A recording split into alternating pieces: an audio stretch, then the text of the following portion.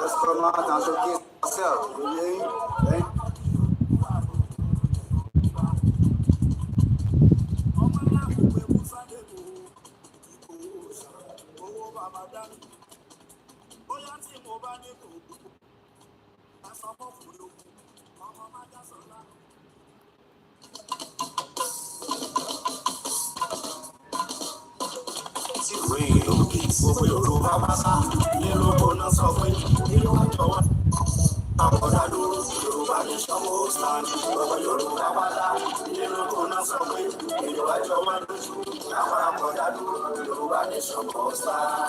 À ń fi àsìkò yìí ṣe ìkéde fún gbogbo ọmọ Yorùbá lápapọ̀ láti gbáradì fún àwọn ìwọ́de tí ń bọ̀ lọ́nà nípa pàtàkì orílẹ̀-èdè Yorùbá nation àti wípé ìdí tí a fi gbọdọ̀ dá dúró gẹ́gẹ́ bí ìpínlẹ̀ Yorùbá.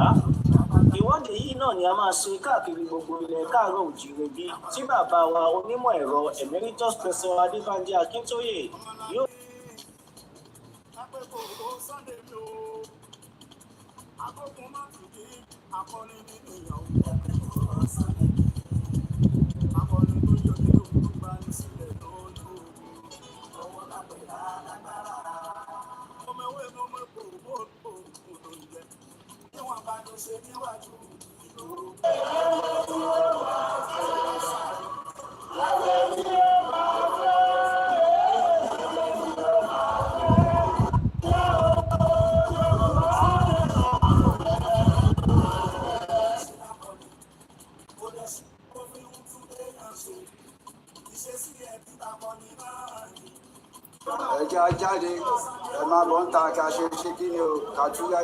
Let's come out and showcase ourselves.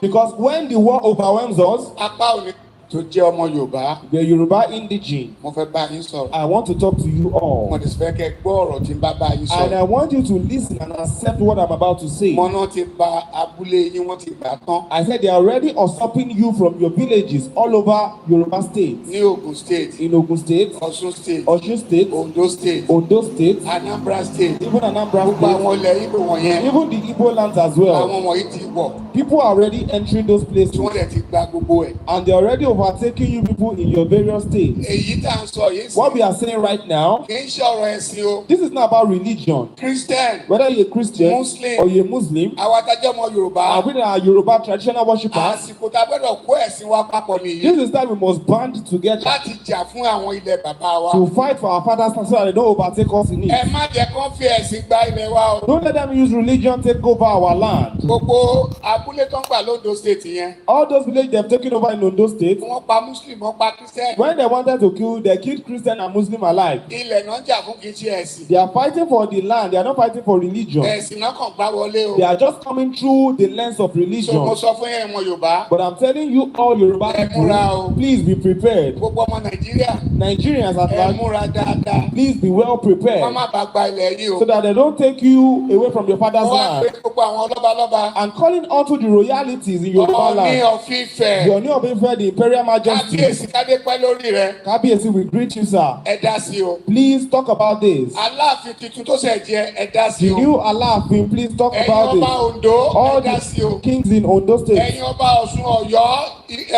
Lagos State ẹ dá the sí o. kings in Lagos, Oyo, Oshun, please talk about this. Tókùn yẹn bá wọlé tán. Because when the war overwhelms us, Apá ò ní ká o. we will not be able to do anything about it. Èmi mo rẹ́dí ogun. Personally, I'm ready for Mo war. sọ fún ìjọ kìnnìún àná mo ní kẹ́ dira. I told you the last time that you should fortify Àwọn yourself. kan sọ pé báwo ni pásọ̀ máa lọ bí So people will say, why will a pastor utter that kind of statement? ẹ lọ dira o. Please go and fortify Tó yourself. bá yá màá gbé Báìbù mi sílẹ̀. Because when war comes, I will drop my Bible. Màá jà fún ìlú bàbá mi. I will go and fight for my father's land. Ìgbà wo ni Kírísítẹ̀nì dé Nàìjíríà? When the Christianity come into Nigeria, 1842 it came in 1842. ló ṣẹ̀ dé Nàìjíríà. That was when it came in. Ẹni àkọ́kọ́ tó máa kó Báìbù jọ. And the first person to compile the Bible, Williams lórúkọ ẹ̀. his name is Williams. Wọ́n pa ní on the 6th They killed him on the 6th, 1536. 1536. Wọ́n dáná sun. They burnt him. He was Ẹ̀tún pé lynched. Báìbù tá à ń kà yìí. The person that compiled the Bible for us. So ẹ má jẹ́ àfi ẹ̀sìn bọ inú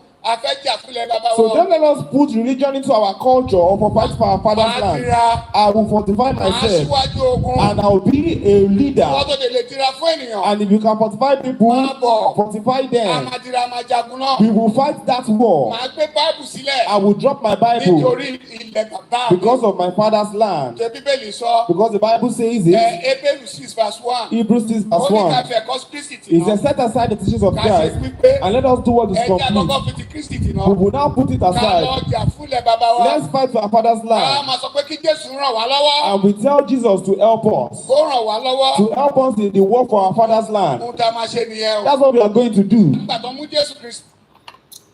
Happy new month and welcome back to Koikimedia Live.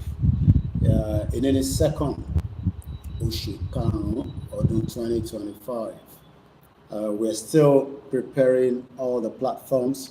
We're streaming on the full broadcast. It's the first Friday of the month of May, and I welcome us once again to Koikimedia. Mo kí gbogbo wa láti kíkí dé gbogbo ilẹ̀ Yorùbá àti diaspora. Please share the program and let us once again talk about reasons why Yoruba either fight now or will remain slaves forever. It's entirely up to you and me to decide what we want. There is no land called Nigeria. There is no language called Nigeria. There are no people called Nigerians. We are only deceiving ourselves. We are not Nigerian. Okay, where is Nigeria where is the land called Nigeria? What is the Nigerian language? We are nations that have been forced together to live in one pathetic country. So anybody who goes there today to say pray for Nigeria, that person is just deceiving himself, because the people who want to be that Nigeria are not sat down to agree if they want to be Nigeria. Quite a lot to discuss again this afternoon. Mukiwape, welcome once again to Koikimedia. Otojomeji, happy new month, and I hope that this month will bring us a lot of joy, happiness, and also going through one pain or the other. Along Eledumare, about pain. Quite a lot of people are going through a lot. And Tokon Lumon, we'll be telling you as much as what you need to know. But most importantly, it's just one media out of many media.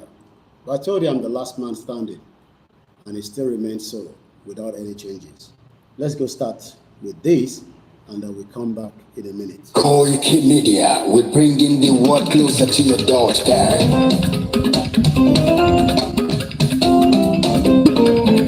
Koikimedia, Koikimedia, Koikimedia, we bringing the world closer to your doorstep. Koikimedia, Koikimedia, Koikimedia, we bringing the world closer to your doorstep. I was a lot of the àwọn ló lásà àti èdè gbígbéde lárugẹ nílẹ̀ Oòduà àwa gangan ni bàbá. Koikimedia, Koikimedia,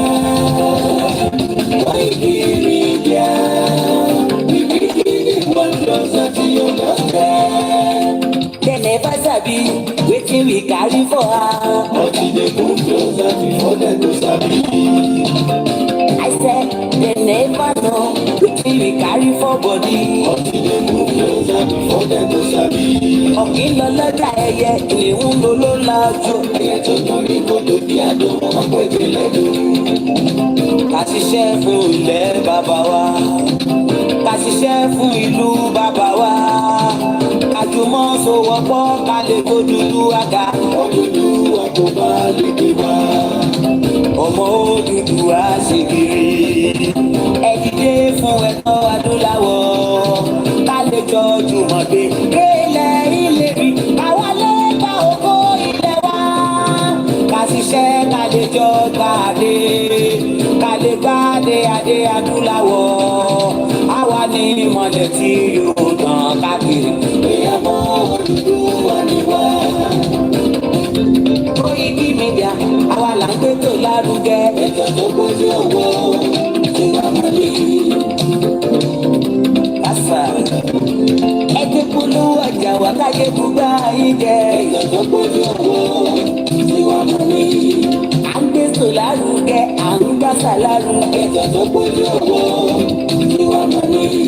News and sports ẹ máa rí gbọ́. Ètò tó gbójú owó tí wàá máa lè rí. Ọmọ Ìjẹ̀bú alárẹ̀ ni ló ní kí n máa ké dandan. Koikimedia ẹ̀rọ lágbájúmọ̀ mi. Máa bá ṣẹ̀rẹ̀ lọ. Ọmọ Yorùbá nìyẹn, ọmọ Yorùbá tata. À ń gbádùn rẹ̀, ọmọ Ìjẹ̀bú alárẹ̀ mi. Ṣẹ́yìn lọ máa fi dìbò tẹ̀ mọ́lẹ̀. Ẹ̀yin lọ́mọ onígbò máa ń dé mádé. Ẹ̀yin lọ́mọ onígbò máa wọ̀. Igbó máa wọ̀ gbàjọ́jì ò gbọ́dọ̀ wọ. Àjòjì tó bá wọ bẹ̀ á gbẹ̀mẹ̀ ní ẹbọra. Ẹ̀yin lọ máa náwó òyìnbó tó dé. Ìgbà tó yìnbó dé o, owó náà dẹ́kun pọ̀ sí o. Koikimedia sáwà ní bàbá. Koikimedia àwọn ní bàbá. Koikimedia àwọn ní bàbá. Àdáńtọ́ àtúnpèrè gidi. Koikimedia àwọn ní bàbá. Àwa là ń gbé tò lárugẹ jẹ́ ká jọgbọ́n o. Koikimedia àwọn ní bàbá. Àbújá fẹ́tọ̀ ilẹ̀ wa, fẹ́tọ̀ ilẹ̀ Yorùbá. Koikimedia àwọn ní bàbá. Ọmọ Olúwa ni wá o, gbọ́gbọ́n kọ̀ọ̀kan. Koikimedia àwọn ní bàbá. Ikú tó ṣe bí lébi òsì, àdìmú bàbá yọ. Koikimedia àwọn ní bàbá. We bring you one closer to your doorstep. Koikimedia àwọn ní bàbá. Afẹ́fẹ́ tó fẹ́ o, tó kàn ní oko lára ni. Koikimedia àwọn ní bàbá. Àpèrè gèdè Olódùmarè ló fún wa ṣe. Koikimedia àwọn ní bàbá. Gbogbo ayé ẹ̀gbọ́n, àwa ní bàbá o. Koikimedia àwọn ní bàbá. Ẹ máa bọ̀ wá ẹgbẹ́ polówó ọjà yín wá. Koikimedia àwọn ní bàbá. Òdúdú alágbèdá ní òtítọ́ lágbèdá ní. Koikimedia àwọn ní bàbá. Àbí sọ́dalẹ̀, àbí sórí kẹta. Koikimedia àwọn ní bàbá. Àgbọ̀tàn, àkópèrè gèdè. Koikimedia àwọn ní bàbá. Koikimedia we bring you one closer to your doorstep. Àwọn ní bàbá. Koikimedia is around. To give us latest. Is around o. Give us latest. Ladies and gentlemen, Ẹ̀mú kalẹ̀ sílẹ̀. Ẹ̀jẹ̀ tí ẹ gbọ́ ètò tó bójú gbogbo. ladies and gentlemen, Ẹ̀mú kalẹ̀ sílẹ̀. Ẹ̀jẹ̀ tí ẹ gbọ́ ètò tó bójú gbogbo. Koikimedia is around. To give us latest. Koikimedia. Mo kí gbogbo wa pé happy new month. Mo kí mọ̀ sí mi dáadáa. It's been 5 days of the broadcast, and quite a lot is happening. Quite a lot. Money, it does not matter what you believe or what you don't believe. Bọ́ ẹ lọ kọ sílẹ̀ pé no media can stop Yoruba nation. Bó bá wọn media tó náà wọn support Yoruba nation mọ́, that is their own cup of tea. Bó bá wọn ọmọ Yorùbá kó náà wọn support Yoruba nation mọ́, that is your own problem. Tó bá wọn ìwọ náà tó ń gbọ́ mi kó sọ pé o ṣe Yoruba nation mọ́, that is your problem, not our own. Ṣé rí ẹ̀yin tí ẹ̀ ń gbọ́ gbogbo wa, a lot of us tẹ́ ń gbọ́, they are not interested pé kí Yoruba nation kó wá sí reality, and not single of them, not a one of them or two of them can stop the movement. Kò ń ṣorí social media láti máa gba country. I have told you this many times. Ibi tá ti máa gba Yorùbá country wa has to be ilẹ̀ tá ń béèrè fún. So I wonder when a lot of people call me and say, àwọn gbọ́ pé àwọn media kan ní kò ń ṣe Yorùbá nation rally ló kàn nísìn. Problem tí wọ́n nìyẹn, kò ń ṣe problem tàwa. Whether they are home based, whether they are not even in Yoruba nation media, whether they are just ordinary mainstream media, it is entirely up to you and me, our Toku, to stop it, to stop the existence of Nigeria. Tó bá jẹ́ pé àwa 500 ló bá kù, I believe that 500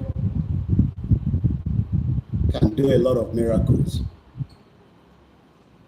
Tẹ́ bá ń dúró de pé àwọn fracas media, àwọn media tó jẹ́ pé gbogbo ẹnu mo fi sọ, most of them wọ́n lè kúrò inú yàrá wọn gan tó ti ń sọ̀rọ̀ kó tẹ̀ jáde sí títì.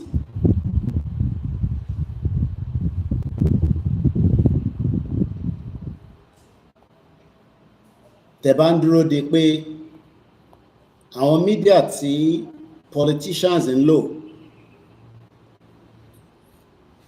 don't fight the battle to save Nigeria. It is up to us, Yoruba people, to say enough is enough, or we remain slaves forever. So the topic is moving forward. I wonder when some say, I want to control 1,000 Yoruba people. Some of the medias, even our Koikimedia, they cannot pull out 1,000 people. Àwọn yẹn lè fẹ́ kọ́ distracting pé Yoruba nation rally or Yoruba nation or whatever you want to call it. They will distract it. It is too late. Not even this platform can stop Yoruba nation. And gbogbo officer, and I remain the last man standing. Gbogbo pata. We all have different dedication to this movement. Our loyalty will be tested very soon. Loyalty gbogbo àwa tí a tẹ̀lé Bàbá Akíntóyè àti ọmọ Adéyẹmọ and the YSDM. This is the time that loyalty will be tested. Mo ti sọ fún yín láti bí a couple of weeks pé kò ń ṣe gbogbo àwa tá à ń ṣe Yorùbá nation la fẹ́ gba country. Mo ń bọ̀.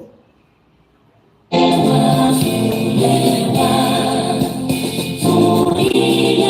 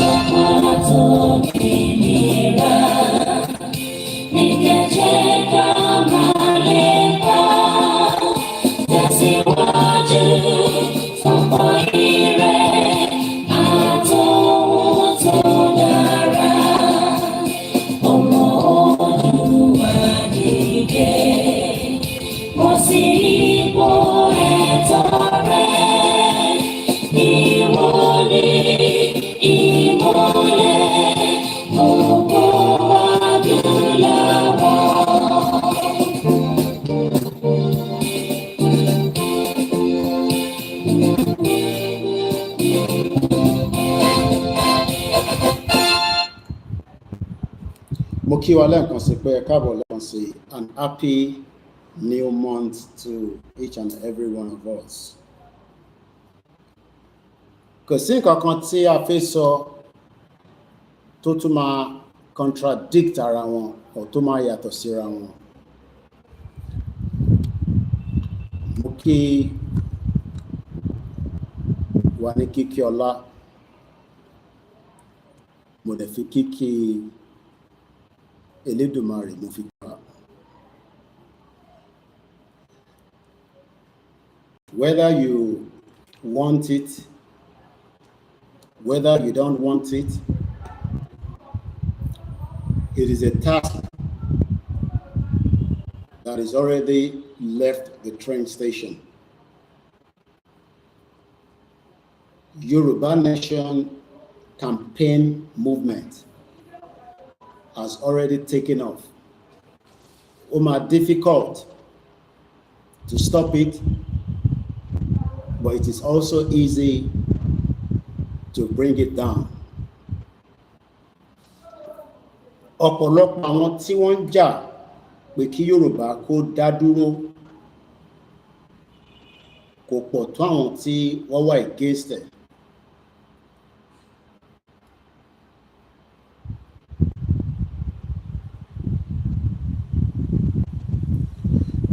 Èyí ni ọjọ́ kejì nínú oṣù karùn-ún ọdún 2025, aago 2 òun ló lù láti iléeṣẹ́ wa Koikimedia.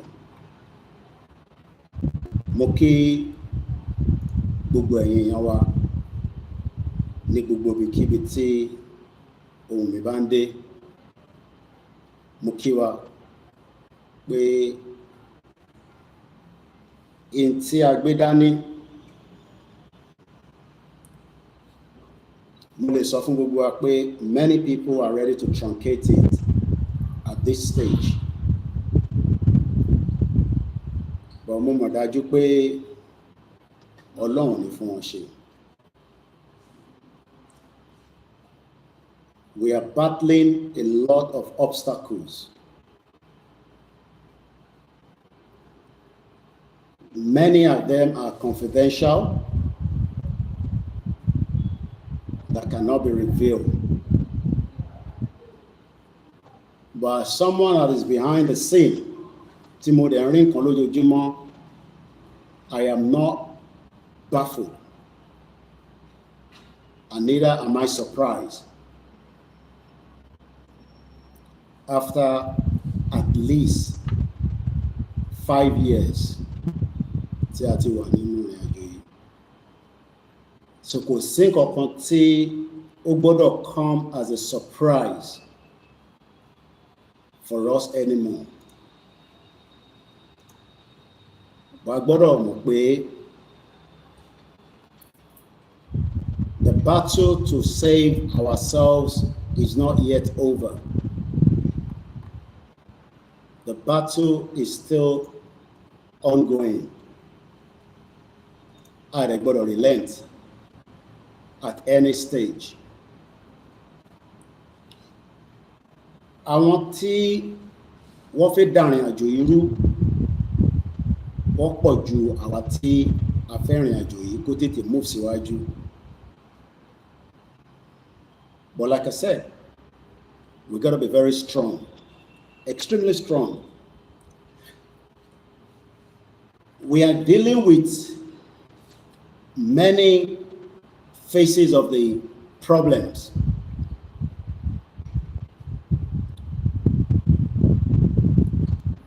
Gbogbo àwa tí adaṣọbora tẹ̀ ń wò yìí kọ́ ni a fẹ́ kí Yorùbá nation kó wáyé o. There are many of them that are obstacles. Àwọn wo là ń sọ yìí? There could be people that you know or people that you don't even know. We are fighting a spiritual warfare already. But one thing tí mo kàn fẹ́ kẹ́yìn tí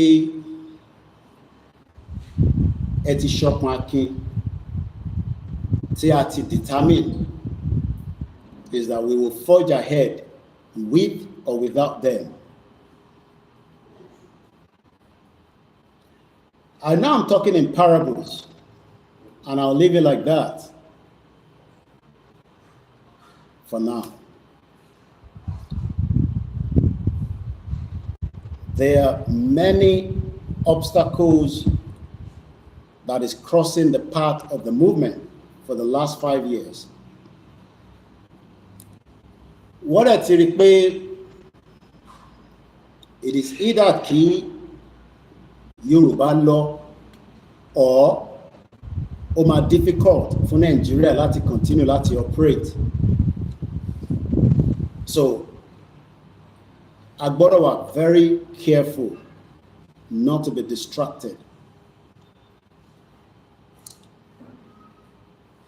A lot of things will continue to surface totally more distracted away from the movement. Kódà ẹni tó wà 100% sure á tún máa doubt pé ó dà ń pé kò likely kí ìrìn àjò yìí kó bọ́ sí.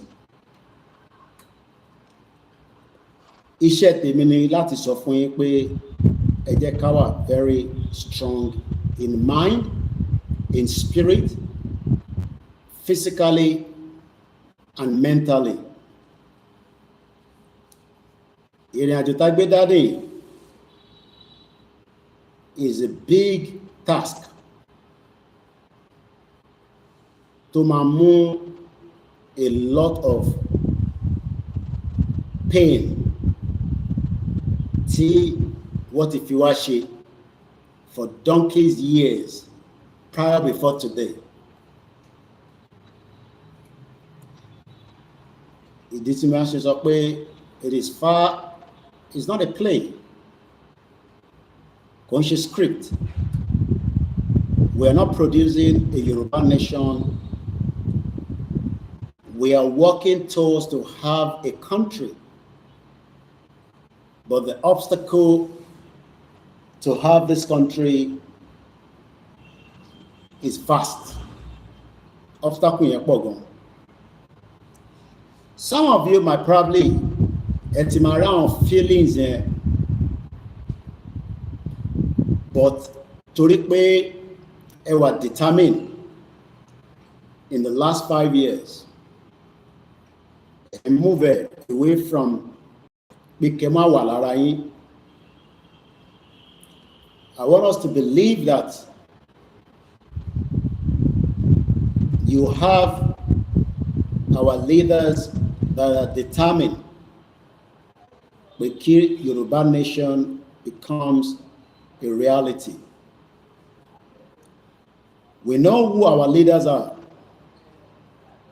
Tabatimu, the elderly man that is 90 years old, far older than all the politicians that are currently running from the presidency to the governors and the deputy and the commissioners. Kò sẹ́ni kankan tó ní tó wà above the age tó lè supersede Professor Banji Akintoye. Gbogbo wọn pátá, they are far below his age today. I am not talking about àwọn tí bàbá jọ wà ní the same age bracket. But tabanika wo the whole Yoruba politicians today, gbogbo wọn pátá, none of them is the same age pẹ̀lú bàbá Akintoye.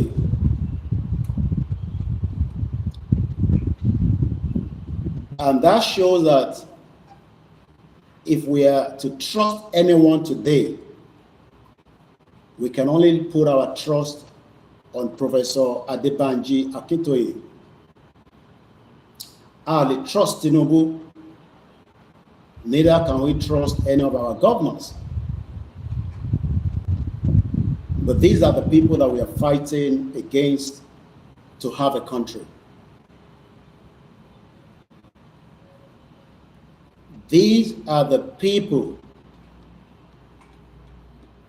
that becomes our greatest challenge moving forward. According to the title of the broadcast today, being the 2nd of May 2025. Àwọn tó jẹ́ alátakò tí wọ́n máa water down movement yìí, òun làwọn politicians.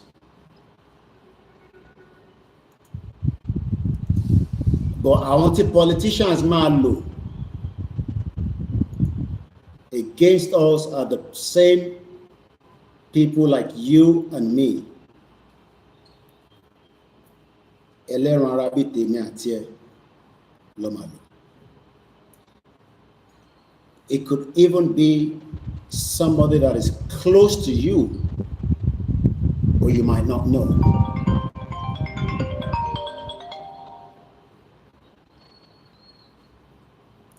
Ó lè jẹ́ ni tí ó súnmọ́ ẹ tí ó mọ̀, but ó ní mọ̀.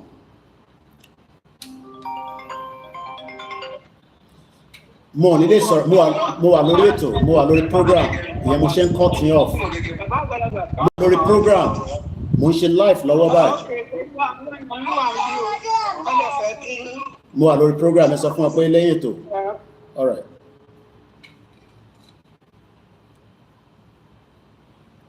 So let us be very strong. In Tobamu, Professor Akintoye, with his age, to endure all the pain in the last 5 years,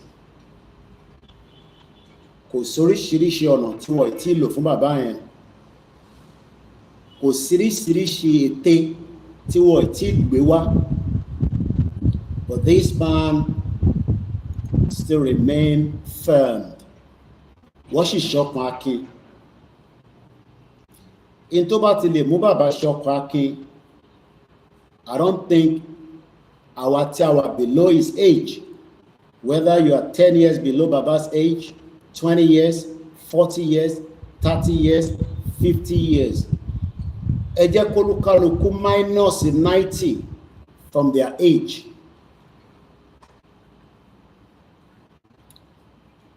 Take away 90 from your age, and then you realize that those years, tí bàbá fi ju gbogbo wa lọ, tí kò dẹ̀ give up. I don't think any one of us should be tired or give up.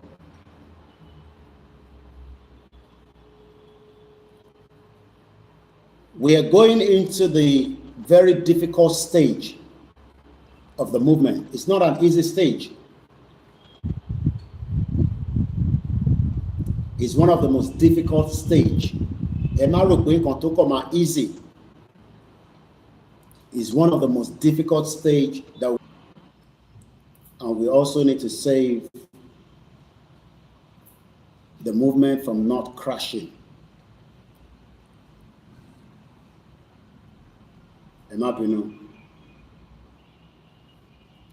Many Yoruba people, what if crash movement, they want to crash it. I'm sure you know that. I don't need to tell you. Everyone knows that. wọ́n gbìyànjú gan. They are fighting all the battles with kí Yoruba nation go crash. It is too late, I can tell you that, kò lè crash. Not because I am saying it, it's because it is too late to crash such a magnitude movement. But what ta lè ṣe ni pé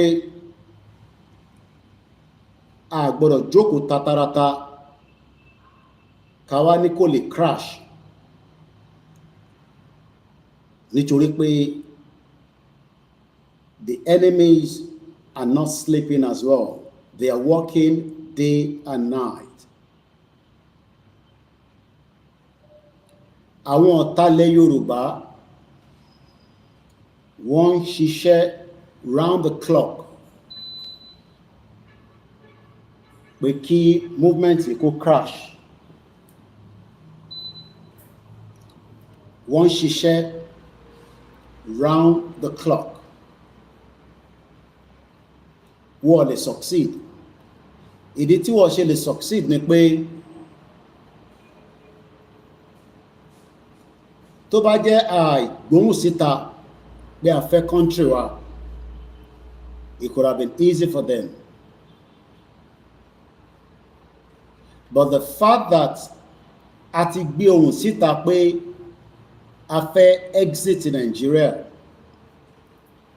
that echo itself has a powerful meaning. But the battle is not yet over.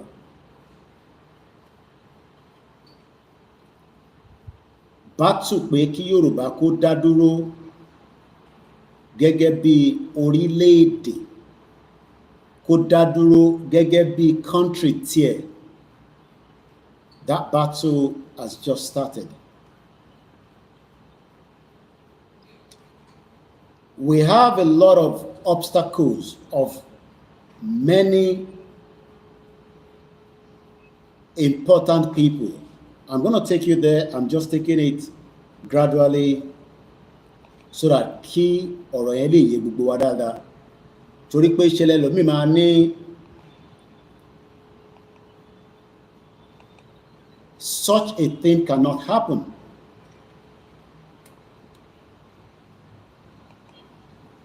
But àwa tí a fẹ́ country a gbọ́dọ̀ protect it pẹ̀lú gbogbo ta ní pátápátá. A gbọ́dọ̀ defend it, a dẹ̀ gbọ́dọ̀ dúró tì. A gbọ́dọ̀ protect it, defend it, a dẹ̀ gbọ́dọ̀ dúró tì.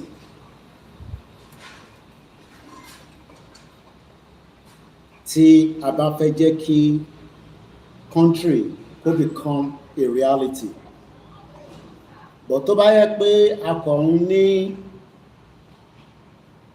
just to wind ourselves, as many of you have seen from all different angles, láti bí ọdún márùn-ún, we are up against millions of obstacles.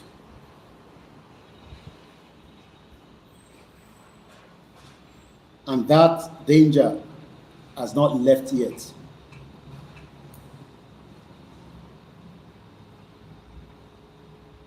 We are in a very tight situation where you look at the whole movement and those that you know and those you don't know want to truncate it. Let's go straight to this to start with. Gbogbo wa la mọ̀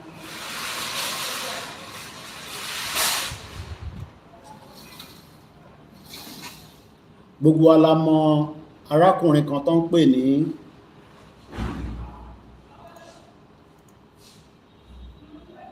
Dr.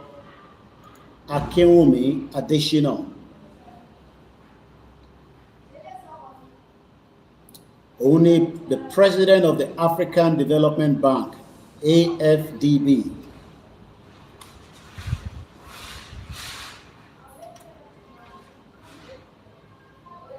Arákùnrin ọmọ Yorùbá ni, but is an obstacle for the Yoruba movement, just as many. I'm sure when you back to program, your mind goes to different areas. Yes, our areas the mind in Sonya is not omitted, but they are very minor. And I don't want to focus my energy with those minor because I want you kidding. Most of us think that the bati joko te ngbo wa nisin bigba te pe gbogbo aye lo ngbo wa. I can categorically tell you is a lie. Ko se pe tenu. We know because technology is good now. And technology ti fún wa ní the back end to know that tabako gbogbo Yoruba nation tó ń sọ pé òun fẹ́ country in the last 5 years. Tabako gbogbo ẹ̀ papọ̀. Àìtí tó voice tí arákùnrin tí mo dárúkọ yìí tí mo pè ní Akinwumi Adesina. Our voice has not hit enough than his own voice. Ní nǹkan tó ń gbé dání Project Nigeria àti táwa gbé dání Project Yoruba Nation. So tí media kan láàrin wa tó bá wá ń sọ pé àwọn ìtí ready kò túnú kan lára movement yìí and kò tẹ̀ ní meaning. It will be good that they understand this. Tẹ́ bá ń pọ́n gbogbo wa lé, it's just that you can pọ́n wa lé ni. But the reality base is that àwọn programs kankan tí gbogbo wa lọ ń wò tí a fi náà ṣe program kò tó voice arákùnrin with the statement tí mo kà láàárọ̀ tí mo fi gbé ọ̀rọ̀ ẹ̀ wá síwájú ọmọ Yorùbá. Like I said, those obstacles tí mo sọ pé ó ṣì wà níbẹ̀ mo mú wọn kúrò. We'll come back to those ones, but let's come to this man. Ta ni wọ́n ń pè ní Akinwumi Adesina? Kí la mọ̀ nípa àti pé irú èèyàn wo ló jẹ́? Torí pé voice as long as tóun bá ṣì tóun náà bá ń ṣe sọ̀rọ̀ lórí platform tiẹ̀ nìkan tó ń bá lọ, ó ní millions of people tó agree tó dẹ̀ believe pé in tó ń sọ yẹn òtítọ́ àti ẹ̀rí wà níbẹ̀. Now, àwa wà lábẹ́ bàbá Akíntóyè, how do we make the push láti challenge Akinwumi Adesina tó jẹ́ president African Development Bank tá ń pè ní AFDB? Ṣé in tá ń sọ ní social media space yìí ló máa stop agenda tiẹ̀ lórí wa? Because agenda tiẹ̀ àti tiwa nísìn èwo ló gbọ́dọ̀ supersede ara wọn, èwo ló gbọ́dọ̀ ní weight jura wọn lọ? Ṣé weight tiẹ̀ gbọ́dọ̀ ju tiwa lọ àbí tiwa gbọ́dọ̀ ju tiẹ̀ lọ? Gẹ́gẹ́ bí a ṣe gbọ́ nínú biography ẹ̀.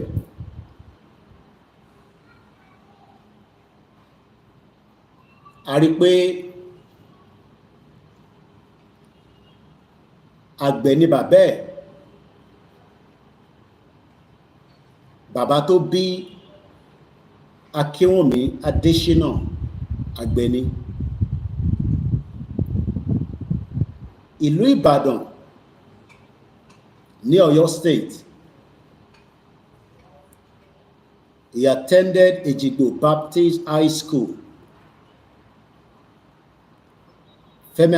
Akínwùmí Adéṣínà was born to a Nigerian farmer in Ibadan, Ọ̀yọ́ State.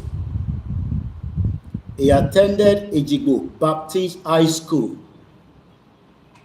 He had a bachelor degree in agricultural economics with a first-class honor. Ẹni tó mọ̀wé dáadáa ni tọ́lọ́run fún ní ẹ̀bùn.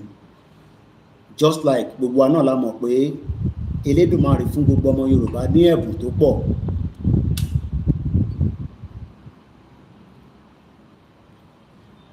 University of Ife, àmọ́ ti di Ọbáfẹ́mi Awólọ́wọ̀ University lẹ́nìí ní 1981. He was the first student to be awarded this distinction by the university. He went further, lọ sí America láti lọ further studies there, just like many Yoruba people that are Nigerians have done as well. Ní Purdue University ní Indiana. Ó padà sí Nigeria ní 1984. I want you to take note of that year, 1984. As at the time tóun padà sí Nigeria ní 1984, Professor Adebanji Akintoye, from what we know, bàbá ti give lecture ní South Korea ní 1982 nípa pé bí Nàìjíríà ṣe máa better off tó máa dá with human capacity, pé kódà kò ń ṣe po nìkan kọ́ ni àrèláìlé. Mo fẹ́ ká dibẹ̀ yẹn mú dáadáa.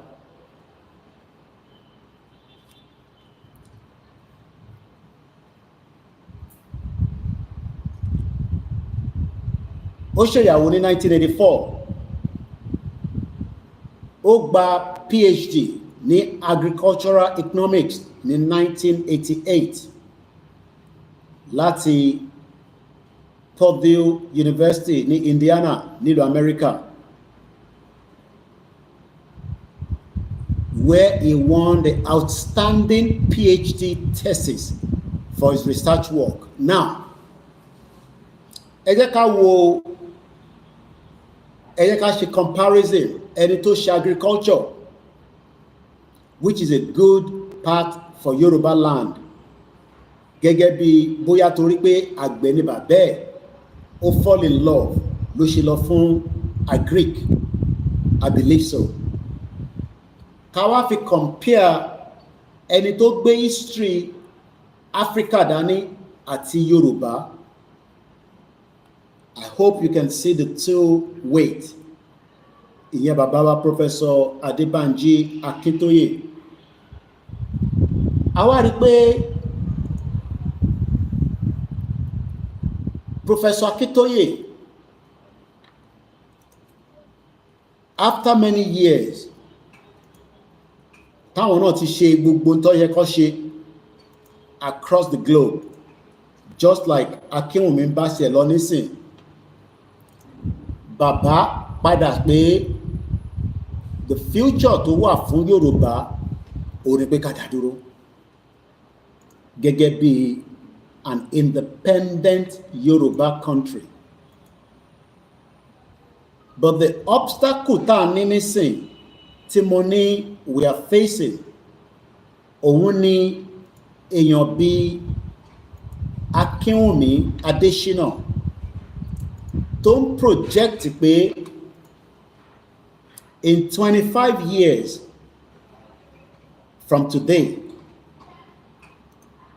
Nigeria can be accelerated back where development Madiba. I don't know how you want to take that information. Òun jẹ́ kó yé wa nísìn pé within 25 years, tí Nigeria bá get ara together,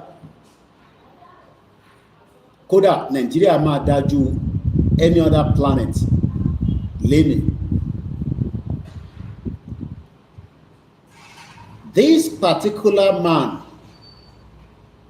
ọ̀tálẹ̀ Yorùbá lòun náà,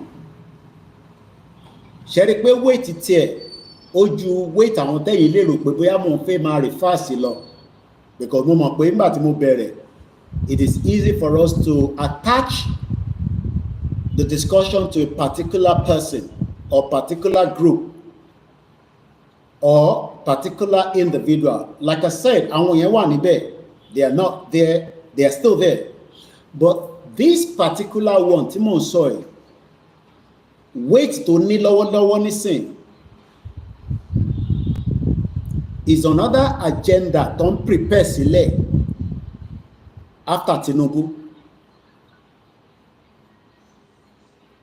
Ẹ gbọ́ mi dáadáa.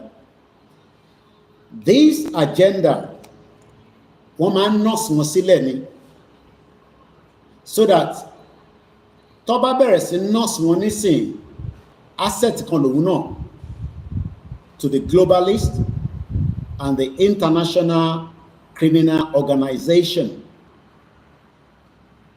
Wọ́n máa present it fún wa, probably tabawa. I'm trying to be very cautious with the language I'm trying to use, especially nígbà tí mo sì mi ti ní kí n fi ọ̀rọ̀ ìpè sílẹ̀ àti all that. But tabawa stupid enough, tá a bá move to get our results between now and the next 2 years. Ẹ lọ máa múra sílẹ̀ fún arákùnrin after Tinubu, but kò ń ṣe immediately after Tinubu. That will be subject to a lot of negotiation till Northerners bá ṣe tán after many years. This man will be brought out again láti wá rule wa nínú Nigeria.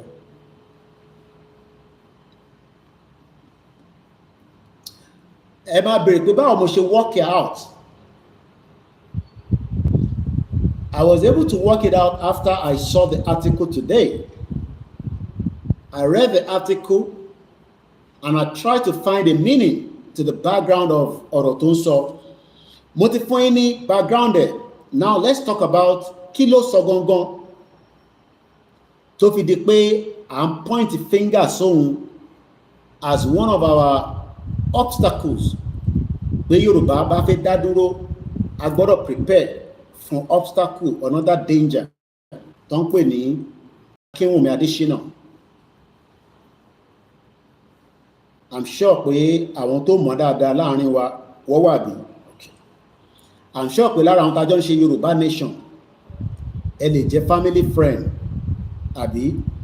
So wá tí àwa ń push pé ká gba Yorùbá nation, ẹ̀yin tẹ́ mọ̀, either through a friend, ẹ jọ lọ sí school ni, ẹ ti jọ pàdé ní gathering ni, but ẹ fojú sí pé obstacle kan náà lélẹ́yìí. Ẹ jẹ́ ká wo ohun tó sọ ká tó máa tẹ̀síwájú. Ẹ má bínú, mọ̀ nílé máa dárúkọ, but gbogbo yín ni mo kí. According to the news tó ń jáde lénìí láàárọ̀ yìí, and like I said, wow, tẹ́bi bá ṣe program báyìí nísìn, tí mo bá post nǹkan sí the same time, ìyẹn mo sọ fún yín pé ẹ̀mọ̀ kan mo sọ lẹ́ẹ̀kan that these individuals, his voice is quite wider than the whole voice of gbogbo our media tá à ń ṣe Yorùbá nation. Because a Yorùbá nation media bá post nǹkan kan sórí Twitter látàárọ̀, bóyá ló máa rí traction 1,000 view. I know that because I am on Twitter. Mo dẹ̀ mọ̀ àwọn tájọ́ wà lórí Twitter tájọ́ ń ṣe Yorùbá nation. And apart from Yoruba Nation, I don't think anybody has a strong followership like I do on Twitter, at least with the total number. But our total number yẹn kò ń ṣe gbogbo wọn ní Yorùbá. Àwọn tó kọ̀ fall in love pẹ̀lú nǹkan tá gbé dání látara iṣẹ́ tá à ń ṣe, they are half of it. And the remaining half, àwọn tó kàn wo kí ni a fẹ́ mú jáde pẹ̀lú orin àjò yìí. And quarter péré ló jẹ́ ọmọ Yorùbá Nation. And that's why if a message from Akinwumi Adesina with mine goes online, there is tendency pé tí ẹ máa push ju tèmi lọ. That means pé ó gain traction to save Nigeria while we are pushing láti jẹ́ pé kárí country wa gbà tá à ń pè ní Yoruba Nation. How do we defeat it? We'll come back to the solution. But as you review danger that we are facing during this very last part of the movement. Just in, this was posted by a particular page, Company Nigerian Stories, with a followership of 604,000. Àwa tá à ń ṣe Yorùbá Nation, àjù nọ́mbà yẹn lọ, but we prefer gossip and drama. I prefer bí tí wọ́n ti ń sọ̀rọ̀ àwọn ọ̀rọ̀ tí kò ní any reason or impact to the movement. And àwọn tó dẹ̀ ń sọ̀rọ̀ yẹn, they are great obstacles to this movement. Àwọn tí wọ́n nífẹ̀ẹ́ movement yìí rárá, but for whatever reason, a ṣì ń believe pé tá a bá gbọ́ ọ̀rọ̀ wọn, a máa fún wa ní inspiration pé Yorùbá máa dá dúró, even though àwọn ti kúrò lórí ìrìn àjò, they have become a distractors to the movement. But because nígbà tá a bá jókòó tí ọ̀dọ̀ wọn, ibi tẹ́ ẹ ká lọ tákù, ká challenge àwa Yorùbá nìkan la kì í challenge. So let's see what he has said so that ká lè ní understanding what I've been talking about in the last 1 hour. Mo kí gbogbo alẹ́ nǹkan sí, and happy new month. Just in, the president of the African Development Bank, AFDB, open and close bracket, Dr. Akinwumi Adesina, has warned that Nigeria is facing a deeper economic regression than many realize. Remember, I want to switch because I'm using the software for the Facebook, so I can use that for the view. Moki Eyinwa Telboa.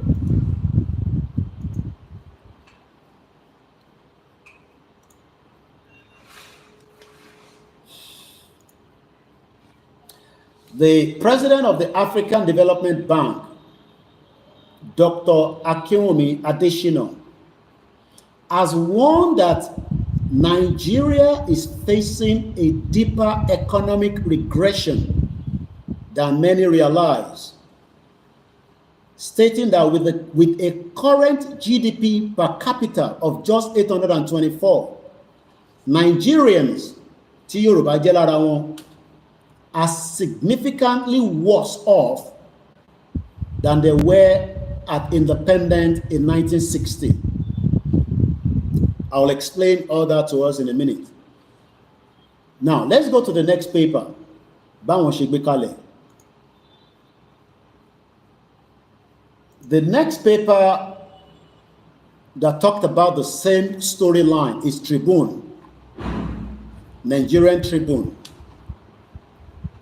AFD president advocates rapid reforms for Nigeria economy rapid pé kó tètè ṣiṣẹ́ ní kíákíá so that kí economy Nigeria kó lè nílọ síwájú, kí prosperity àti ìdàgbàsókè kí gbogbo ọmọ Nigeria kó lè rí tiẹ̀ ṣe nínú Nigeria. I want to read that again, and then we will look into this, in tó ń sọ̀rọ̀ lé lórí. Màá wá lọ link ẹ̀ pẹ̀lú nǹkan tí arákùnrin kan sọ rí ní November 4. Mo ti ṣe program yẹn ní last year 2024 tó ń pè ní David Lamy, and I want you to start thinking now that, okay, this is another preparation of lies being cooked. Bí àgbà tó ti rí pé ti David Lamy yẹn ọmọ Caribbean ni òun ṣọmọ Nàìjíríà, bí àtọ́ bá kúkú wá lu ọmọ Yorùbá, bóyá yẹn convince many Yorubas to stop thinking that Yoruba nation ni ọ̀nà àbáyọ, but there might still be a future in Nigeria. Akinwumi Adesina, the obstacle, as many of them. Wọ́n pọ̀ bẹ́ẹ̀ o, mo kàn mọ́ wọn wá lọ́sàn-án yìí ni. So let's go further. Yes, ẹ ṣé gan ni ìyá wa, wọ́n rán mi létí pé David Lamy ní in 50 years. Eléyìí tẹ̀ tí wá bá wa gé kéré, ẹgbọ́n many years tó ń sọ nísìn. Bí àgbà tí David Lamy farabalẹ̀ tó gbọ́, because you might not know or know wọ́n láwọn tí wọ́n follow gbogbo àwọn channels wa, kò sí movement kan tí ó bá dìde láyé wọ́n ní àwọn committee tó monitor ẹ̀. So ẹ má rò pé bóyá bá ṣe ń pariwo Yorùbá nation yìí kò sí àwọn committee tó monitor ẹ̀ from each countries.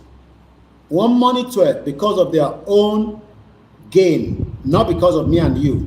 Wọ́n kàn fi mọ how serious and how determined the movement are.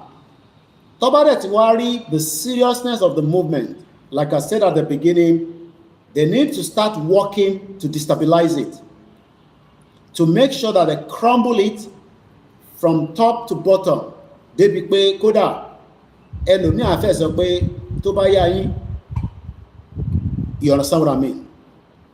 And this has always been so. Àti rí ẹ̀rírí where CIA has killed many innocent people. They have destabilized countries around the world. Do not think that US, Britain, France, Germany, Italy, and many of those countries will not derail this movement. Kódà ó pé wọn kọ́ tètè derail ẹ̀ kẹ́ tó jáde fún rally. And they will use like me and you, like I said. Kódà àwọn tí tẹ́ fọkàn sí àwọn gan ló máa lò.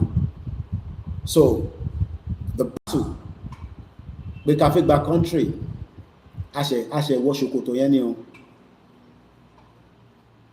And this is where we know who is in and who is out. Ẹni tó bá náà out, adúpẹ́ lọ́wọ́ ẹ̀ fún ìtò ti ṣe tẹ́lẹ̀, kó ṣáà jókòó sókè rẹ̀ àbí kó jókòó sísàlẹ̀, kó máa wà wá tó kù bóyá a máa lè parí iṣẹ́ yẹn or not. If it is only 500 of us that is ready to complete this task, it is a mandate that we need to complete it, nítorí pé many of us and those that are against it will still have a better future.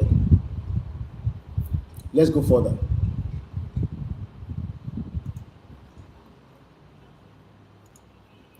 The president of the African Development Bank, Dr. Akinwumi Adesina, has urged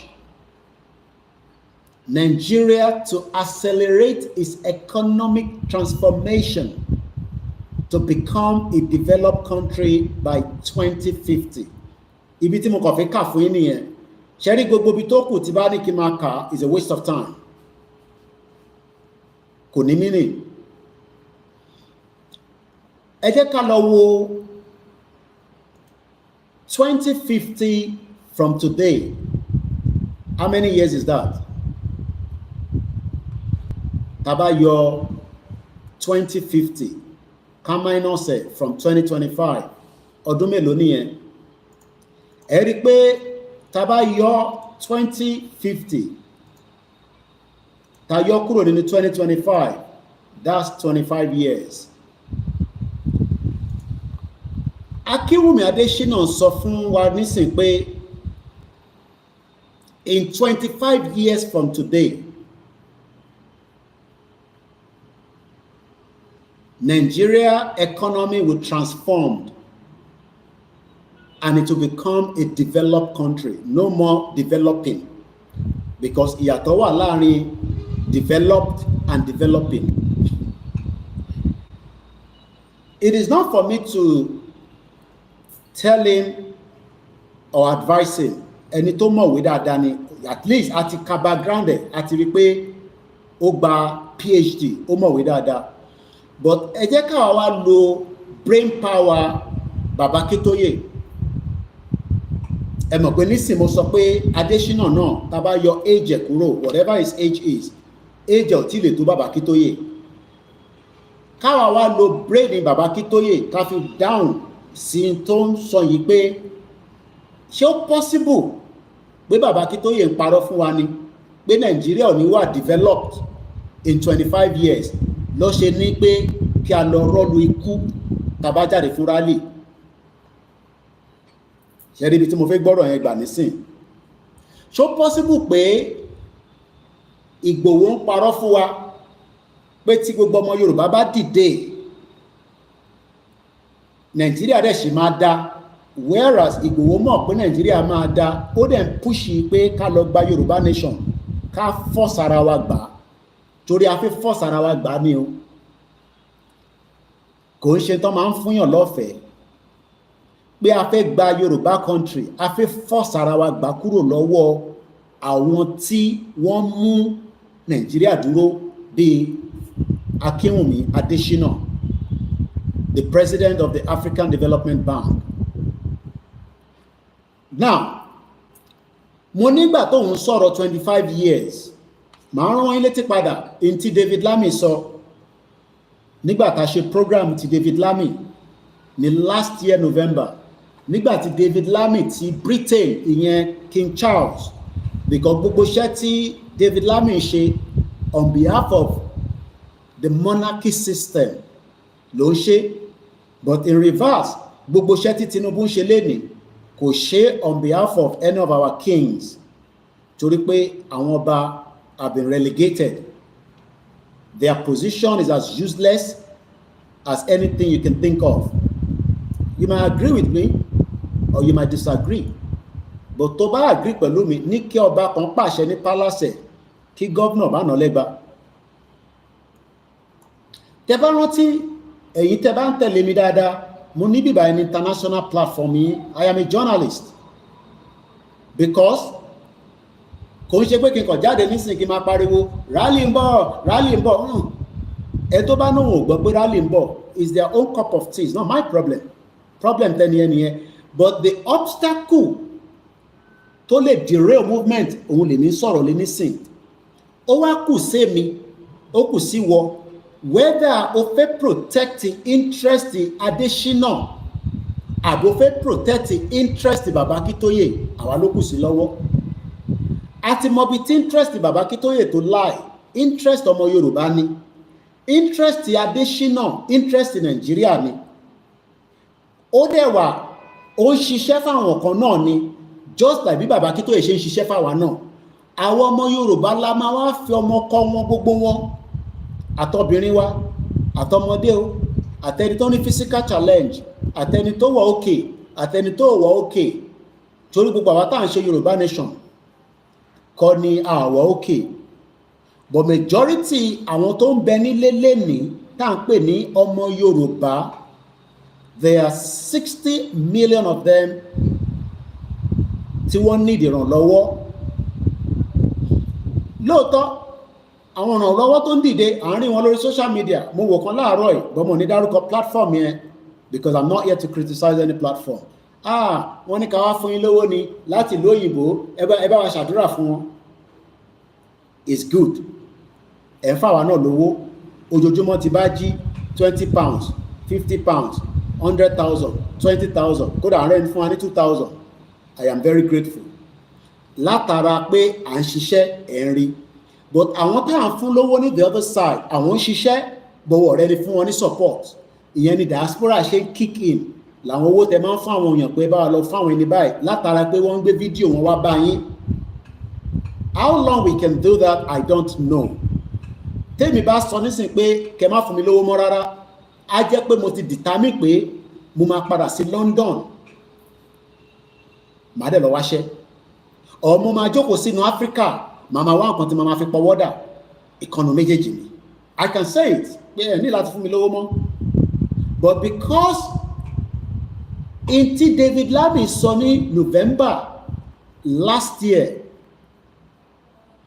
mo wá ń try láti wò ó pé ṣé wọ́n tún gé ọdún yẹn kúrú ni nítorí pé in tí David Lammy sọ fún wa was 50 years ló máa take Nigeria láti wà developed láti jẹ́ kó ní progression kódà kí ayé gbogbo wa kó lè ní ìlọsíwájú. David Lammy sọ yẹn fún wa ní last year. I'm going to tell you and remind you as how the statement ìlú òyìnbó wọ́n fi statement síta kó tó wá ní àwọn fi síta mọ́ àwọn ṣe yẹn ọ̀rọ̀ tó bá sọ wọ́n kún sọ pé àwọn ò sọ bẹ́ẹ̀ mọ́ and that is why I am asking all the believers of this movement kí ni nǹkan tá fẹ́ àti pé ọ̀nà wo ló kù tá fẹ́ fi gbà òun ni analysis tá ń bá lọ yìí kò dìgbà tí bá jáde tí mò ń jágbe tí mò ń pariwo hey who ha go gbas a kàn fi encourage ara wa ni but determination pa fẹ́ gba country inú ẹ̀mí olúkálukú ló máa wà ó wà nínú ẹ̀mí tèmi ṣó wà nínú ẹ̀mí tiẹ̀ it is entirely up to you to decide that. I cannot help you on that decision. But in tí mo mọ̀ ni pé no matter who you are níbikíbi tó bá wà lágbàáyé o lè dárin àjò ìdúró mọ́ kódà kò ní gbẹtugbẹtu kódà kò ní àfọ̀ṣẹ kódà kò máa fi Jésù síwájú àbí kó lu ànábì o lè stop ẹ̀. Mo kí gbogbo alẹ́ nǹkan sí pé káàbọ̀ sórí ìkànnì wa. It is exactly 5 days after my broadcast on Sunday. I've been releasing audios and many of you have come across it or the other. But pé a máa jáde ó dijọ́ karùn-ún lẹ́nu kò sí nǹkan tó ṣe mí o. I've just decided to do other things while I am back again with the broadcast. Mo kí Professor Adebanji Akintoye, mo kí Káyọ̀dé Ẹ̀mọ́lá, mo kí Olóyè Ìgbòho ọmọ Adéyẹmọ. Mo mọ̀ pé bàbá wà lórí ètò because I've shared the link with him.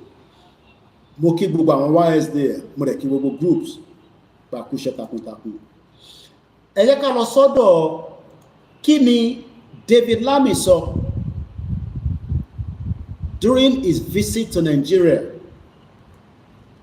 ní November 3rd as published and press release under the Foreign Commonwealth and Development Office, another very powerful position controlled by Britain.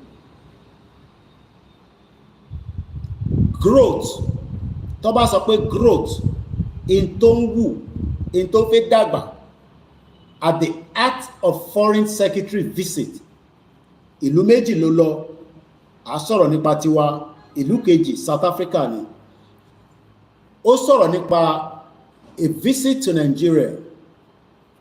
Lákọ̀ọ́kọ́ ǹjẹ́ possible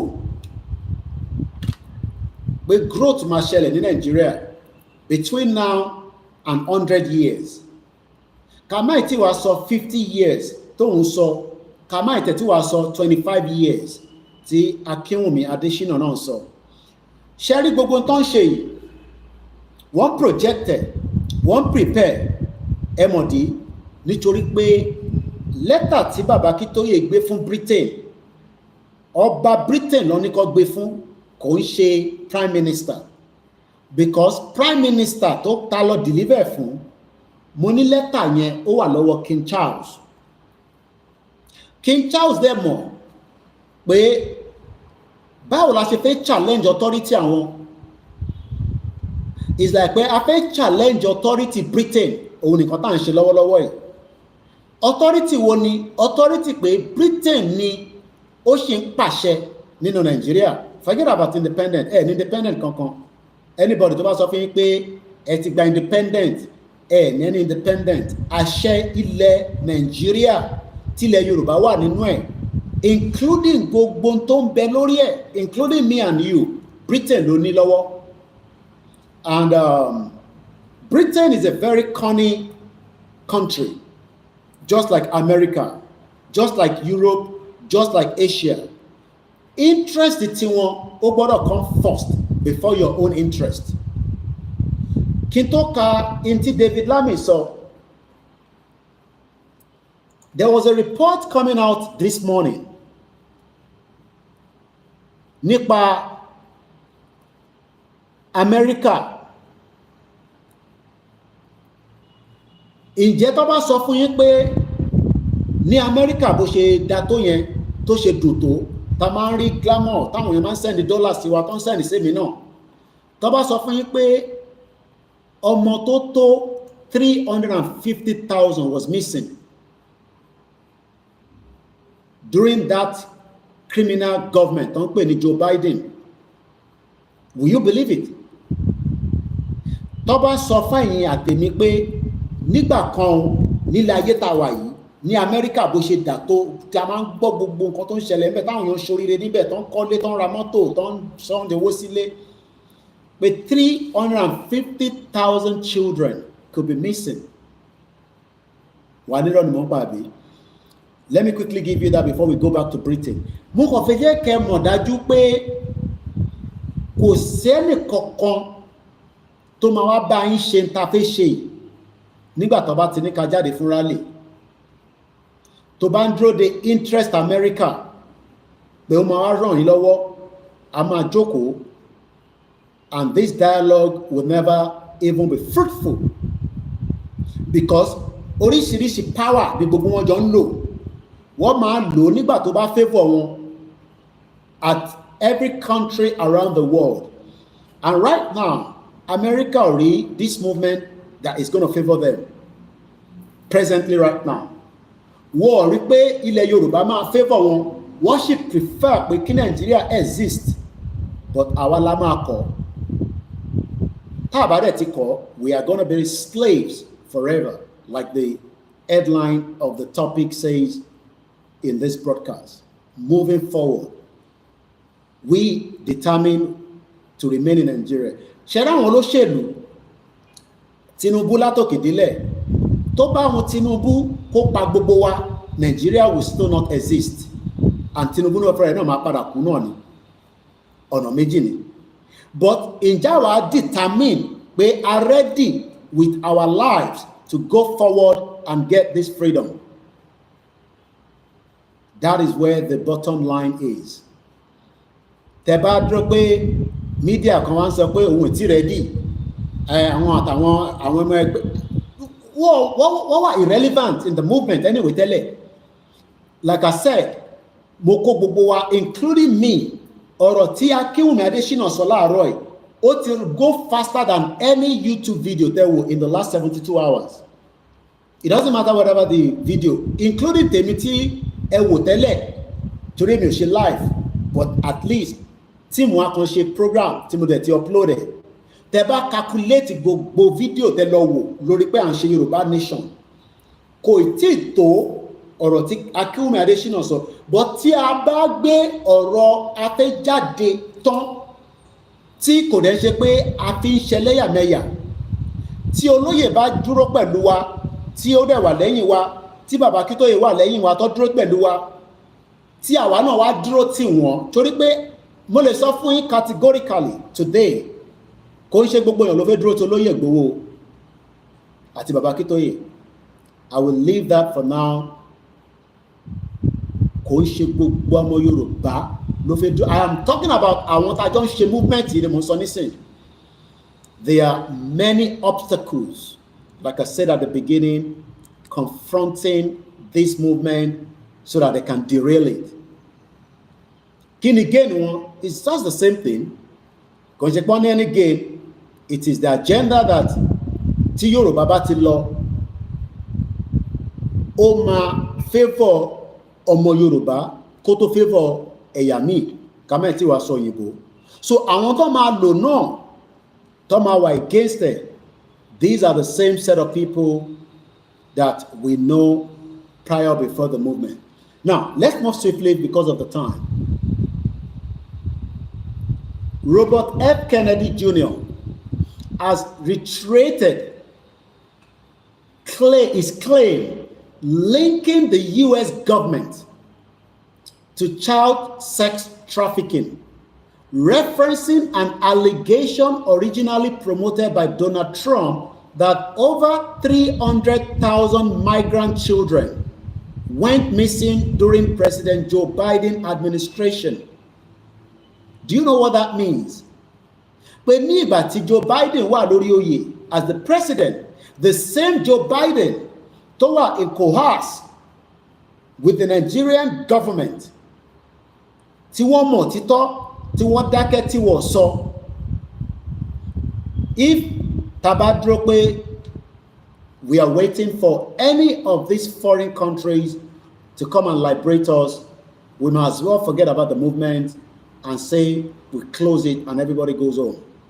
But taba ti gbà pé ní dúró de any country since tó jẹ́ pé ibi tá à ń béèrè country wa fún kò yàtọ̀ sí ibi tá a mọ̀ tí wọ́n pè ní ilẹ̀ wa, then we need to defend it with everything that we have.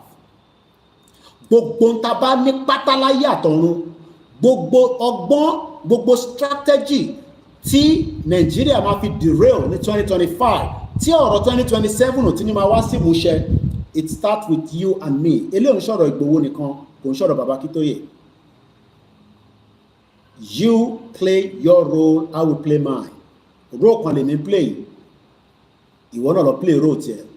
But tá bá ń dúró pé ìlú tí kò lè protect 300,000 children tó fi di pé wọ́n traffic wọn fún sex ní Amẹ́ríkà, ìlú yẹn la wá ń gbọ́kànlé pé wọ́n ń bọ̀ wá ràn wá lọ́wọ́. This movement is not going anywhere. So whether you come out at any point tó bá ti ní kájọ jáde or you don't come out, is as simple as becoming slaves forever. Let's go back to David Lammy at his visit to Nigeria in November last year, and this was the press release tí wọ́n sọ fún wa pé in táwọn gbé síwájú Nàìjíríà lélẹ́yìí o, kí gbogbo ọmọ Nàìjíríà kó embrace ẹ̀ àtọmọ Yorùbá tó ń bẹ nínú ẹ̀. The same thing náà ni tabaníkà lọ wò, èní ni 2nd of May, tó bá dọ̀la ni 3rd of May. That is the day that my dad died in 1982. Tó bá máa fi dọ̀la, kọ́lọ̀ kó bá mi kẹ́ wọn, kó tẹ́ wọn sáfẹ́fẹ́ rẹ̀ pẹ̀lú gbogbo àwọn òkú wa. Before I started the program, you could see that I was a little bit emotional and all that. It's not because of the movement alone. I was receiving another sad news. Ìkànnì àwọn ìyá wa tí a jọ ń ṣe movement, kódà, she was the first woman that arrived at the BBC Center ní October last year. The daughter of 34 years old, ó jáde láyé ní Nigeria. Yeah. Ọmọ 34 years old, ó jáde láyé ní Nigeria. I will not go into all the details of what led to her death. don't take this movement for a joke. I beg you. This movement means a lot to many people. Ìyá Timon Soy, she was the first woman rally tá ṣe ní London. Àwọn ló kọ́kọ́ dé rally yẹn ní BBC. She just told me that the daughter died. I was aware of the daughter had some, but I'll leave that. But I got the news this afternoon that the daughter died about 3 days ago. Let's move forward. Press release. Growth at the heart of Foreign Secretary's visit to Nigeria and South Africa. Foreign Secretary David Lammy, Omo Caribbean, visit Nigeria, and this is what we were told about that visit. Nígbà David Lammy wá. Economic growth to underpin work in both Nigeria and South Africa. Economic growth to underpin work. What is the meaning of underpin? Tó bá sọ pé underpin. UNDERPIN. Uniform November Delta Echo Romeo Papa India November. The word underpin. Support building or other structure from below by laying a solid foundation. Ṣé ma pé nígbà tí mo ṣe program yìí, bí yàn bá ṣe ń ṣe program tó bá repeat it, ìmọ̀ oríṣiríṣi á tún máa jáde. I never use this phrase. Mo really pin it down. But while I was talking about it now, mo kàn rí kí ni meaning underpin.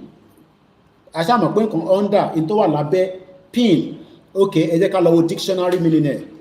Britain sọ fún wa nísìn pé foundation táwọn lé tẹ́lẹ̀ tó mọ̀ pé ó wà faulty, tó mọ̀ pé rọ́lọ́pàá fún gbogbo wa láti 1914, tó mọ̀ pé ó wà disastrous, kò lè ní any progression fún ilẹ̀ Yorùbá. The same Britain wá rán èèyàn wá ní 2025 láti wá sọ fún wa pé àwọn fẹ́ build the structure around Nigeria. Àwọn fẹ́ build a solid foundation. So Britain admit nísìn pé foundation tó fún wa tẹ́lẹ̀ was a very faulty foundation. Torí kò tẹ̀ jẹ́ kí nǹkan kan tó ń pè Nigeria wáyé rárá. Ṣé wọ́n fẹ́ dissolve ẹ̀ ni àbí wọ́n tún fẹ́ máa tàn wá? Tàbí gbọ́ meaning ni underpin. Support.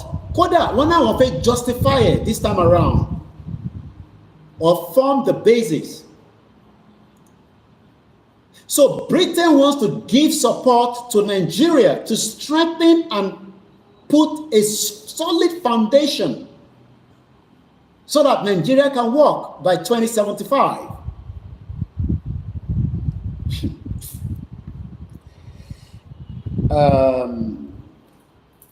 I'm trying to keep my emotion down so that I can deliver this message, but sometimes it is very difficult. It's either we destroy this foundation now, of a building, or we remain slaves forever. I will leave it like that, as simple. Or better, can destroy the new underpin foundation to Britain to fame why. If we allow the foundation to be rebuilt again, and you know how they're going to rebuild it after Tinubu Bati law, they would have solid ground. Not that Tinubu to wà níbẹ̀ ó fún wọn ní tough time, but Tinubu is playing their mind. Ó ń lo France, ó dẹ̀ ń lo Britain, but wọ́n mọ̀ dájú pé ọwọ́ àwọn northerners tó ń pè ní Fúlàní làwọn ti lè gba power padà again in control. Right now, not that they've lost the control permanently, because Sultan of Sokoto still governs the country. But Tinubu being there, whether we like it or not, is a fact. Ocean down Olagboru, dear. It is not as solid to prove that Tinubu can give us a Yoruba country within the next 2 years. So ó better káwa dàgbò Tinubu gonu. Bí Tinubu bá fẹ́ gbé gbogbo sójà jáde fún rally tá fẹ́ ṣe tó ń bọ̀ tí wọ́n máa announce ìjọ láìpẹ́, ẹ jẹ́ kó release gbogbo àwọn ẹrùkú ẹ̀. Káwa náà determine pé this underpin of this structure must be destroyed. Nigeria ò ní agbára yẹn, and adẹ̀dúpẹ́ this time around ó máa difficult for Britain to pin us as say àwọn terrorists làwọn eléyìí, because iṣẹ́ tí Britain ń ṣe at America at àwọn Western countries, we have now seen that from what happened when campaign around the world, ṣé mo báwọn èèyàn tẹ̀ sọ pé military ni Traoré mọ́ nísìn, even though it was a coup ló fi gbàjọba, àwọn èèyàn tẹ̀ ronú pé ọ̀rọ̀ coup mọ́ nísìn nítorí pé kí ni, because wọ́n ti rí pé ó dúró fún something that is unique and different. So it is important that we destroy whatever agenda that can lead us to 2027 and Tatufelo Dibo. If not, the whole movement has crashed. Taba failed to disturb and disrupt and take everything out, ni doing, you might as well forget about Yoruba nation. Yoruba nation. After this year, Taba to disrupt. I don't want to use Tinubu 2027, but I am using the underpin èdè tí Britain lò lèmi ń lò, because tí bá ní kò ní sí election in 2027 is more or less like we are wasting our time. We do not want a structure from Britain anymore, and we got to destroy it because àwọn ló gbé structure yìí wá, and we can only do it if we go out in unity and in force, and we are determined. There will be cracks, and we have already known those cracks. Akinwumi Adesina, some of our Yoruba world media, some of our Yoruba media rather, some of our medias in Nigeria that are against the Yoruba to rise as people, even though some of them are Yoruba, while some of them are Igbos, while some of them are not Yorubas, but they will do everything to project the outing of the Yoruba rally as people that wants to destroy Tinubu's government. Tinubu doesn't have a government anyway, because the government is controlled from Britain. Tinubu doesn't have a government because the government is controlled from outside the world. Tinubu is just a puppet, just like the previous president, just like all the military that have run Nigeria because they were under the instruction of the monarchy system from Britain. This fight is either we fight it to the end, or we might as well just close the case and say we lost. I don't want to stand in that situation that we lost. I want to be in the situation where we are ready to determine and stop the underpin, the support. Gbogbo support to Britain bá fẹ́ fún Nigeria. Nígbà tá bá fẹ́ jáde fún rally, we must destroy it.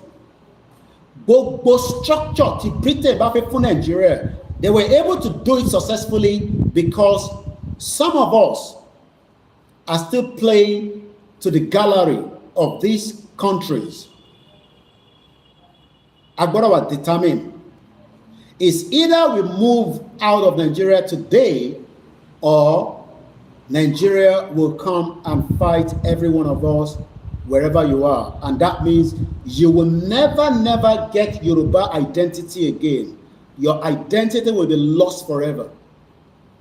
In Toba Timuwa Tabatili push out this year, our identity will remain out of the picture and never gain identity. Let's go back to what David Lammy said. According to the because apparently I'm switching back to the proper internet that is stable. According to the English dictionary, the Cambridge Dictionary, as we have it, underpin. The word underpin to give support, strength, or a basic structure to something. Britain wants now again to give economic support to Nigeria, economic growth to underpin work in both Nigeria. We know that because economic growth, Britain, the only thing they can take out is the best brain of Yoruba people and dump them in Britain and let them work for Britain for many years, and they will enjoy it. They will give them the benefit, the pension, you know, the health care, the security, and they will visit their homeland once in a while. That is the agenda that Britain wants, not anything more than that. Britain will never give Nigeria any structure to have a better industry to Timama produce, into Mama consume. And Britain will continue to fund terrorism through the back. We know that. So when I see Yoruba people sending me video about Britain, which was last year, it's not a new video, that Britain is on soja to Boko Haram, I laugh because most of you don't know who Britons are. Britain leni to ma fun any tea to them are poisoning, just like MK Abiola was poisoned when Condoleezza Rice came to Nigeria during the negotiation that MKO should either release his mandate and say the president and they can let him go, or he takes his mandate but and we knew what happened to MK Abiola. MK Abiola was killed by the Fulanis in conjunction with the West. So Tobaro, this underpin that Britain is bringing, you're gonna enjoy out of it. Maybe 1 or 2 people, but 60 million Yoruba people will still live in danger on a daily basis. Let's move forward quickly. Climate continued to top the agenda of the Foreign Secretary engagement as he visited the earth shore of Cape Town. Foreign Secretary set out growth is the core mission of this government and will underpin our relations in Nigeria and beyond. I have now explained the meaning of underpin. The same Britain that knew the Western region as the backbone of Nigeria. The Eastern region was doing its best. The Northern region, I will not obey.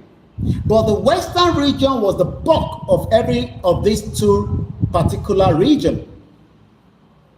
Britain destroyed the structure. Britain destroyed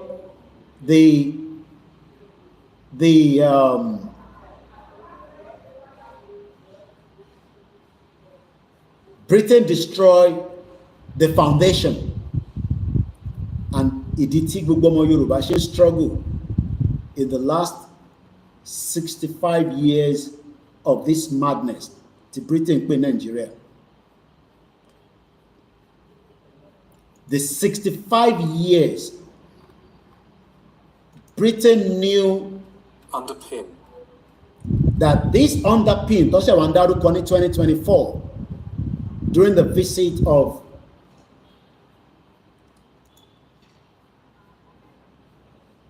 David Lamy, one more Dajupe, what to destroy the real structure. I want to know that structure of the Western region, no matter how you push, Tinubu or for anybody need restructure Nigeria, neither will he give you Yoruba nation. So we must prepare for the battle ahead between us and his government to survive. It's either we survive or we die. Britain came to Africa to survive because they were dying in their millions. One, near enough resources, especially the gas. One, near enough resources to survive on. The same thing with the Portuguese. Nothing has changed since 15th century. Everybody wants to survive on this earth. Tí Yorùbá bá máa survive, ayé tá ń gbé lọ́wọ́lọ́wọ́ ẹ̀, we must be ready to fight to defend it. If otherwise, we forget about the movement. Tí Yorùbá bá máa survive against all these obstacles that is now confronting us as we are moving forward. We have seen so much already. It's either we survive, and to survive, you can use anything to survive to defeat your enemies. It does not matter whatever it is. When Britain came to Africa, and precisely the Yoruba part of Africa, many lives were lost because àwọn kan were against it as at the time. Àwọn kan fight, but because nígbà yẹn náà, the same thing we're experiencing now, around to compromise. Because you cannot ask yourself, báwo ni Britain ṣe defeat wa pẹ̀lú gbogbo supernatural power tó ní a ní nílẹ̀ Yorùbá? How were we defeated? It's because àwọn tó yẹ kó lo agbára yẹn kó fi bá àwọn Britain jà àtàwọn Europeans tó wá níjọ́ náà lọ́hùn, kàkà bẹ́ẹ̀ wọ́n lò láti fi suppress àwọn èèyàn wọn mọ́lẹ̀, and we are facing the same thing in 2025. So tá bá ní ilẹ̀ Yorùbá lágbára, I keep asking, ṣé bàbá ẹlẹ́bùbọn ló máa fagbára ẹ̀ fi bá wa defeat Fúlàní? He hasn't done so. So what is the point of all these powers, all these spiritual powers that we have in Yoruba land? And I mentioned him just like many of them like that. They've not even been able to use their supernatural power to help us to conquer this invasion. They cannot use it. Then we should go out and do the physical part of it and see whatever you believe in to guide us and be with us, and we go out there and defeat the enemies. If otherwise, we will come back here next year and we'll be repeating the same thing, and it will not make any more sense.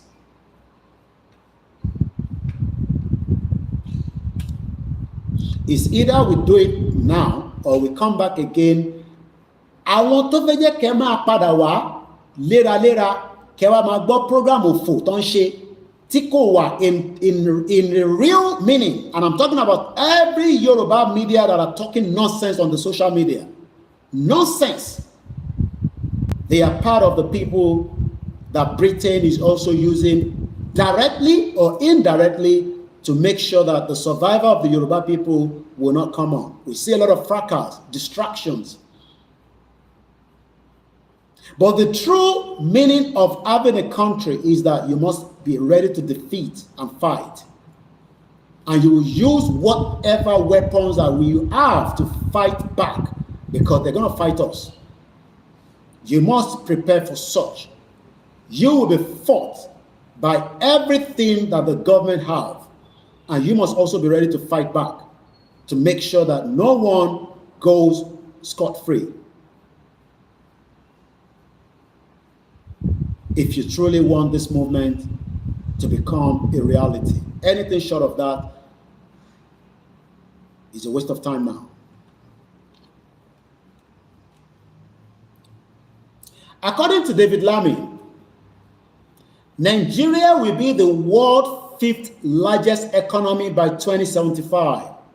The Foreign Secretary will advocate for further collaboration on a mutual growth between the UK and Nigeria. That means that Britain is not ready to let you go.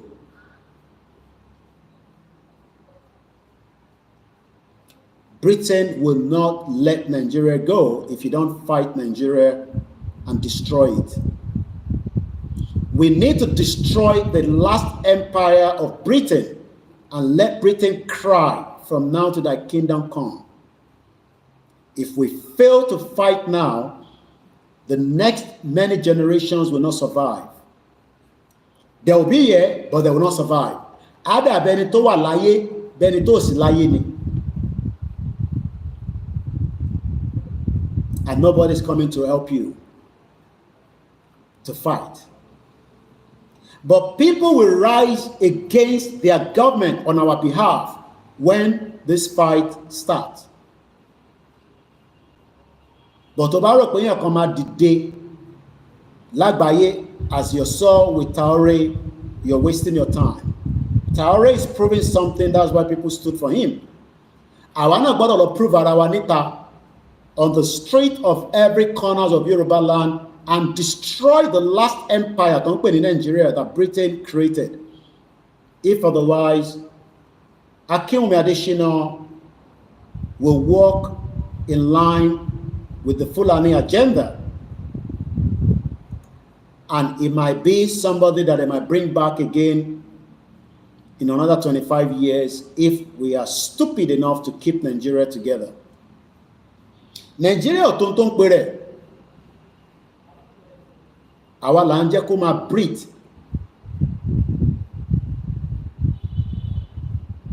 Nigeria otonton pere.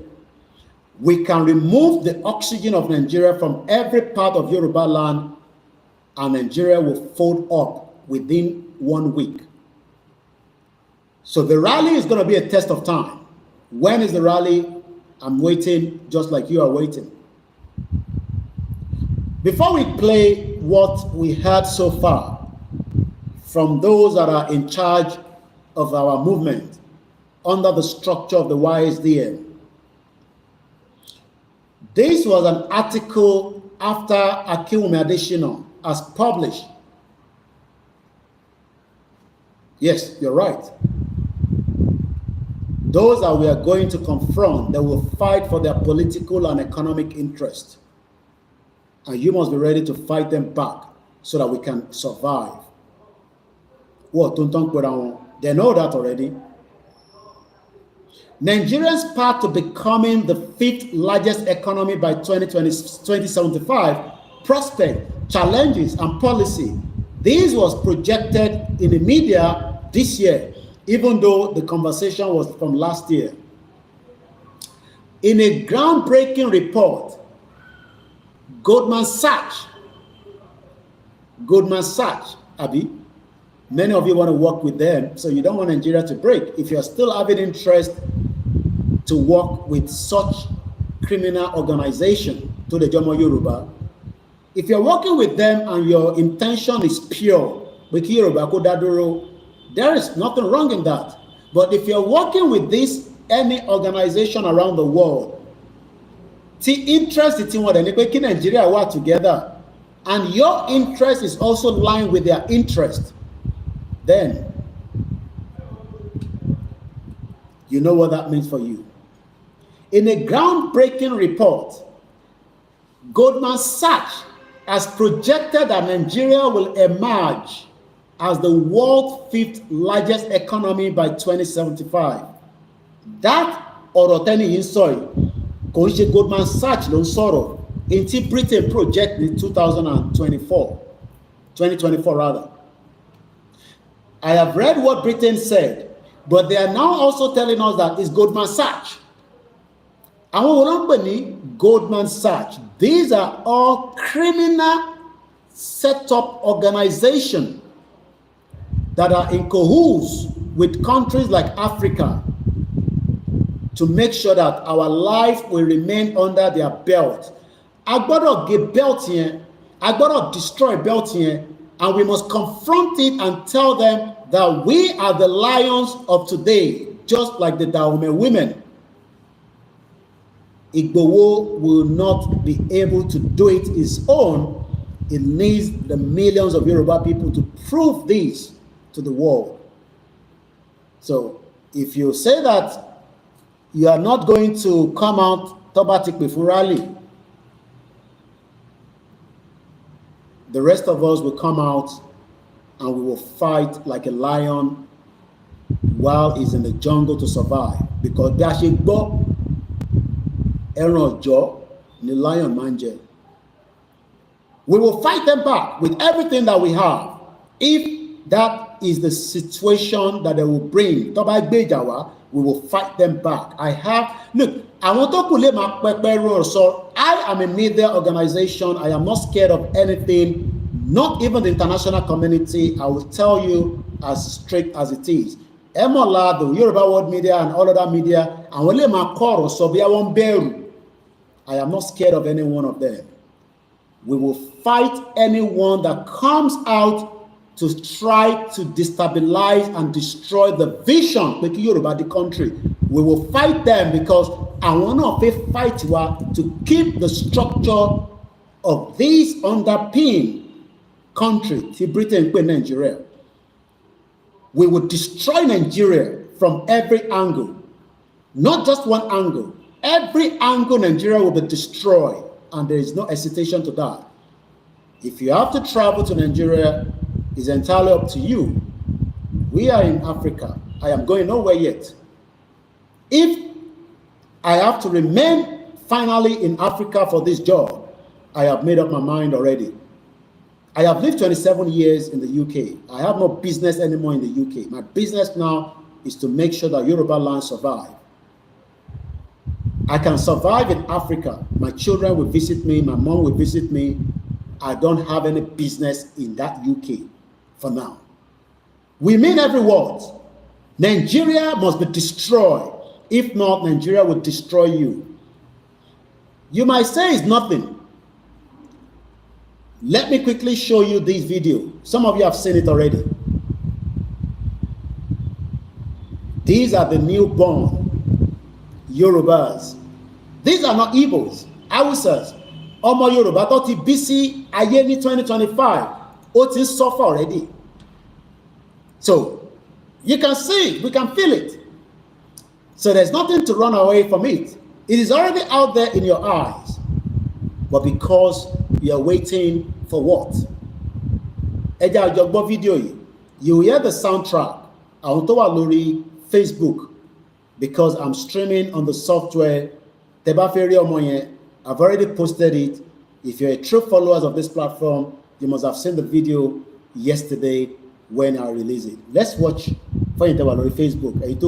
You just hear the soundtrack, or the sound, not the soundtrack, the sound of the mother of this newborn baby that was born. So why should I keep Nigeria? We destroy Nigeria so that this baby can survive. But if I come Abi, so that Nigeria can survive. No, I want to destroy Nigeria so that this child can survive. That is my own, opinion. It might be different from others.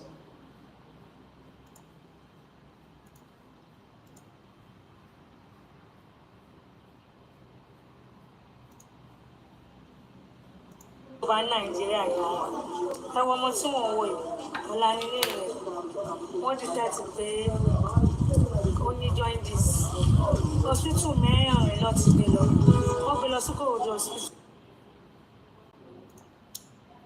Kò ní dá fún bàbá ẹni tó bá ní pé ká má destroy Nigeria. Bàbá ò ní ṣoríire. 4 hospital ọgbọ́mọ yìí lọ. 4. 1, 2, 3, 4. In that fucking Lagos state. That shit old Lagos state. That olórí burúkú governor. 4 hospital lọgbọ́mọ yìí lọ. And the child was rejected. And you want your governor to continue to move from point A to B. Kò ní dá fún gbogbo yín. Ẹ jẹ́ kí rally jáde. And you try any nonsense to stop us, we will destroy you as well. 4 hospital, lọgbọ́mọ yìí lọ. 1, 2, 3, 4. Not once. No. This is not in Ekiti state. This is not in Oyo state. This is not in Ondo state. In Lagos state, wọ́n gbé ọmọ òkúkú lọ sí 4 hospital. Only join this. Bàtí kò lówó lọ́wọ́ náà. Àbí? Kò lè dùn ọ́, kò lè dùn ẹ́ náà. Ìbí wọ́n lè send owó sáwọn èèyàn nílé. Ìbí wọ́n wà nílé ọmọ bó ṣe ń jalè láàrin government. Tó fi ń tọ́jú àwọn family ẹ̀. Tọ́ba bíbà bẹ́ẹ̀ dà tàbá jáde fúrálì kò sọ pé à ń disturb ojú títì. Wàá rí nǹkan tó máa ṣẹlẹ̀ sí wọn náà. Bomb bastard all over the place. Ẹ jẹ́ ká gbọ́ lẹ́ẹ̀kan sí mú bọ̀.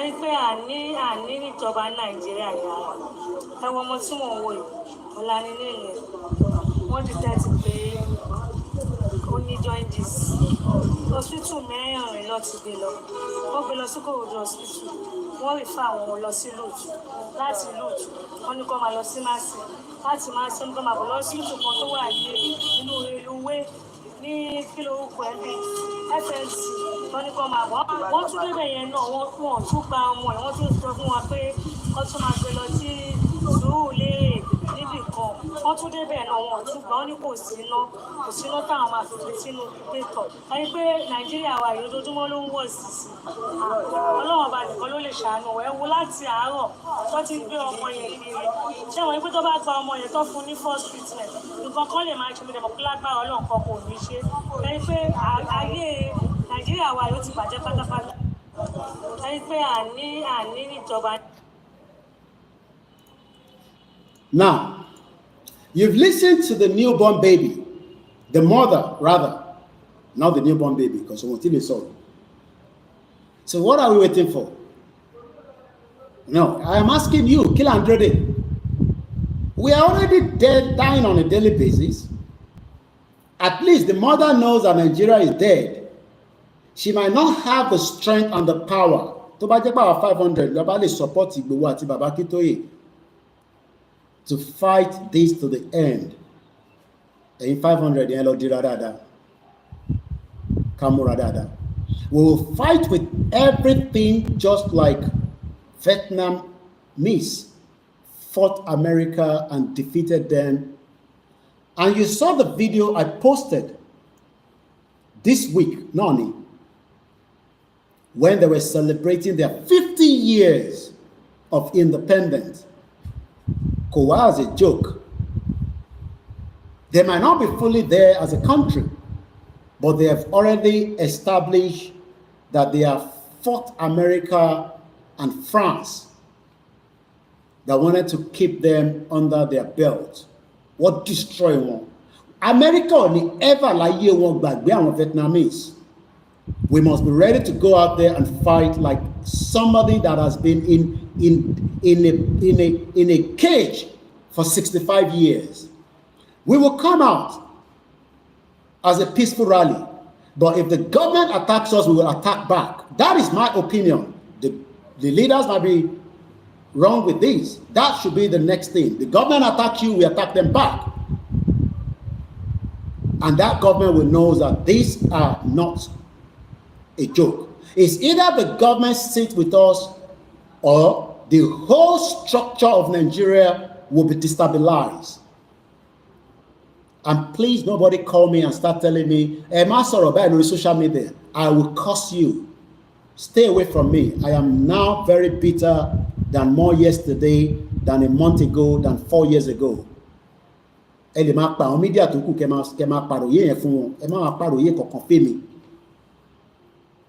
government fight us back during the rally, we should be ready to fight them back with everything that we have.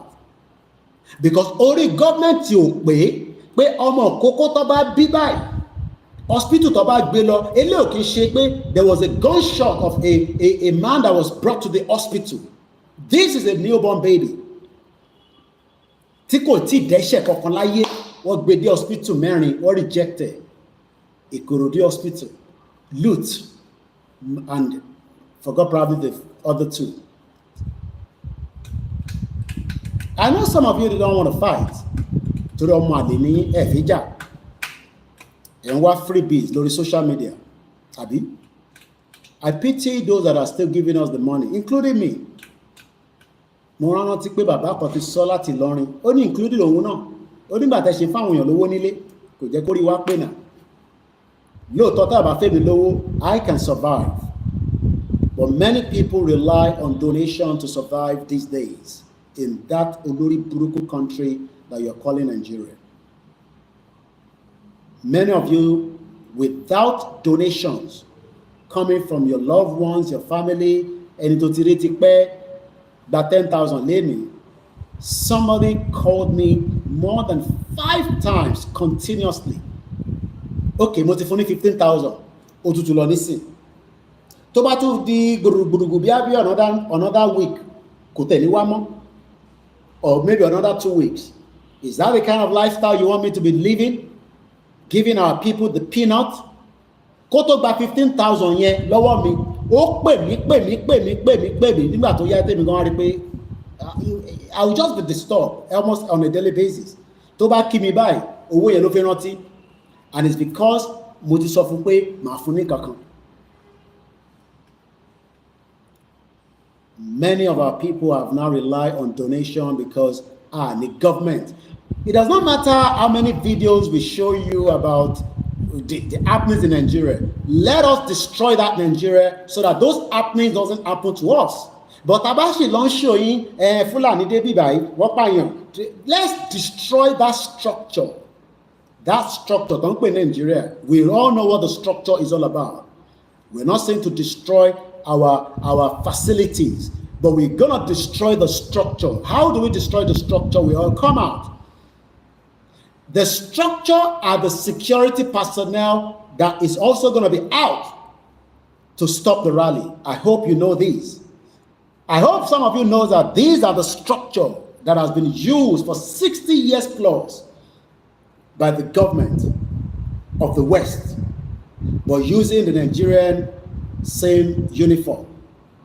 Now, the average Nigerian, no one in the uniform, we are now talking about vast amount of people in that uniform that we do not know who they are, even though we know who they are. So let's listen one more time to that video. I don't know whether you are paying listening to the mother of a newborn baby crying out that this country cannot save her. I believe few people have donated money as usual.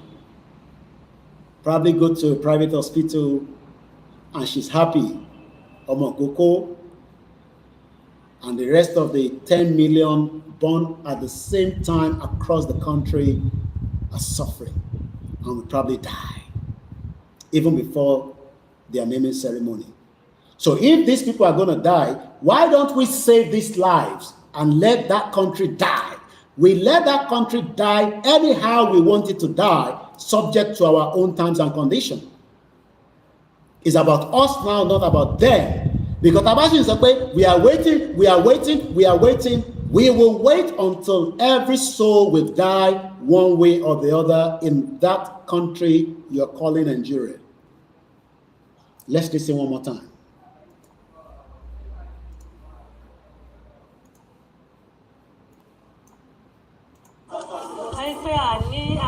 Ìjọba Nàìjíríà yà ẹwọn ọmọ tí wọn wò yìí ọ̀la nílé ilẹ̀ wọ́n ti tẹ́tí pé ó ní jaundice hospital mẹ́rin lọ ti gbé lọ wọ́n gbé lọ sí Kòròdú hospital wọ́n rí fún àwọn lọ sí lute láti lute wọ́n ní kó máa lọ sí Mercy láti Mercy wọ́n ní kó máa bọ̀ lọ hospital kan tó wà ní inú reluwé ní kílórúkọ FLC wọ́n ní kó máa bọ̀ wọ́n tún débẹ̀ yẹn náà wọ́n tún gba ọmọ ẹ̀ wọ́n tún sọ fún wa pé wọ́n tún máa gbé lọ sí Sùúrùlérè níbì kan wọ́n tún débẹ̀ náà wọ́n tún gbà wọ́n ní kò síná táwọn máa fi gbé sínú pétọ̀ àyè pé Nàìjíríà wa yìí ojoojúmọ́ ló ń wọ̀ sísì Ọlọ́run ọba nìkan ló lè ṣàánú ẹ̀ wo láti àárọ̀ tó ti gbé ọmọ yẹn kiri ṣé wọ́n pé tó bá gba ọmọ yẹn tó fún ní first treatment nǹkan kan lè máa ṣe mílẹ̀ mọ̀kí lágbára Ọlọ́run kan kò ní ṣe é pé ayé Nàìjíríà wa yóò ti bàjẹ́ pátápátá ayé pé àní níjọba Nàìjíríà yà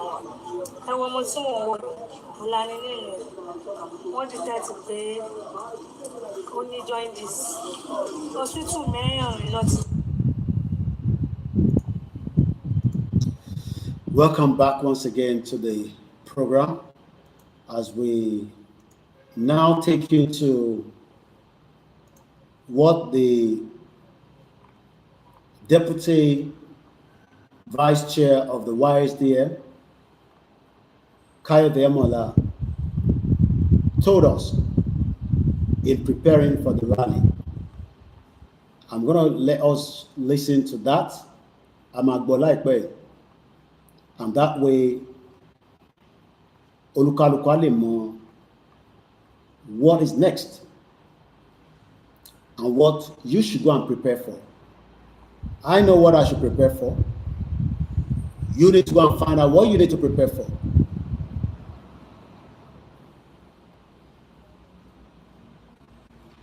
My name is OLAYOMI KOIKI, popularly known as Koikimedia, bringing the world closer to your doorsteps.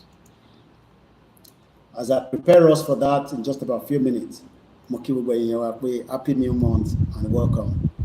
Just share the program, love it and like it. Thank you so much Koikimedia, bringing the work closer to your doorstep. So that recording will be out as usual. Audio audio. I believe we receive a super chat. Let's quickly appreciate that super chat. I just picked it up. I didn't know or see who sent that. I don't rely on the fund coming from the social media. I've told you many times, because so if you're waiting for the if I wait for the social media, Muki Babami, I think Timaje, I want that Belani Yoruba, yes, and there are many Okpogon. I can tell you that. I will leave their names out of the broadcast, not because we're scared of them, but come out being a Jew, Ọlọ́run tó nílẹ̀ Yorùbá, àwa kàn gbẹnu ẹ̀ sọ̀rọ̀ ni, àwọn onílẹ̀, àwa kàn la ní.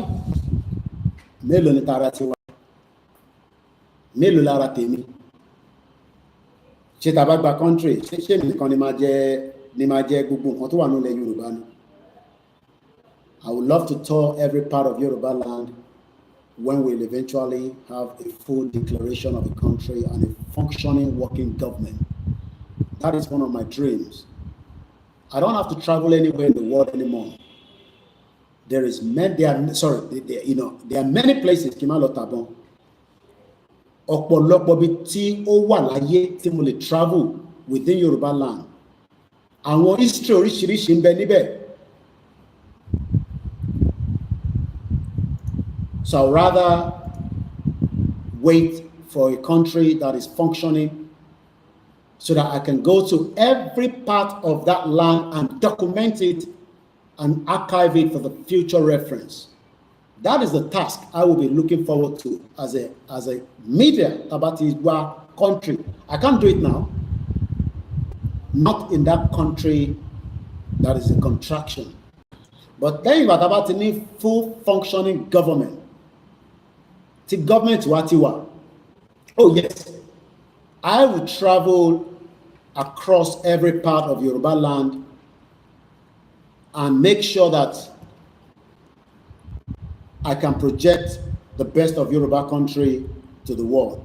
Hello, caller. Hello. Ekason.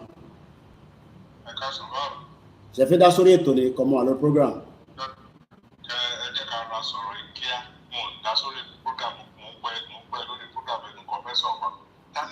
Hold on, because they were no speaker. Hold on. No. Mongoy.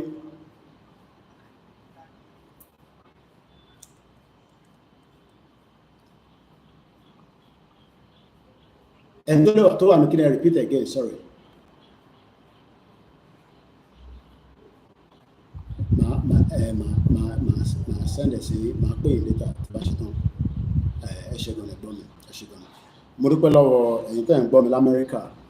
Mo ní èmi làbúrò yín dáadáa ò lè jà. Ẹ fi tó kù lẹ̀ fẹ́mi àti Ìgbòho àti bàbá Akíntóyè àtàwọn tó bá serious láàrin wa. Ẹ má ẹ̀ kí mídíà kankan fi ìrẹ̀wẹ̀sì sí yín lọ́kàn. Mo wà ní tòsí bàbá Akíntóyè láti bí oṣù mélòó kan láti wà nígbà yìí nísìn àdúpẹ́ fọ́lọ́run. Mo kẹ́yìn tí ẹ ń fi àdúrà ràn án lọ́wọ́ lójoojúmọ́. Àbẹ̀wò anything, but we are taking every precautions. Mo mọ̀ pé kò ń ṣèmi nìkan ni ó jẹ́ kẹ́ máa fojú dá pé arákùnrin at least mo lè sọ pé 1 million àwọn tó ní àyà jù mí lọ, tó ní àyà tó olóyè Ìgbòho, kò sẹ́ni tó láyà tó Ìgbòho, torí Ìgbòho ló fi àyà gbé gbogbo tí gbogbo agbé dání, kò tí sì bá ńlá ẹni tó ní àyà tó. I know that.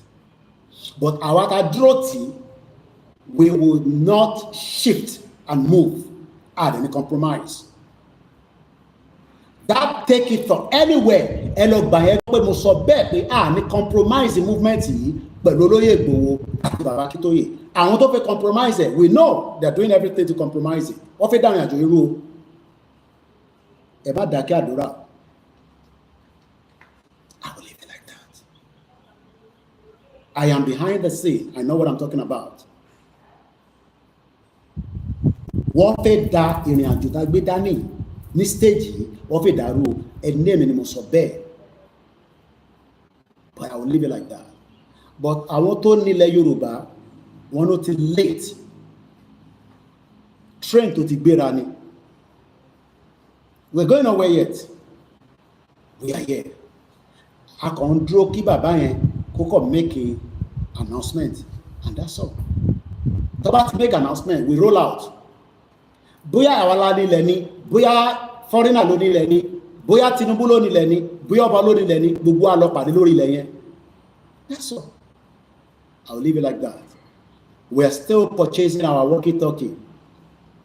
But what can reduce the security and talking about it, I'll just leave it like that.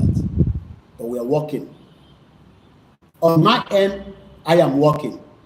On the committee, many committees are set up. Yoruba, they are working. I know that. Can they listen to the instructions? That's all. Emma was distracted below all these headlines of YouTube videos. Ẹni tó bá tó bẹ́ẹ̀ tó bá ní àyà ẹ̀ nígbà tí bàbá Akíntóyè bá ti ní ti rẹ́dì pé ọbẹ̀ tá à ń sè yẹn ti rẹ́dì ká jáde ẹni kó sọ̀kalẹ̀ kó wá fọwọ́ kún wa. That's all. Tó bá ti lè fọwọ́ sọ̀kalẹ̀ kó wá fọwọ́ kún àwọn mídíà tó wà nílé. Let them fuck off. They are bomb bastard. Ọmọ Yorùbá tó bá ń tako movement níbi tó délé ní tó dẹ̀ jókòó síta àbó wà nínú ilé fuck off. Àwa tó kù máa tẹ̀síwájú. Àwa tó kù á tẹ̀síwájú. Mo kí gbogbo alẹ́ nǹkan sí. Kọ́lọ̀ bá mi foríjì brother mi. Èèyàn kan ní àkín sọ̀rọ̀ Àdògún àti Alhaji Fatai. I saw the comments somewhere. Bí ẹni ẹ bá gbọ́ program ìbò òde gbọ́, kò síjọ́ kan tí àkín ṣèrántí àwọn méjèèjì tí Fúlàní pa. Ikú wọn dùn wá, just like many people that have died along the movement. But what we know is that a lè give up. We need to continue to pray for their souls while we move forward.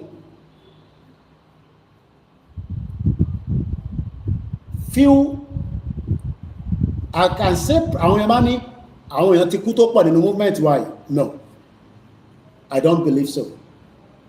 I know that we have lost a couple of hundreds, but I still lose 1,000 in the movement.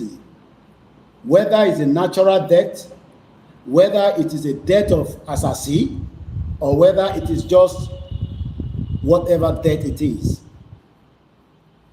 We have not lost up to 100, but every soul is very important. Àgbàdúrà ikú fún ẹnìkọ̀ọ̀kan. Mo dẹ̀ mọ̀ dájú pé gbogbo àwọn tó ti kú nínú ìrìn àjò yìí, Ọlọ́run ọba Elédùmarè á bá mi foríjì wọn àtẹ̀wọ̀n sáfẹ́fẹ́ rẹ̀. So I'm going to play Kayode Emola. I have done I recorded the audio, which I believe many of you have seen already. So what we just want to do is just listen again. Ìgbáradì fún rally wa tó ń bọ̀. Ní láti tún máa bèrè pé nígbà wo mọ́. Tá bá ń bèrè pé nígbà wo bí ìgbà tí àwa gan tẹ̀ mọ́ ta fẹ́. Kódà, up to the last thing you can think of tó bá lè ran anybody. It doesn't have to be this platform. It could be any platform tó lúkálukú bá wà. Ẹ jẹ́ ká lọ support, ká lọ ràn lọ́wọ́. Mo kí gbogbo alẹ́ nǹkan sí.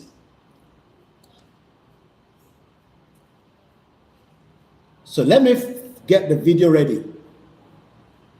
níbi tí Káyọ̀dé Mọ́lá ti gbé ọ̀rọ̀ kalẹ̀ nígbà tí ó wà pẹ̀lú àwọn world media.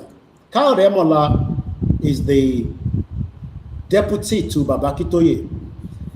Tí Káyọ̀dé Mọ́lá bá ti sọ òun náà ni ó jáde látẹnu Baba Akintoye.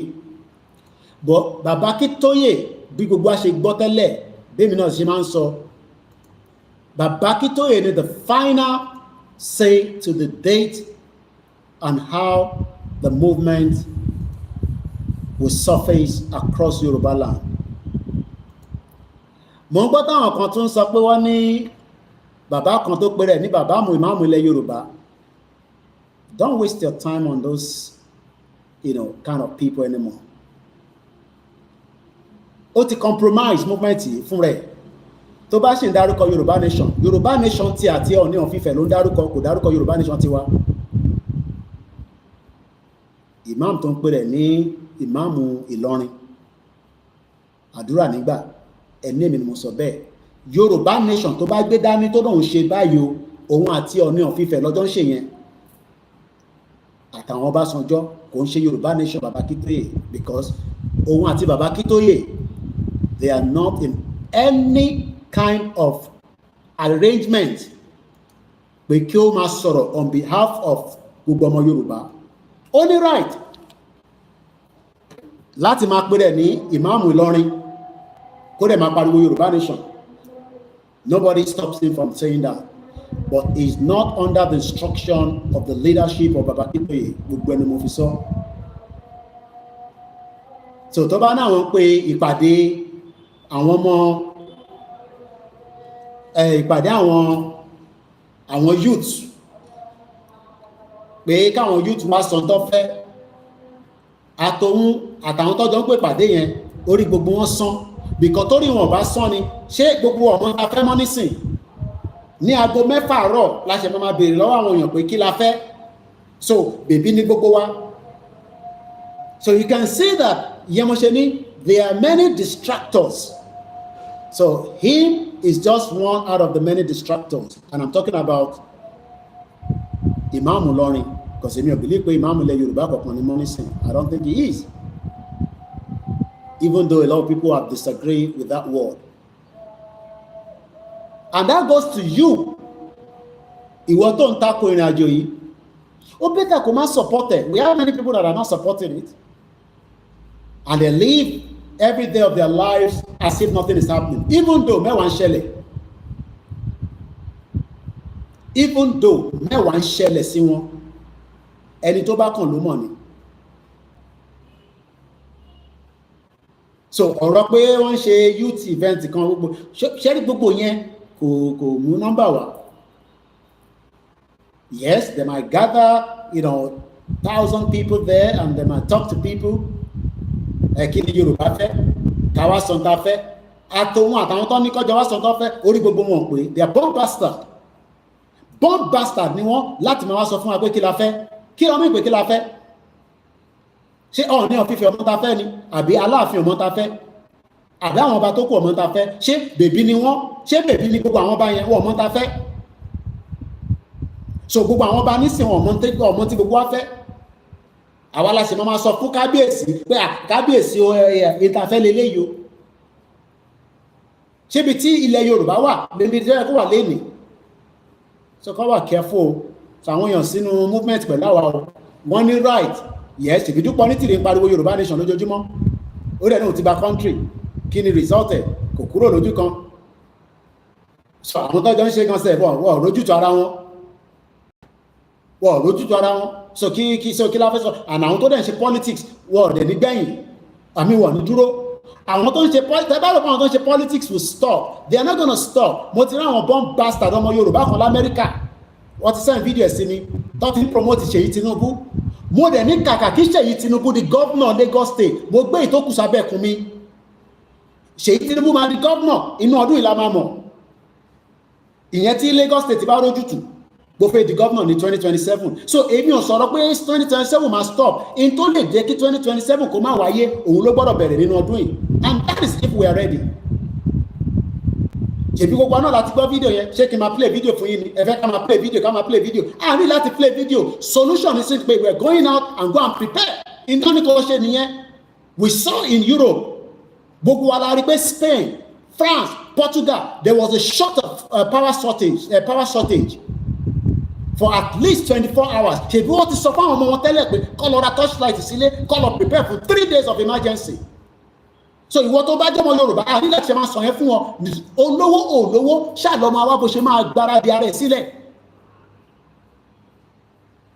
If there can be power shortage in the European countries that have everything, at least ara ni àwọn ọmọ wọn fún ìjọ kan fún ìjọ méjì. Ẹni tó fẹ́ travel kò lè rìnrìn àjò wọn náà kan wà lórí train that train stopped train táwa experience wọn attack lójoojúmọ́ àwọn experience rí for many hours they were stuck on the train. So stop fooling yourself. Bí gbà tẹ́ pé nǹkan kan ní ṣẹlẹ̀, ta ló sọ fẹ́ pé nǹkan ní ṣẹlẹ̀, mẹ́wàá máa ṣẹlẹ̀. Whether Yoruba nation or no Yoruba nation, mẹ́wàá fẹ́ ṣẹlẹ̀ nínú Nigeria. And do not be deceived by any of those religious scholars.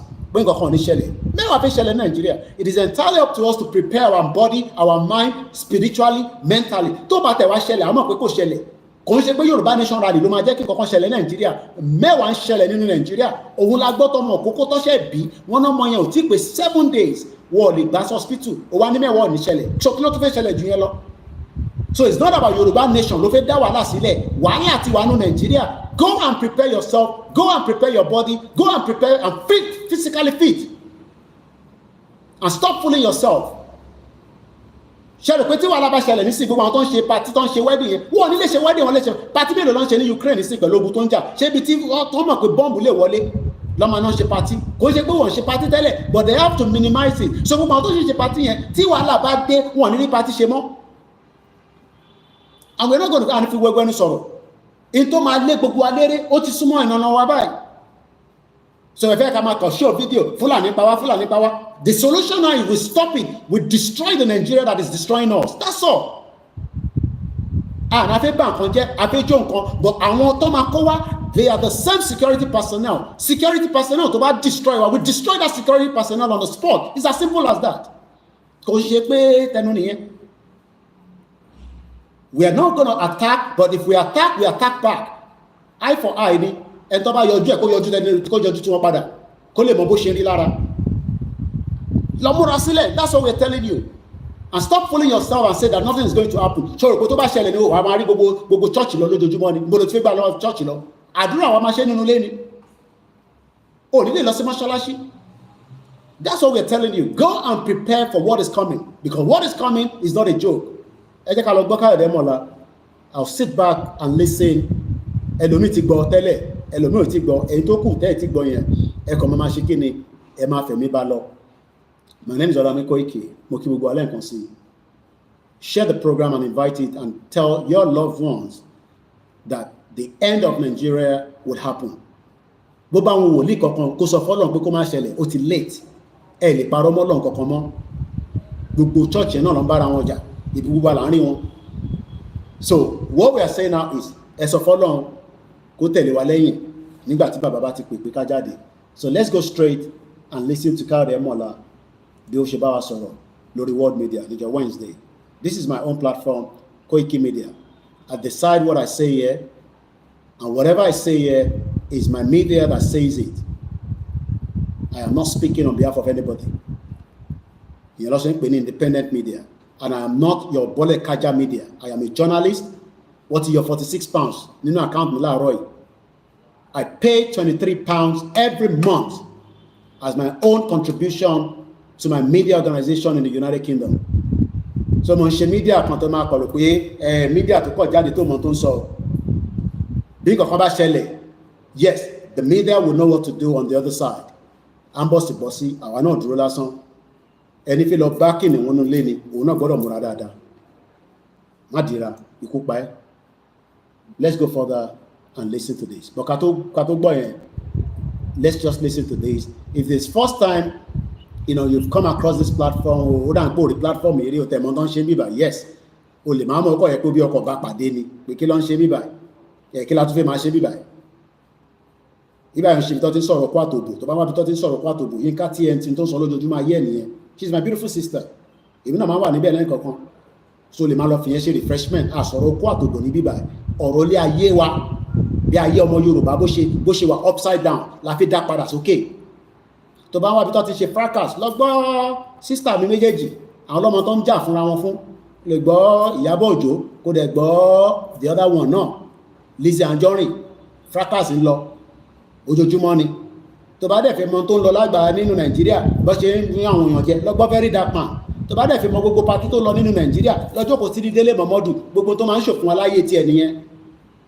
ṣe Délé Mọ̀mọ́dù tó bá dẹ̀ fẹ́ mọ tó ń lọ gọ́sìpù lọ́jọ́ kò sórí nílẹ̀ kejì èmi náà wà níbẹ̀ bọ̀ tó bá fẹ́ gbọ́ nípa Yorùbá nation tó ṣe fẹ́ kúrò ní Nàìjíríà kó jókòó sí bíbá kó farabalẹ̀ kó gbọ́n tá a bá ń sọ ní bíbá mo kí gbogbo alẹ́ nǹkan sí so fẹ́yìn tí ẹ bá fẹ́ support wa ní gbogbo gbàdá òyìn wọ́n á béèrè pé Koiki akókó fẹ́ support ẹ náà bọ̀tá àtẹ̀mọ́ tó máa ń ṣèwọ́ náà wà á fi àkáǹtì yẹn báyìí ò ní ṣú ẹ̀ dáadáa à ní rí òun ló wà lórí screen yẹn fún gbogbo ẹ̀yin tẹ̀lé ń support wa ẹ ṣé gan ni àwa náà dákẹ́ bẹ́ ṣe ń fún wa pé ká fi ṣe dis èyí tí máa jẹ́ ó yàtọ̀ sí ìtẹ́ máa fún wa tá máa fi jẹ́ náà no ìtàfẹ́ jẹ ó yàtọ̀ sí ìtẹ́ máa fún wa lówó tá máa lù no we're working around the clock. We are working round the clock on this platform to make life easy for my media team.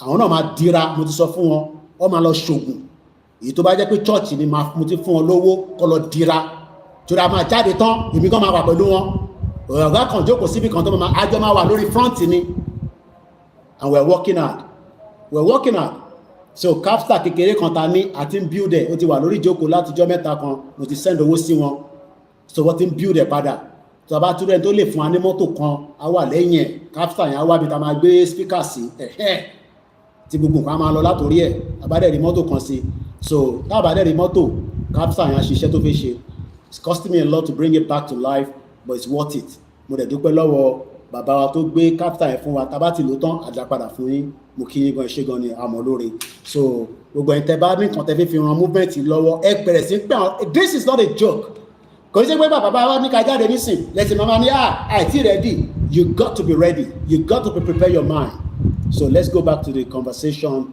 I might play the rally what's it called kí là ń pè soundtrack then after that we come back and we listen to Kayode Mola tá bá ṣe tán I open phone line we take as many calls but please do not call now until Kayode Mola bá sọ̀rọ̀ tán mo kí brother mi Kayode Mola mo kí gbogbo àwọn tí wọ́n ṣiṣẹ́ round the clock I am not the only one working there are many people that are working round the clock better than me but bí n pe media làwa that is the reason why you see my face all the time mo kí ẹ olóyè Ìgbòho mo kí gbogbo àwọn èèyàn tó wà honest pẹ̀lú Ìgbòho gbogbo ẹni tẹ́ bá dẹ̀ máa dalẹ̀ Ìgbòho pátá ilẹ̀ máa yọ̀ yín ni gbogbo ẹni tó bá fẹ́ dalẹ̀ Ìgbòho as we are moving towards a very critical point of the movement àti bàbá Akíntóyè ilẹ̀ máa yọ gbogbo yín ni mo kí gbogbo alẹ́ nǹkan sí mo kí mọ̀ sí mi dáadáa let's listen to this and come back.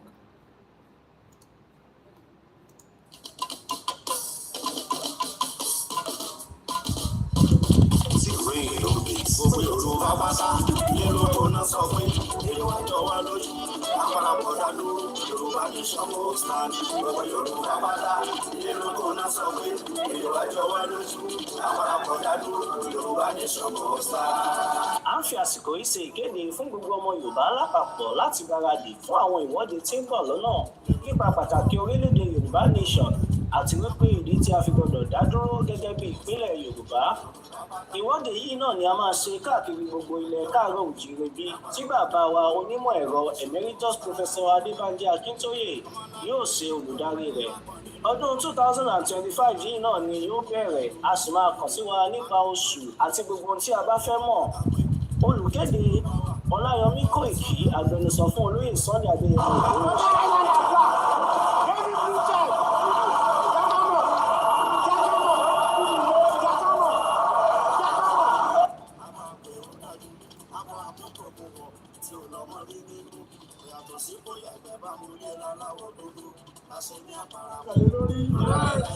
Gbogbo ọmọ Yorùbá àtọ́gbà Yorùbá wọ́n láwọn ọ̀pọ̀ ọmọ kíkà ló máa jí wa gbé wọ́n mọ̀ jọ fún wa kó mọ̀ dà wá láàmú.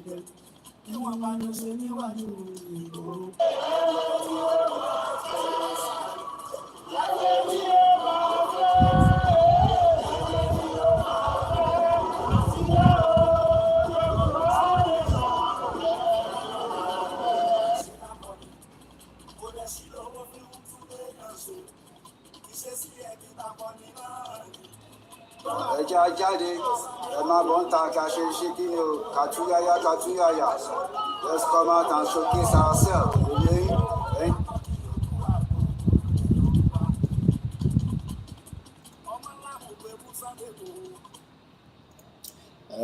Bear with me, Mofe. Start Facebook, and I think we lost the transmission there, so for a few seconds to get it back on. Mo kí gbogbo ẹ̀yin tí ẹ ṣe wà lórí ìkànnì pẹ̀lú wa, mo kí wa pé ẹ kú jókòó gẹ́gẹ́ bí ìkànnì wa níbí báyìí. This is where we start and say the truth and nothing but the truth.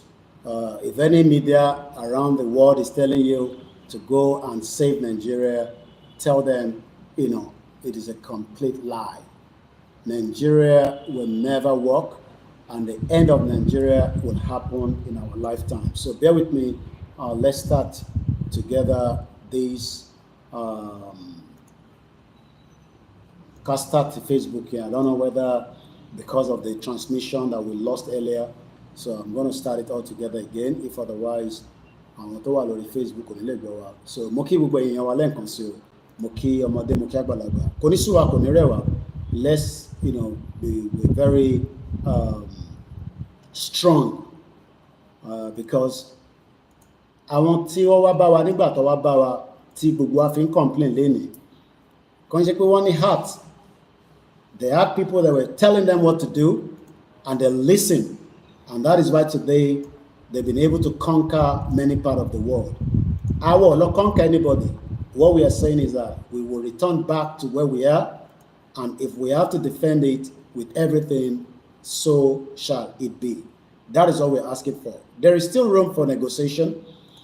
Because if we continue working, negotiate. Even Russia is negotiating, just as America is trying to stop another war between India and Pakistan. Ogun conflict blew up. I don't know whether some of you are following that, but this is an international platform. So America said these are two nuclear war power. So only Pakistan on harbor terrorists, India and Wanja, Pakistan come harbor. So the world is full of fighting. So Kenya come out say, Allah ni jẹ́ ká jà. Yes, Allah ni jẹ́ ká jà. But àwọn tó ń gbé jà wá bá wa, they don't care. They are ready to fight you. So àwa ni ká mọ̀ bá ṣe fẹ́ protect ara wa, so that when they come to fight us, we can defend ourselves. Whether we sit on the TikTok the whole morning, the whole day, yes, it is good. It creates awareness. But the real deal has to be on the ground. Matter if anybody if support. Nobody wants to support you. It is entirely up to us to support ourselves. Karali arawa, kade trust arawa, and we move forward and we can defeat Nigeria. Nigeria tó ń pera wọn, ambosibosi, àwọn Fúlàní tó ń bẹ nínú ẹ̀. Àwọn bá wa wọ̀ tó ń pera wọn. Kọ̀tọ́ bá pọ̀ tó ń pera wọn ni. Ó yẹ kọ́kọ́ ti lo gbẹ̀túgbẹ̀tú, kọ́ bá a sọ fún àwọn tó wà nígbó wa kí atẹ́gùn tẹ̀ gbogbo wọn bọ́ta. Do you know how many weapons have been stored across Yoruba forest? You'll be amazed. But Ọlọ́run wà pẹ̀lú wa. So let's start back again our platform from the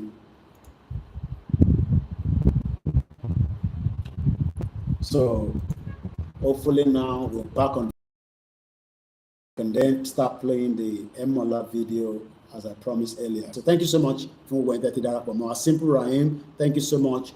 Triple DRS all the way in Nottingham. I've been Northampton level. I've been telling people to go and buy many items and get ready. The world will benefit from Holiday Day Yoruba because of our creativity. Creativity, yesterday when I was watching my wife in India, Palik Shama, One story about creativity. I'll see if I can bring that video for you to see. Creativity of the India projecting the media out there.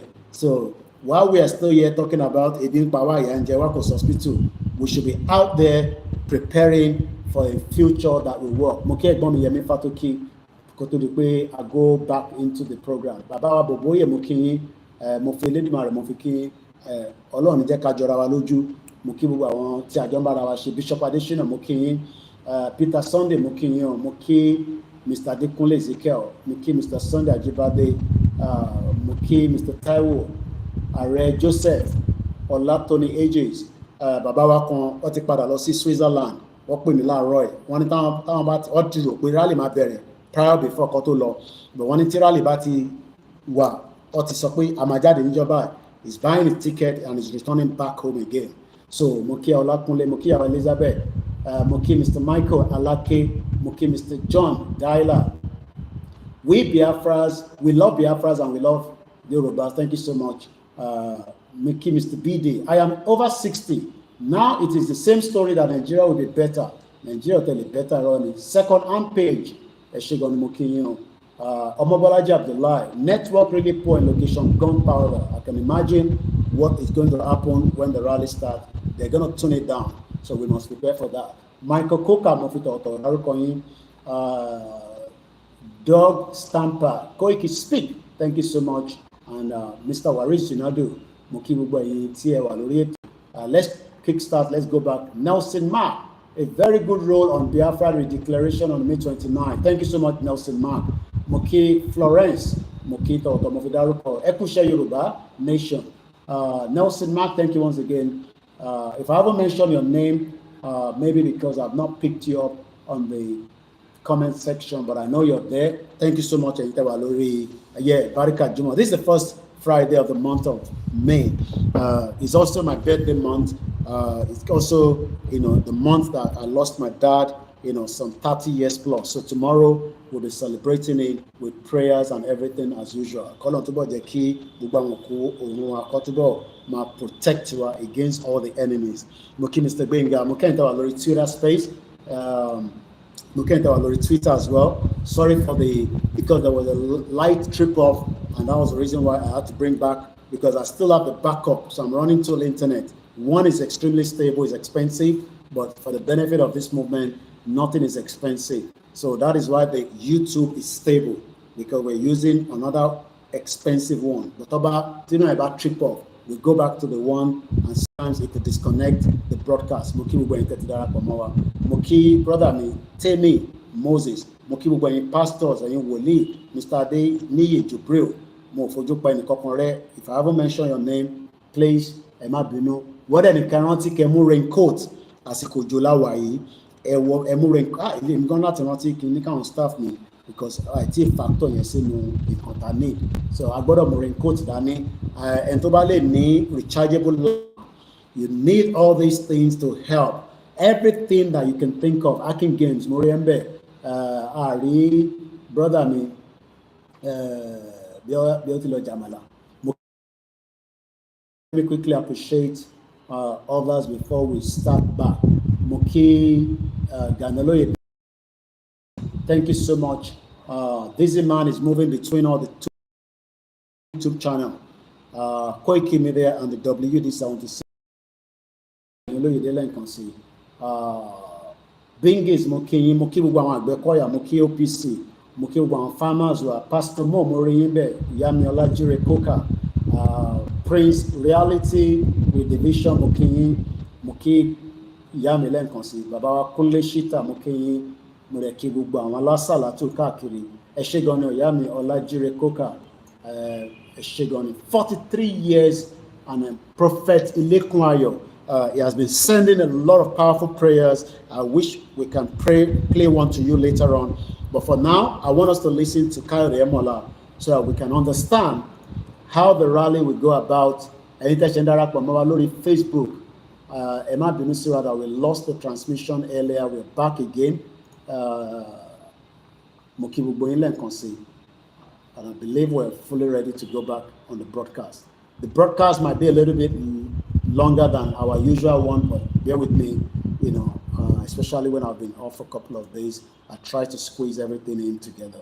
So let's go back and watch Emola. Those of you on the Facebook can watch it, while those of you on the YouTube will just listen to Kade Emola. And this is what he has to say. Thank you so much.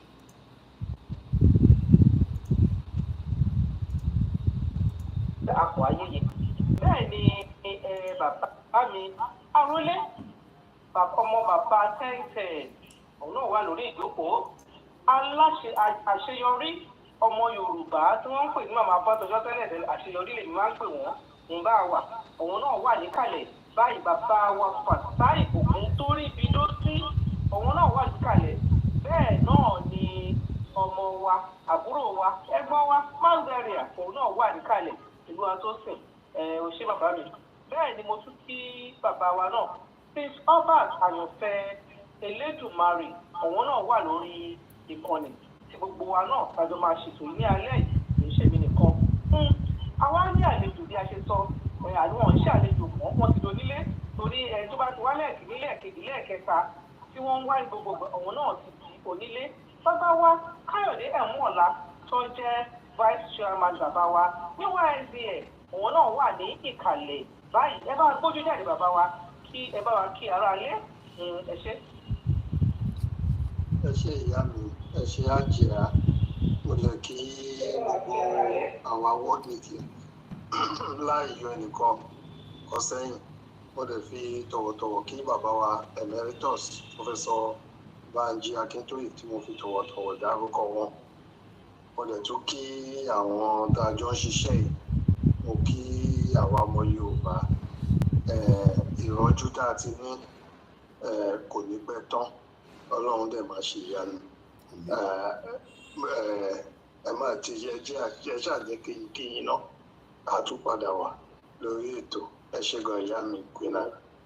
Ẹ ṣé mo dúpẹ́ ohun vice chairman wa ní YSDM òun náà ni ẹgbọ́n yẹn bẹ́ẹ̀ ni èmi náà kúkú ṣe kí ni mo wà ní summit tí wọ́n ṣe ní ọjọ́ Saturday on the 26th of this month tí wọ́n ṣe ní UK kódà ó dùn òun láre ohun èèyàn pọ̀ wọ́n yeye ohun èèyàn tó wà bẹ́ẹ̀ wọ́n sọ̀wọ́ bàbá wa Dr. Lambe tó jẹ́ deputy mayor of Sodok wọ́n wà bẹ́ẹ̀ òun ni mo bá tí wọ́n sọ̀rọ̀ bẹ́ẹ̀ ni bàbá wa Banji Akintoye lọ́wọ́ náà gbójú jáde lórí Zoom tí wọ́n bá wa sọ̀rọ̀ bẹ́ẹ̀ náà ni òun èèyàn jàǹkàn tí wọ́n wà bẹ́ẹ̀ níjọ́ yẹn tí wọ́n ṣe kíni tí wọ́n sọ̀rọ̀ gbogbo ẹ̀ náà ni bàbá wa Ẹ̀múọ̀lá tí wọ́n máa sọ fún wa níbí báyìí update rally òun ni a ní kí bàbá wa kó wá ṣe fún wa nítorí nígbà tí wọ́n fẹ́ sọ tí wọ́n fẹ́ ṣàmù pé wọ́n kọ́ darapọ̀ mọ́ wọn ní orí Zoom tí wọ́n gbọ́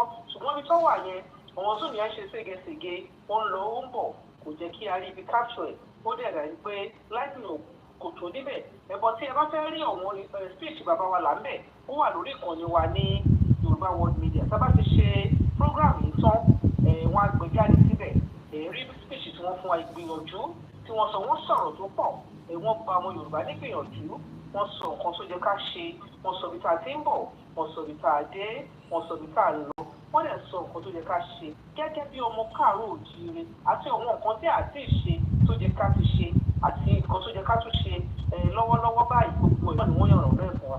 Bàbá wa Àníọ̀lá ẹ bá wa wá sọ̀rọ̀ ẹ bá ọmọ Yorùbá sọ̀rọ̀ kí ló ṣẹlẹ̀ gangan ní àwọn wo ni wọ́n wà àwọn wo lè fẹ́ dúpẹ́ lọ́wọ́ ẹ̀ kásẹ̀ kọ́kọ́ bẹ̀rẹ̀ láti bẹ̀ yẹn àwọn wo lè fẹ́ dúpẹ́ lọ́wọ́ ẹ̀ tí ẹ pè tí wọ́n jẹ yín ẹ dúpẹ́ lọ́wọ́ wọn yẹn ẹ wá dúpẹ́ lọ́wọ́ wọn tí wọ́n organize dáadáa wọ́n dúró re wọ́n dúró tán wọ́n dúró bí ọmọ Yorùbá gidi ẹ dúpẹ́ lọ́wọ́ wọn tí wọ́n wá àti ọmọ organizer yín ẹ bá gbọ́n sókè ẹ ṣé.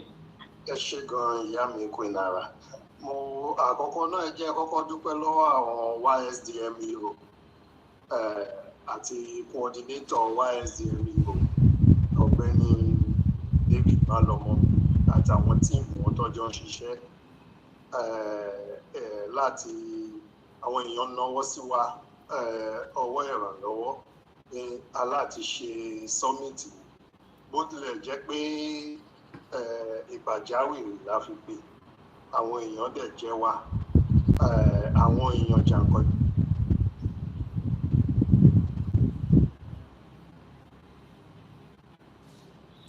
bínú kí ní ẹ̀rọ ni kò bí the network. Jàǹkọ̀dá àdè tún pè pé ẹ bá wa wá kẹ́ wá bá wa sòdodo ọ̀rọ̀ fún àwọn èèyàn wa, èèyàn bíi deputy mayor sọ́tọ̀, who is going to be the mayor in a few days time. Àwọn náà wá. Bàbá wa tó ti ń bá àwọn South Africa ṣiṣẹ́ láyé apartheid, Dr. Joseph Oladosu, àwọn náà wọ́n darapọ̀ pẹ̀lú wa. Bàbá wa Akintoye náà bó tilẹ̀ jẹ́ pé íńtánẹ́ẹ̀tì yẹn ṣe ségesège, àmọ́ at the end of the day Ọlọ́run gbogbo bàbá wọlé wọ́n dẹ̀ bá wa sọ̀rọ̀, inú àwọn èèyàn dùn. So ìgbà tí bàbá dẹ̀ máa wọlé íńtánẹ́ẹ̀tì yẹn clear, a gbọ́ wọn títí gbogbo speech wọn, gbogbo nǹkan tó yẹ ká ṣe àtàwọn nǹkan tá a máa ṣe ni bàbá fi tó wa létí. Ẹni tí ò bá wá síbẹ̀ lọ́jọ́ yẹn kò lè mọ àádùn ẹ̀, torí àwọn tó wà nílé wọn ó dàbẹ́ ni pé ohun yẹn ò fi bẹ́ẹ̀ já síta. Àwa tá a wà nínú ilé a mọ̀ pé gbogbo nǹkan tó ń sọ, gbogbo nǹkan tá a dẹ̀ ṣe ló dẹ̀ fún wa. A dẹ̀ dúpẹ́ lọ́wọ́ àwọn ìyá wa náà tó bá wa ṣètò oúnjẹ táwọn èèyàn jẹ lọ́jọ́ yẹn. Ẹlòmíì ò tiẹ̀ jẹun wá lọ́jọ́ yẹn, mo mọ̀ pé àmọ́ kọ́ tó kúrò mẹ́ ipò wọn kún bámbám, wọ́n tún ń tèkèwé. Wọ́n tún lè lọlé. Ìgbà tèmi náà lọ, wọ́n gbé báàgì kan fún mi pé ẹ bá mélé dání, a mọ̀ pé lọ fáwọn ọmọ. So 2 o'clock lóòrùn ni mo tó délé lọ́jọ́ yẹn, torí agbéra kúrò London lálẹ́ yẹn. So mo fẹ́ dúpẹ́ lọ́wọ́ gbogbo àwọn tó nawọ́ ìràwọ̀ sí wa. Àwọn míì wọn lè wá, ṣùgbọ́n ní ẹgbà kẹ́ fi ṣètò bí owó tá a fi gba hall ní o, àbí bóyá owó hall ní o, bóyá owó oúnjẹ ní o, bóyá owó ìrìnnà ní o. Gbogbo àwọn tó nawọ́ ìrànlọ́wọ́ sí wa, mo fẹ́ dúpẹ́ lọ́wọ́ wọn. Àtàwọn tó wà nílé tó hàn lè wá, ọ̀pọ̀lọpọ̀ ló sẹ́ndì mẹ́sẹ̀gì sí mi tí mi ò tiẹ̀ rò lọ ní mo rí summit tẹ́ fẹ́ ṣe, Ọlọ́run á túbọ̀ máa wà pẹ̀lú yín o. Ẹ̀yin tẹ́ ń jà fún ìran Yorùbá, Ọlọ́run á wà pẹ̀lú yín. Gbogbo ẹ̀yin tẹ́ sẹ́ndì ẹ̀ sí wa, bó tilẹ̀ jẹ́ pé àwa gangan la ṣe, inú wa máa ń dùn táwọn èèyàn bá sẹ́ndì ẹ̀ sí wa pé mo máa rí kinní yìí o. Ó fi ṣe ìdánilójú pé ẹ̀yin náà ẹ̀ tì wá lẹ́yìn. Ọlọ́run á dẹ̀ wọ̀ gbogbo àti tí àwọn àgbélẹ̀. Ọ̀mí ò ní ju bẹ́ẹ̀ lọ. Ẹ ṣe gan. Ẹ ṣeun gan bàbá wa Káyọ̀dé Mọ́ọ̀lá, ojú ò ní tì yín. Ipò tí Ọlọ́run bá gbé fún yín ní agbára ti Ọlọ́run, gbogbo nǹkan tẹ́ máa fi ṣe, owó lẹ máa fi ṣe ni, àlàáfíà ara ni, ẹ̀mí gígùn lẹ máa fi ṣe ni, ọpọlọ yín kò dẹ̀ ní dọ́bà ní agbára ti Ọlọ́run. Gbogbo náà lẹ tẹ́ máa fi ṣe, Ọlọ́run á fún yín ní agbára ti Ọlọ́run. Bẹ́ẹ̀ ni ẹ ṣe summit yẹn. Ǹjẹ́ ẹ lè wá sọ kí ni nǹkan tí a lè sọ fún àwọn Yorùbá wípé a rí níbẹ̀? Kí ni ìdí? Kí ni nǹkan tá a lè sọ pé a rí níbẹ̀? Àbí nǹkan tí àwọn èèyàn wá sọ níbẹ̀ tẹ́ rò pé ó jẹ́ kí ọmọ Yorùbá gbọ́ tí ẹ sọ níjẹjọ? Nǹkan táwọn èèyàn sọ pọ̀, àmọ́ àwọn nǹkan tó ṣe pàtàkì. Àkọ́kọ́, first speaker wa wọ́n sọ̀rọ̀ nípa bí South Africa bó ṣe jàjà apartheid àti ìrànlọ́wọ́ tó ń rí ní outside the country. Wọ́n tilẹ̀ tún sọ pé ọ́fíìsì tó fi ja ìjà apartheid ó ṣì wà ní ṣíṣí lè. Wọ́n ti ẹ̀ṣẹ̀ rò pé bóyá ní ṣe tán ti ọ́fíìsì yẹn pa. Ìjọba dẹ̀ wò gbà tán ti jà apartheid kí Mandela ó tó jẹ president. Mandela jẹ president ní 1994, which is over 31 years. So is South Africa better for it? The fight is still there, but at least they are free, and at one time or another, God will lift them up. So òun ló fi yé wa pé tá bá tiẹ̀ gba òmìnira tá a gba ilẹ̀ Yorùbá iṣẹ́ ṣì pọ̀ tá a máa ṣe.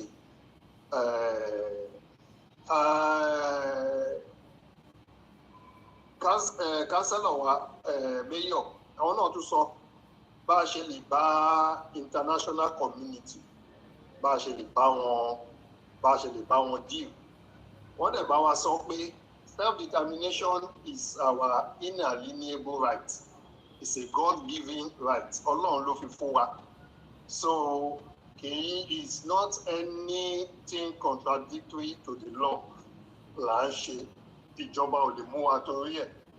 Every tribes, every nationality has a right to self-determination, to determine their socio-political environment, to determine their future, to determine their economy.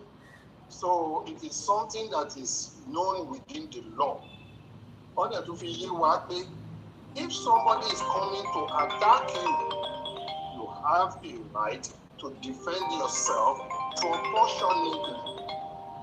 So, it's up to you. Somebody is coming to kill me, I have the right to defend myself to not get killed. Mo wá mọ̀ pé pàápàá jùlọ àwọn èèyàn fẹ́ gbọ́ ọ́ ní rálì ń bọ̀. Ṣé ẹ lè sọ fún wa ṣé tọ́ ní rálì ń bọ̀? Àbí a kàn ń gbọ́ pé rálì ń bọ̀? Ètò owó ló ti wà ńlẹ̀ fún rálì àdẹ̀ní. Lóòótọ́ bẹ́ẹ̀ ni rálì ń bọ̀ ó máa wáyé. Èmi gan mi ò tí ì mọjọ́ tí rálì máa bẹ̀rẹ̀. Àti ní tí rálì bá máa bẹ̀rẹ̀ bàbá wa tí mo fi tọ̀wọ̀tọ̀wọ̀ dárúkọ wọn Emeritus Professor Banji Akintoye ló máa announce ẹ̀. Gbogbo èyí tá à ń ṣe is just a preparation. So ká lọ prepare ọkàn wa pé rally ń bọ̀ ó dẹ̀ máa ṣẹlẹ̀ láìpẹ́. Nǹkan tí mo lè sọ fún àwọn èèyàn wa òun nìyẹn. Ẹ ṣé ìyá mi. Mo dúpẹ́ brọ́dà mi ojú òkú ní tì yín bẹ́ẹ̀ ni mo tún wá fẹ́ bèrè ọ̀pọ̀ àmọ̀pá tó ṣe sọ́mìtì yẹn a lè ṣe àṣeyege òun èèyàn wá wọ́n fún wa ní ìgbìyànjú. So kí a tó máa tẹ̀síwájú a ti gbọ́ ní ẹnu Deputy Vice of the Yoruba Self-Determination Movement pé rally ń bọ̀, so kò sí doubt pé rally ò ní wá. The rally is coming, but how prepared are you? How prepared am I for rally? That's all we should be asking now. Fulani ti wọlé, we know all this already, but in tí ó fẹ́ support the self-determination for the exit of the Yoruba people, òun là ń béèrè lọ́wọ́ nísìn pé what role will you play? Role wo ni wọ́n fẹ́ play? Role wo lè máa play? Everybody has different role. Ẹ̀yin kan máa play role débi pé ẹ máa bá wa push àwọn senator yín ní around the globe láti report this criminal government tó fi gbọ́ràn. Torí Nigerian government ò ní gbọ́ràn.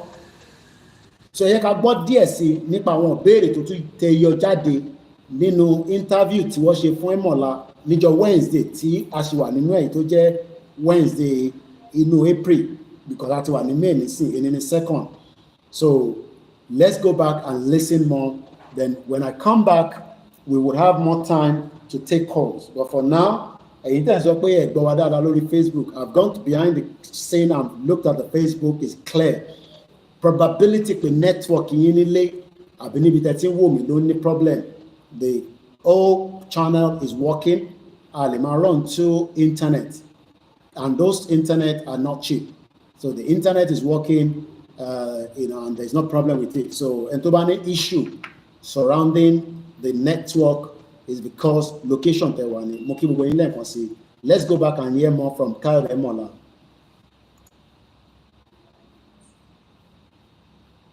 Okay, clearly to the fast forward to tell you. Why was it running so fast? Ẹ má bínú pa màá ní láti mo mọ reason tí ó ṣe lọ forward. I thought I paused it.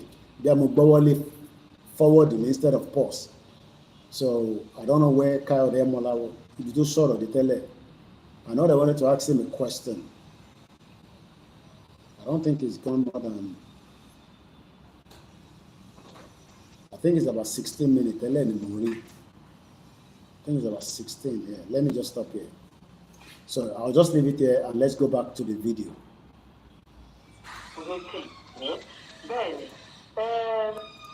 Mo tún wá fẹ́ bèrè ọ̀pọ̀ àmọ̀pá ti ṣe sọ́mìtì ní adé ṣe àṣeyege àwọn èèyàn wá wọ́n fún wa ní ìgbìyànjú wọ́n sọ nǹkan tí a máa ṣe inú ẹ̀ náà ni ẹni sọ ni kí ni nǹkan tí ẹ lè sọ ìpalẹ̀mọ́ wo wá ni ẹ fẹ́ gba àwọn ọmọ Yorùbá pé kí wọ́n ṣe rally bọ́ọ̀ tòótọ́ ìpalẹ̀mọ́ wo lọ́wọ́ máa ṣe ìpalẹ̀mọ́ wo lọ́ máa ṣe ṣé wọ́n ní ìrànlọ́wọ́ tí wọ́n fẹ́ ṣe fún wa níwá SDM báwo ni wọ́n ṣe fẹ́ ṣe òun ni kẹ́ jẹ́ ká gbọ́ báyìí.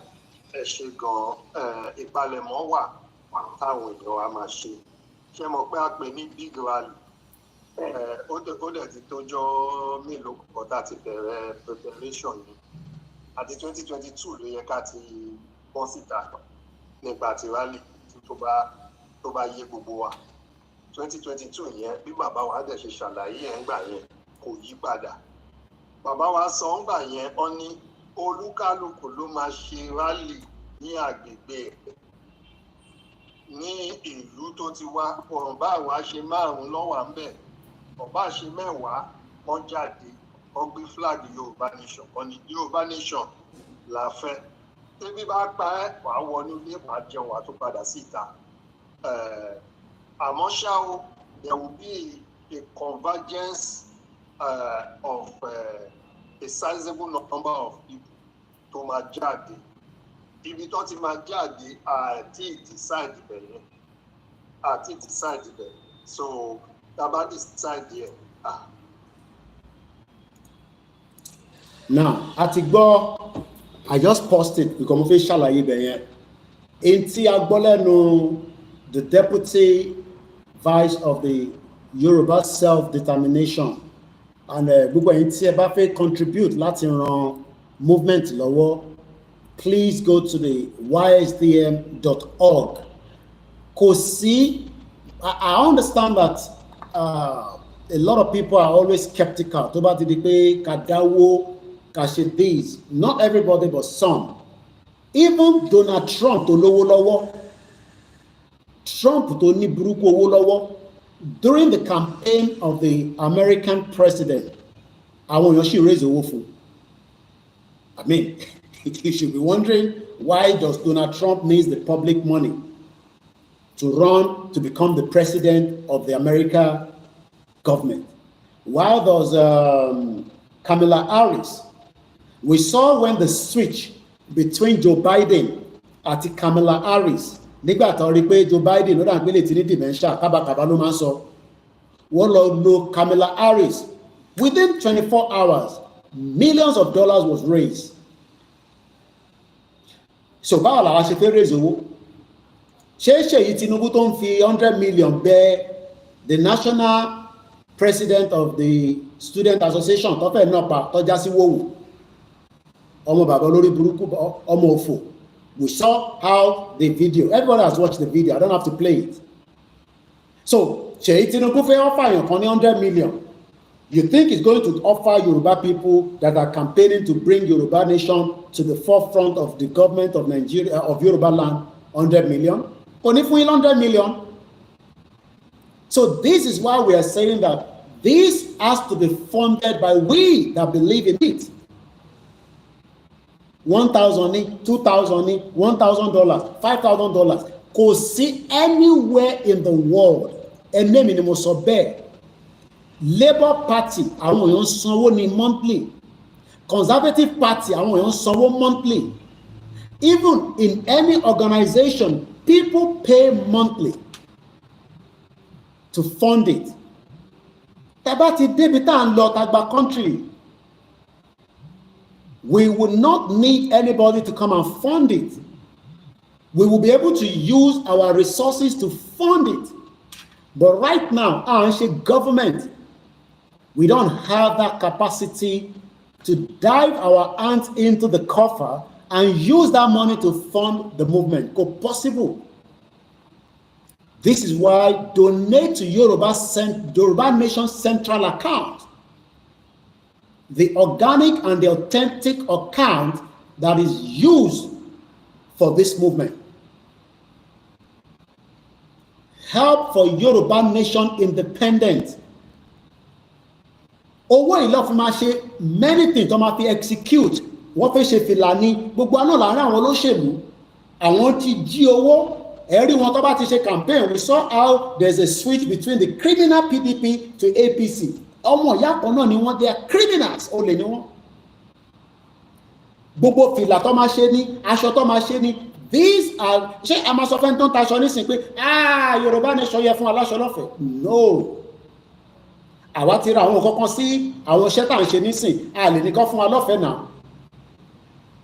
So when we fund it, when they have the money, it is easy for them to execute many things across the Yoruba land. At any 191 local government. So they have a key movement kò ní final solution. Tí kò ṣe pé àwọn kan tó kàn fi sọ the fracas. Tó jẹ́ pé àwọn oníbì kankan tán lọ́n ti wọn. We need to fund it.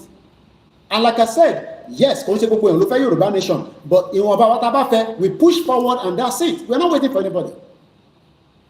So bí káyọ̀dé mọ̀ la ṣe sọ, ká lọ sí www.ysdm.org/donate.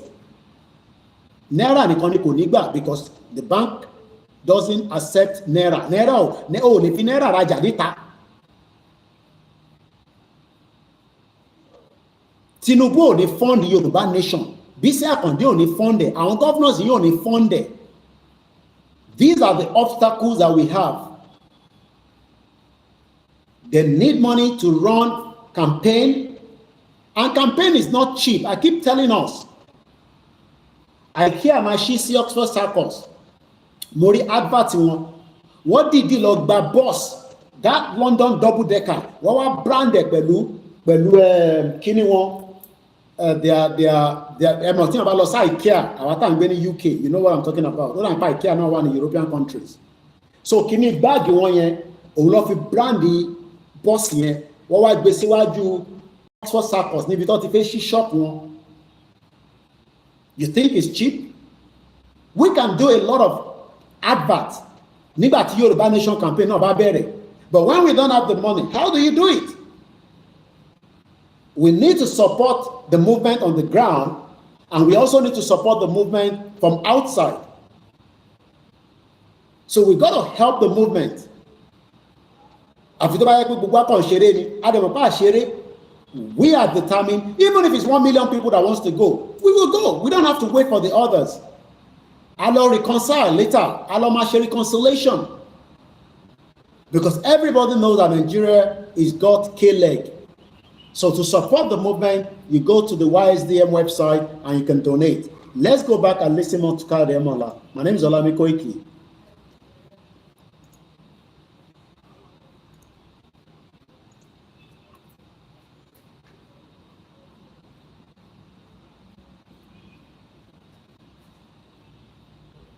Coming on. Bàbá wa lè wá sọ pé ọ̀la Èkó là ń bọ̀ o, àbí ọ̀la Adó Èkìtì là ń lọ o, àbí ọ̀la Àkúrẹ́ là ń lọ o. Àmọ́ ẹni tó. Ẹ má bínú fẹ́ sọ̀rọ̀ kankan lẹ́ẹ̀kan kó tó di pé mo tú. What we have been told is that in 2022, the plan was we go out, a máa jáde ní gbogbo ilẹ̀ Yorùbá. Even if it's 1 people, 3 people, 5 people, you will come out within where you are. But there will now be a place that there will be a convergence, from what it's saying so far, where nobody knows. But that is exactly what Kayode Emola have just explained. Can you elaborate a little bit? But according to him, with the plan that is being put together, it will come out. So nobody knows where that will be. Go and prepare. Lord, prepare. Lord, get ready. So let's go back and listen to Kayode Mola as he's been questioned on the Yoruba world media, Adupolowo and world media. Tó bá ní mi ò máa lè Àkúrẹ́ tó ti fẹ́ ṣe rálì mi ò máa lè débẹ̀ bó ṣe gómìnà lẹ́wà bó ṣe Òkìtìpupa lẹ́wà bó ṣe Agége lẹ́wà ibikíbi tẹ́ bá wà tàbí síta bẹ́ẹ̀ fi ẹ̀dùnú ọkàn yín hàn pé Yorùbá nation la fẹ́. It is lawful, it is legal. There is nobody that can harass you for expressing your wish. Àmọ́ àti wá pinnu pé rálì eléyìí òun ló máa jẹ́ òpin ìparí Yorùbá nation structure. Very important part. Mo ní àwọn tí wọ́n fẹ́ kí Yorùbá nation kó cross the other side ló pọ̀. But àwọn tó fẹ́ takò tó fẹ́ yọ oríṣiríṣi gimmicks. Ṣé wọ́n ti ready? Ṣé ti ní gbogbo nǹkan? Ṣé ti ní security? Ṣé ti lóúnjẹ? Ṣé ti lómi? Ṣé ti nígbà? Ṣé ti ní this? Àwọn èèyàn níbi kankan tó ń lọ. Ṣé nígbà tí Britain ń bọ̀ tó wá kó wa lẹ́rú gbogbo nǹkan ló ní? Ẹ má ká deceive ara wa. Even if everything is perfect, there will still be some mishap that can happen. Ọlọ́run nìkan dẹ̀ ló perfect. So tá bá ń dúró, Yorùbá nation, ẹ tútù bẹ̀rẹ̀. Ṣé ti kó security síta? Security wo ni gọ́ọ̀mẹ̀ntì fún yín tẹ́lẹ̀? Tẹ́ fi ń gbé nínú Nàìjíríà táyà yìí ń já lójoojúmọ́ tó ń pààyàn tó ń gúnyàn lọ́bẹ̀ tó ń géyàn lórí. Security mélòó lẹ ní nínú Nàìjíríà yín? Mo ń béèrè ní o, security mélòó lẹ ní nínú Nàìjíríà? Gọ́ọ̀mẹ̀ntì máa yìnyàn níbọn. Ṣé gọ́ọ̀mẹ̀ntì ṣe ń pààyàn ni? Gbogbo àgbáyé gọ́ọ̀mẹ̀ntì máa ń pààyàn ní pààyàn ní gọ́ọ̀mẹ̀ntì. Saudi Arabia gọ́ọ̀mẹ̀ntì wọ́n pààyàn sí embassy wọn. I mean a whole government wọ́n pa journalist wọn sínú embassy ní Turkey. Khashoggi lọ Google ẹ̀. Ní Israel wọ́n pa journalist Al Jazeera ní last year. Ọmọ ẹ̀ journalist ó ti kú ní Ukraine war. Does that stop the war? No. So don't let anybody fool you. Pé government ò kí ń pààyàn ní government máa ń pààyàn ni. But government tó bá pa wá nínú movement yìí kí government yẹn náà máa retí tó máa ṣẹlẹ̀ sóhun. Let me leave it like that. Government tó bá yìnbọn pààyàn ní pé à ń ṣe rally tí and under the constitution òfin àgbáyé máa kà fún wa nísìn. I'll read that part kó lè wà nínú record because gbogbo tá à ń ṣe nísìn is in record. Because tá a bá ti bọ́ sórí M1 mọ́tò wọ̀ ní reverse ó ń lọ síwájú ni. Reverse nínú mọ́tò yẹn àti ní kọ́ disconnected tá a bá ti bọ́ sórí M1. And it goes across every network part of Yoruba land. It doesn't matter at anywhere that you can think of. As long as tíbẹ̀ yẹn bá ti ń jẹ́lẹ̀ Yorùbá, we have the right. Ní lọ sí ilẹ̀ Igbo tánà fi lọ disturb wọn níbẹ̀. Nígbà táwọn ọmọ Igbo ń ṣe sit at home, ṣé wọ́n fi tí wọ́n disturb àwa? Ṣé ọmọ Yorùbá lè gba ilẹ̀ Igbo kọjá nígbà tó ti ń ṣe sit at home? Tàbá bẹ̀rẹ̀ rally kan ọmọ Igbo kan sọ fún wa pé ẹ̀yin ọmọ Yorùbá, because when una dey do your own sit at home, ǹjẹ́ fi inconvenient wa? It is our right. Orí ilẹ̀ wa láwà. Is either you respect our right or whatever tó bá ṣẹlẹ̀ sí wọn náà. So let me quickly read. Ẹ jẹ́ kí n mú yẹn jáde because it might take a while for me to get it.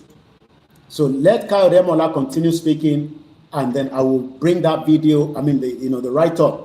Mo dúpẹ́ lọ́wọ́, mo sọ fún yín pé they are intelligentsia Yoruba people. Most of the thing I post out, ìrìkọ́ni mọ̀ ń ká o. Mo láwọn ẹ̀gbọ́n tó ti kàwé tó yẹ pé iṣẹ́ tí wọ́n ní pé Koiki wọ́n ṣáà sọ direction tó fẹ́ kí n bẹ́ẹ̀ drafted. Wọ́n á drafted jáde fún mi. Mo kí brother mi ẹ̀ ní South Africa.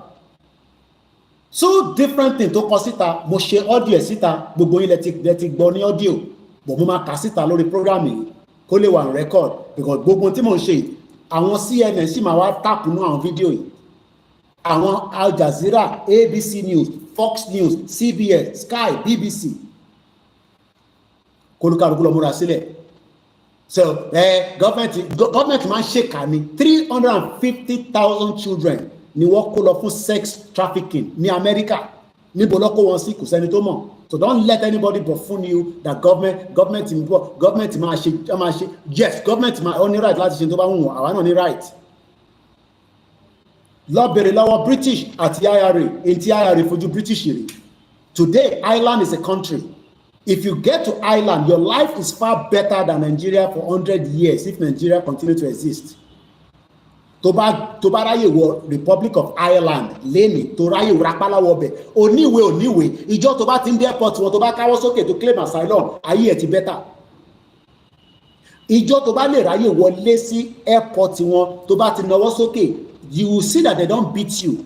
Wọn nínú ẹ̀ wàá gbé ẹ lọ sí detention camp, wàá máa jẹun ẹ̀mẹ́ta lójúmọ́, pátá tó máa wọ̀ sí díẹ̀, wàá máa make sure pé òun fọ̀ torí wọ́n fẹ́ dọ̀tí nínú bẹ̀. Idiot all over the place. Pump bastard. À ń sọ nǹkan tó ń dun ayé wa, òun sọ pé are you ready? Olóṣì. Ọ̀dùnmọ̀ sí mi lẹ́tì ní kí n má ṣe pé fún yín. Are you guys ready? Are you ready? Yìí tẹ̀ ń ṣe ní Nàìjíríà kí ṣe ready tán. Idiot all over the place. You're telling us, are we ready? No, a máa dúró kí gbogbo ọmọ Yorùbá kọ́tọ̀ kó sùn kó jí ká tó ready kó lè pa gbogbo wa. Ọmọ kókó lọ́bí kalẹ̀ yẹn nísìn, hospital 4 ló rejected. Are you ready? Do you know the government? Mélòó lára Tinubu tó bá ṣe pé security tó protected, mélòó lára Tinubu pẹ̀lú gbogbo drugs tó ti lò táyé ti bàjẹ́ tó yẹ pé steroid lọ ń fún tó fi ń pump ẹ̀ tó fi ń padà wá. Owó ṣe má lọ sí France tó jókòó sínú Nàìjíríà. After 3 months tó sá lọ káàkiri, 3 months tó lọ injected. The same thing pẹ̀lú Buhari. Mélòó lára wọn tó bá fi dídà àwa méjèèjì, èmi àti Tinubu, mélòó lára ẹ̀? Ṣé Tinubu lè dá mi mú? Tàbájọ wọrí rí, ṣé Ṣèyí Tinubu lè dá mi mú? Ẹni kí Ṣèyí Tinubu èmi àti ẹ̀ kájọ contest, kájọ wájà níta, kájọ jà boxing, mo challenge ẹ̀ kó jẹ́ kájọ jà ní London, kó set wa up, bí àmọ̀ nínú ayé ẹ̀ pa pẹ̀lẹ́ṣẹ̀, mo dẹ̀ ṣe boxer. Ẹni kí Ṣèyí Tinubu kó máa ní security, kó draft ẹ̀, kó fìjà sí mi àtẹ̀ sí London, kí wọ́n plane padà lọ sí London, kó mú date. Ṣé ó lè dá mi mú? One bastard ẹ̀ ń sọ pé kí ni ṣèbí security tó kó káàkiri ni. Ṣé Ṣèyí Tinubu ó lè dá rẹ̀ mú? Ṣé ó lè dá mi mú? Tó bá ní kí màá ti Ṣèyí Tinubu ní sìkà já boxing just like bí Portable, má nà mọ́lẹ̀ tó yẹ pé wá wọ kúrò lórí ríǹgì ni. Mo dẹ̀ challenge ẹni kọjọ mú date fame àti ẹ̀ ní London. Idiot all over the place. Ṣèbí security tó kó káàkiri ló dàbí pé wọ́n lágbára. Adẹ́sàn tó ń pè ní security gbogbo yẹn àní láti máa sọ̀rọ̀ síta náà lọ dira. So let's go back kí n sáré ka kí ní ẹ̀ fún yín, but a máa gbẹ́mọ̀ lánàá mò ń padà bọ̀.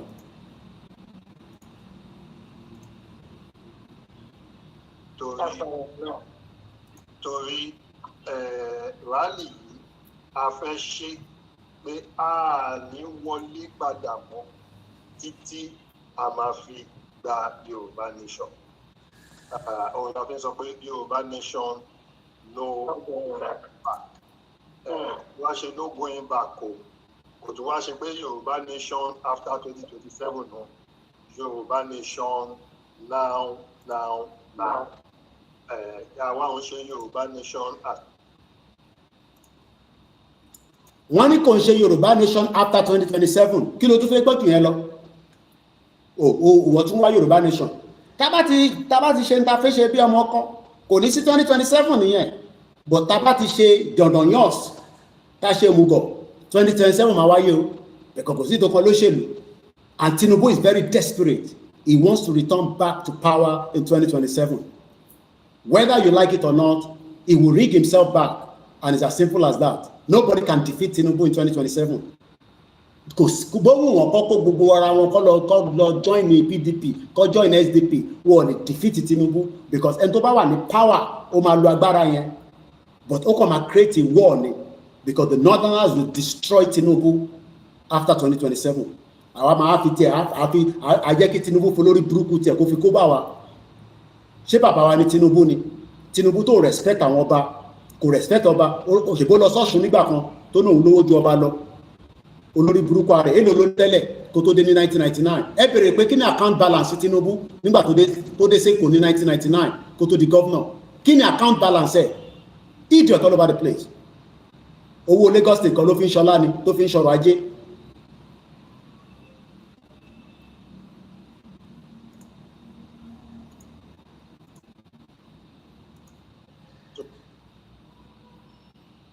As possible. Our own Yoruba nation is now. Ní àwọn èèyàn wá yẹ kó ṣe ó pín sí ìpele méjì ni àwọn nǹkan táwọn èèyàn lè ṣe fún ara wọn àti nǹkan tí àwọn èèyàn lè ṣe láti ran ẹgbẹ́ lọ́wọ́. Nǹkan táwọn èèyàn lè ṣe fún ara wọn ni pé lákòókò yìí à ń bẹ àwọn èèyàn ẹ ra oúnjẹ sílé.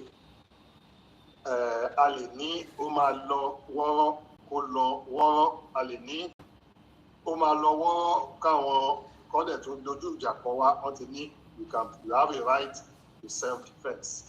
Àwa ò ní báyàn jà ṣùgbọ́n tó bá wá bá wa jà we have a right to defend ourselves. So òun la fi ń sọ fáwọn èèyàn wa pé ẹ bẹ̀rẹ̀ sí ra oúnjẹ sílé, oúnjẹ tó lè tó yín jẹ at least for a month. Then ìlà tún lè fi ran ẹgbẹ́ lọ́wọ́ ó pọ̀. Ẹlòmíì ó lè ní t-shirt lòun lè provide, ẹlòmíì ó lè ní owó lòun lè provide, ẹlòmíì ó lè ní sticker lòun lè provide, banner lòun lè provide, flag lòun lè provide. Nǹkan kíkan tẹ́ bá lè provide ẹ jọ̀ọ́ ẹ fi lọ́wọ́ sí wa. And one of the easiest way you can contribute to the fund is go to our website. Ẹ bá lọ sórí website wa www.ysdm.org. You can go to the donations tab. Lára donation yẹn, ẹ bá click subscription, you can subscribe. Wọ́n ti ní ọmọ ṣe big rally fund, wọ́n ti ṣe síbẹ̀. Àmọ́ títí kọ́sẹ̀ tó parí á ti wà ń bẹ̀. A ṣe big rally fund. Tẹ́ ẹ̀ bá dẹ̀ ti ẹ lè fi sí any of the funds tó bá wà ń bẹ̀, either the welfare fund or the security. So ẹ subscribe sórí each of the funds tó bá wà ń bẹ̀, á dẹ̀ allocate ẹ̀. Èyí tó bá yẹ ká allocate sí security, á allocate ẹ̀ sí security. Èyí tó bá yẹ ká allocate sí welfare, á allocate sí welfare. Torí nǹkan tá a máa ṣe pọ̀, á dùn mọ́ wa nínú pé àwọn tó bá tiẹ̀ wá ká lè ra pure water díẹ̀ fún wọn, ká lè ṣe àwọn nǹkan díẹ̀ tá a máa nílò. Tí àwọn jàǹdùkú yìí àwọn panipani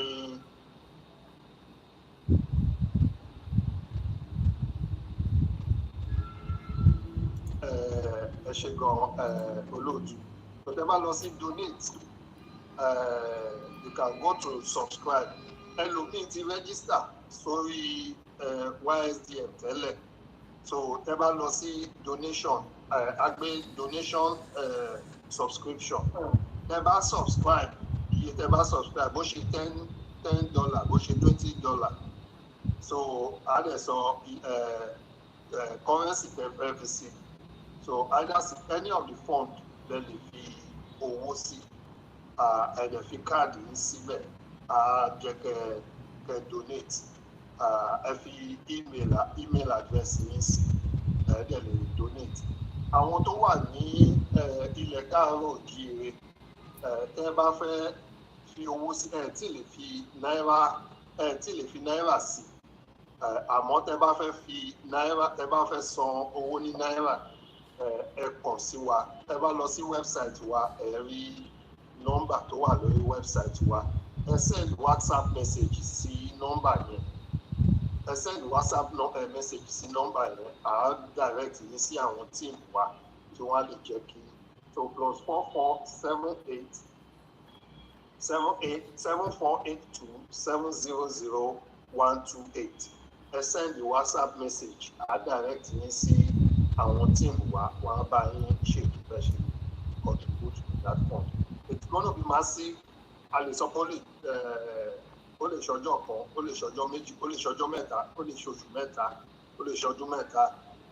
Àmọ́ we know we are fighting a lifetime battle. 1948 ni Israel ti declare nation wọn. Títí dọ̀la, Israel is still fighting to protect that land.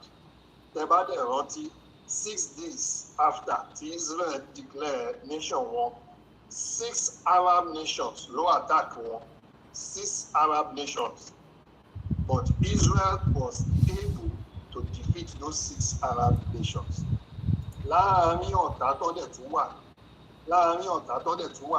ní 2023, ẹ̀rí nǹkan tí Hamas fojú wọn hàn. Hamas fojú Israel hàn èèmọ̀. But within what Israel was able to say, we are not fighting, we are not going to war with anybody, but they had to demilitarize Hamas, they demilitarize Hezbollah and part of Houthi and Iran. But we don't want to go into war with anybody. And part of the demilitarizing them meant that they didn't have to fight a war. I imagine there is a war in the Middle East. It will inflame. But àwọn tá wà ní UK gan máa dé bá wa, àwọn tó wà ní US gan máa dé bá wọn. But that has been de-escalated. Àwa wá sọ ń sìn pé àwọn tó ń jí wa gbé, torí àwọn èèyàn máa bèrè pé kí ni ìdí tá a ṣe fẹ́ jáde kan náà, kí ló ń ṣe wá?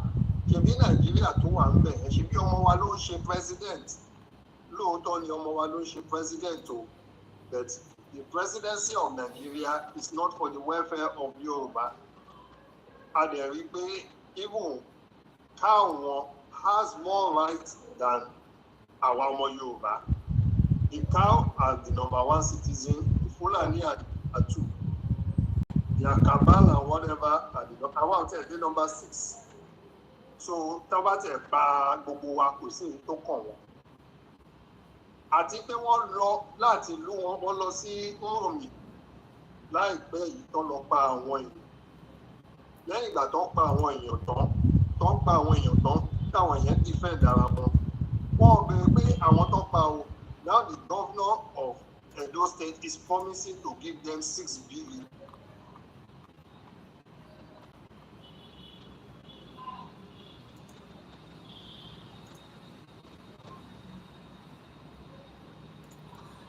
Bear with us. Let's see what's going on with the video.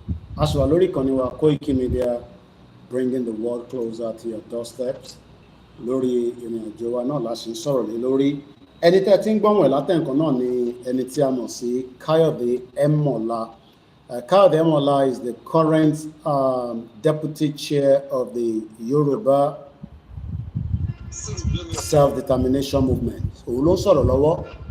Let's go back to him and hear more from what he's telling us.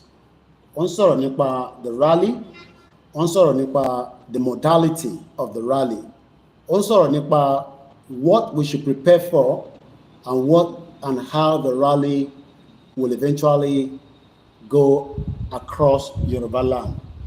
Further instructions will come from Professor Adebanji Akintoye himself. So I'm waiting for that video to come back and we can return back to it. Bear with us. I don't think in as much as we are doing everything possibly best, you can still not trust the whole network issue in Africa. But we're trying our best. So we've heard much about what Káyọ̀dé Ẹ̀mọ̀lá ti ń sọ látẹ̀ǹkan. So even if we don't hear much of him again, we've had quite a lot of information. What any information is power. It is how you use it that will help you, that will help me, and that will help our people. Olúkálùkù wa ni kó gbé information tí ẹ bá ti gbọ́, especially àwọn media tí wọ́n dedicate at this particular time.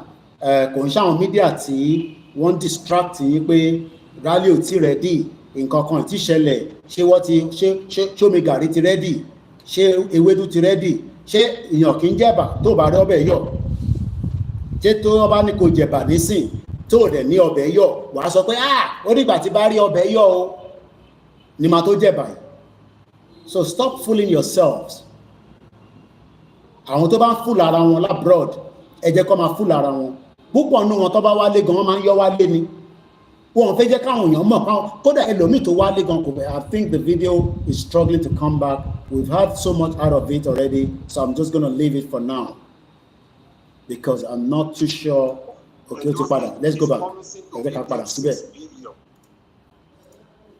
6 billion ló lóun máa kó fún wọn. Àwọn èèyàn wa tó pa lóko ńkọ́ ta ló máa compensate wọn. Àwọn èèyàn wa tó jẹ́ kó lè lọ sóko. Àwọn èèyàn tí èèyàn àwọn tó pa gẹ́gẹ́ ìjọ.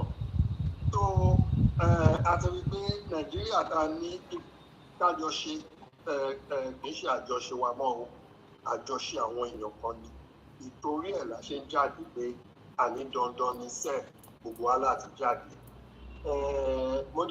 Mo fẹ́ fi rọ àwọn èèyàn wa tó wà ní homeland ní Yorùbá land. Níṣẹ́ yín nìkan lẹ máa jáde o. Kì í ṣe yín nìkan lẹ máa jáde. Bẹ́ẹ̀ bá ṣe ń jáde ní ibi tẹ́ wà. Àwa náà ní diaspora gbogbo wa náà ló máa jáde. Gbogbo wa la máa jáde tá a máa fi hàn gbogbo àgbáyé pé Yorùbá káàkiri àgbáyé. Ilé tó lọ. Ilé tó lọ. Nǹkan tẹ̀mí fẹ́ fi dá yín lójú ni pé ẹ má rò pé ṣáwa nìkan ni ṣọ́ máa tì wá sínú kinní púpọ̀ nínú wa ló máa wálé tó máa wá join ìrádìí. Àwọn abẹ tí wà ń lé báyìí. Púpọ̀ nínú wa ló máa wálé tó lè máa join ìrádìí. Ṣe pé a máa fi dá yín dá àmọ́ àwọn tó bá tún wá lè wálé àwọn ní US o àwọn ní UK o àwọn ní France o àwọn ní Europe o àwọn ní Libya àwọn ní South Africa àwọn Australia gbogbo wa la máa jáde tí a máa rí pé lóòótọ́ dájúdájú Yorùbá ló láwọn fẹ́ lọ and this one will be louder.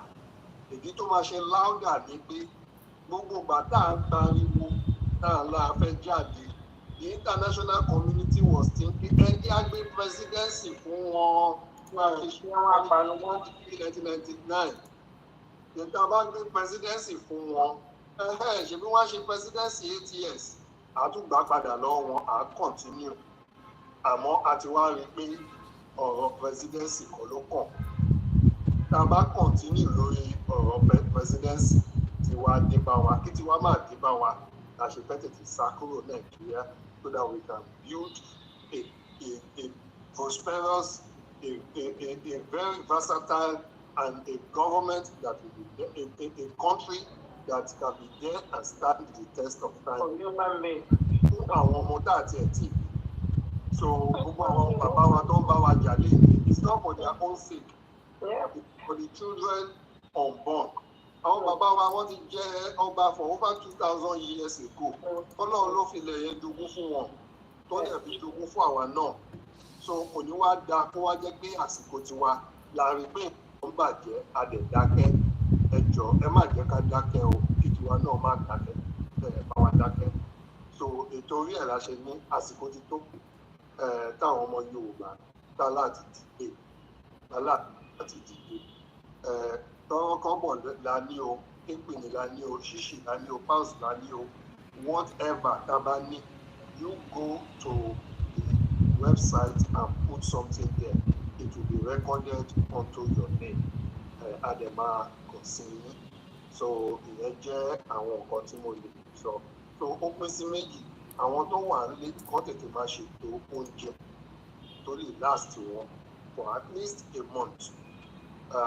Ìgbà tí wàá lè máa dé kò ní pẹ́ dé ẹ̀mí ò kò lè sọ pé ìjọba ìbáyìí àbí ìjọba ìbáyìí torí èmi náà mọ́jọ́ yìí tá a bá jókòó tá a bá ti wò pé ókè a ti ṣetán ọ̀la nàìjíríà bí o bàbá wa máa announce ẹ̀ pé bóyá gbogbo ọmọ Yorùbá o rálì ta ní afẹ́ṣẹ́jọ́ sí ó ti bẹ̀rẹ̀ o bàbá rẹ̀ ti ṣe bẹ́ẹ̀ gbogbo àmọ̀ pé a ti múra sílẹ̀ jẹ́ kan tó bá wà ní gbàjáwìrì pé báwọn máa sọ fún wa ó ààrẹ so ọtí mo máa sọ lálẹ́ fún àwọn ọmọ ẹ ṣe gan.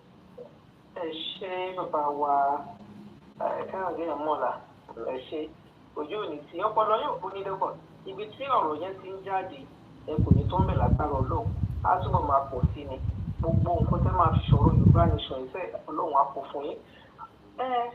Question kan ló kù tí mi máa béèrè ni mo sọ̀wọ́n tó wà nílé tó bá ní béèrè ẹ bá mi nawọ́ sókè nínú ilé ń bẹ̀ yẹn ṣe bá ní béèrè tẹ́tẹ́ lè lọ bàbá mi ẹ̀ mọ̀lá question kan ló kù tí máa béèrè mi nígbà yẹn lásìkò òun ni wípé Yorùbá nation tí a ti wà ń sọ yìí àwọn tó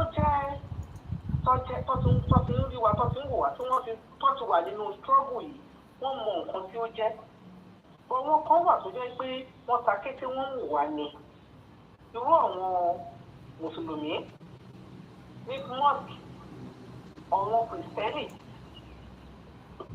àwọn ẹlẹ́sìn méjèèjì yẹn ṣe ni wọ́n sọ wípé Yorùbá nation wo bàbá mi káàrí ẹ̀mọ́là ẹ̀jọ́ ṣé mùsùlùmí ni yín àti kìrìsìtẹ́nì. kìrìsìtẹ́nì ni mí. ìgbà tẹ̀síwá join tẹ̀síwá mọ nǹkan tó ṣẹlẹ̀ nínú Nàìjíríà tẹ̀síwá fẹ́ gba Yorùbá nation yìí ǹjẹ́ wọ́n ti kì í pé kẹwàá lọ bá wọn ṣe fáàdì kẹwàá lọ bá wọn bògún kẹ kúrò nílànà kìrìsìtẹ́nì kí ẹ wá bá wọn bògún tàbí kẹ bá wọn jágbà àbí kẹ bá wọn ṣe kẹ má tiẹ̀ kẹ pé nǹkan tí wọ́n sọ sáà ń gbọ́ òun ni wọ́n sọ wípé Yorùbá nation yẹn wọ́n fẹ́ pa kìrìsìtẹ́nì run wọ́n fẹ́ pa mùsùlùmí run wọ́n fẹ́ lọ jí òun òòṣà wọn lọ́gbẹ́ síbì kan gbogbo ìbílẹ̀ máa ń sọ fún wa gbogbo wa lágbòrìṣì gbogbo wa là ń ṣe kí ni là ń rúbọ wà lóun ẹlẹ́bọ gbogbo wa lẹ́lẹ́bọ àgàgà mùsùlùmí tó bá ti ń pẹran léyà orúbọ ni kìrìsìtẹ́nì tó bá ti ń ṣèpèsè orúbọ ni tó gbogbo wa là ń rúbọ bá a ṣe ń rúbọ kí Ọlọ́run gbà á ní ìbọ́dọ̀ ló sọ fún wa pé ẹ má pa ànábì Muhammad alayhi salatu wa salam nígbà tó fẹ́ pọ̀ ọmọ ìwọ́n ti má pọ̀ ọmọ ó sọ fún Ọlọ́run wípé tí o bá lè fún un lọ́mọ òun máa ṣe kéde òun máa fi rúbọ fún ẹ ó dẹ̀ fẹ́ ṣíkà àdéhùn fún Ọlọ́run ọba Ọlọ́run wípé ó fẹ́ ṣíkà àdéhùn yẹn nítòótọ́ ó dẹ̀ dá dúró pé má ṣe bẹ́ẹ̀ gba àgbò yìí kó o fi rọ́pò ọmọ má pa ọmọ láti bá ilé àwa mùsùlùmí tí ń pa ẹran léyà à ń rúbọ fún Ọlọ́run ọba ni so àwa náà rúbọ ẹlẹ́bọ ni wà so kí ẹ wọ́n máa sọ wípé bàbá mi káàrí ẹ̀ mọ́ ọ̀la torí mo tún sọ̀rọ̀ yẹn lọ ṣé Yorùbá nation yìí tí wọ́n ní kí gbogbo wa káwa lọ bá wọn ṣe ẹ̀sìn Yorùbá torí ẹ̀sìn Yorùbá ti wà títí láéláé gbogbo ẹ̀sìn ẹ̀kẹ́ ó wà lára mi báyìí. ẹ ṣe ìyá mi bàbá tó bí mi àti ìyá tó bí mi kìrìsìtẹ́nì ni wọ́n so wọ́n bí mi. nínú kìrìsìtẹ́nì ẹ ṣe. títí tèmi mo lè ṣe kìrìsìtẹ́nì lọ. Yorùbá nation ní kẹ má ṣe. Yorùbá nation dáyàn kọ́kọ́ dúró pé ẹ má ṣe ẹ̀sìn yín. Yorùbá nation tá a dẹ̀ ń ṣe kò yí ọ̀pọ̀lọpọ̀ pé there is a difference between your nation and your religion. Your religion. Àwọn ìlú kan ló sọ just to enslave their own people not impose religion on them. Really? So even Britain is at some time they imposed religion on them, and at that time there was Catholic and there was àwọn kan tó ń pè ní Protestant. So àwọn tó ní ìlànà Catholic ìlàgbọ́dọ̀ tẹ̀lé, àwọn kan ní ìran àlè tẹ̀lé. All right, we'll leave that for now because of my time. I will leave that. Mofe, I think got the major part of Mumbo. So I think got the major part of this discussion. Mofe Kagbo Lati Enukaive Emola. Now, let's come back to the legal part, because the legal part is also important. Toranti one nimo atabata nimo, because the argument is always that she tabati jade nisi, is it our right? Since this is an international platform, and I have a lot of àwọn tó jẹ́ onímọ̀, àwọn tí ìmọ̀ wọn tó jẹ́ pé top notch ni, wọ́n wá padà lọ sí drawing board. Mo dúpẹ́ lọ́wọ́ ẹ̀gbọ́n mi láti South Africa. Wọ́n wá ní Koiki, ẹ bá wa present eléyìí fáwọn ọmọ Yorùbá, whether they like it or not, this binds us. Gbà ní right láti jáde síta. Káyọ̀dé mọ̀ láti ṣàlàyé ọ̀pọ̀lọpọ̀ ọ̀rọ̀. Sọ jẹ́ ká jọ gbọ́. Èdè òyìnbó ni. I'll try after it to see if I can do a bit of ayan before kí n ṣe translation ẹ̀. The Yoruba Nation Mass Rally. The Yoruba Nation Mass Rally. Kí ló ń pè ní mass rally?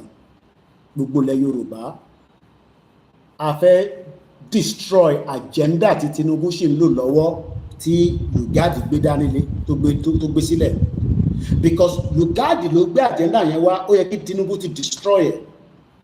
Tinubu ò dẹ̀ fẹ́ destroy ẹ̀, òun ló mọ̀ ìdí tó ṣe fẹ́ destroy ẹ̀. Kí la mean by destroy? Agenda pé kí Yorùbá remain as Nigeria, Lugard ló gbé wá bá wa. Mo dẹ̀ mọ̀ pé Tinubu ní làákàyè, ó ní ìmọ̀, ó lọ́pọlọ, but reason tí kò ṣe pé go further láti stop ẹ̀ ó kù sóhun lọ́wọ́. So tí Tinubu ò bá wá lè ṣe, àwa máa ràn lọ́wọ́. Let me say this very well to those of you that are scared.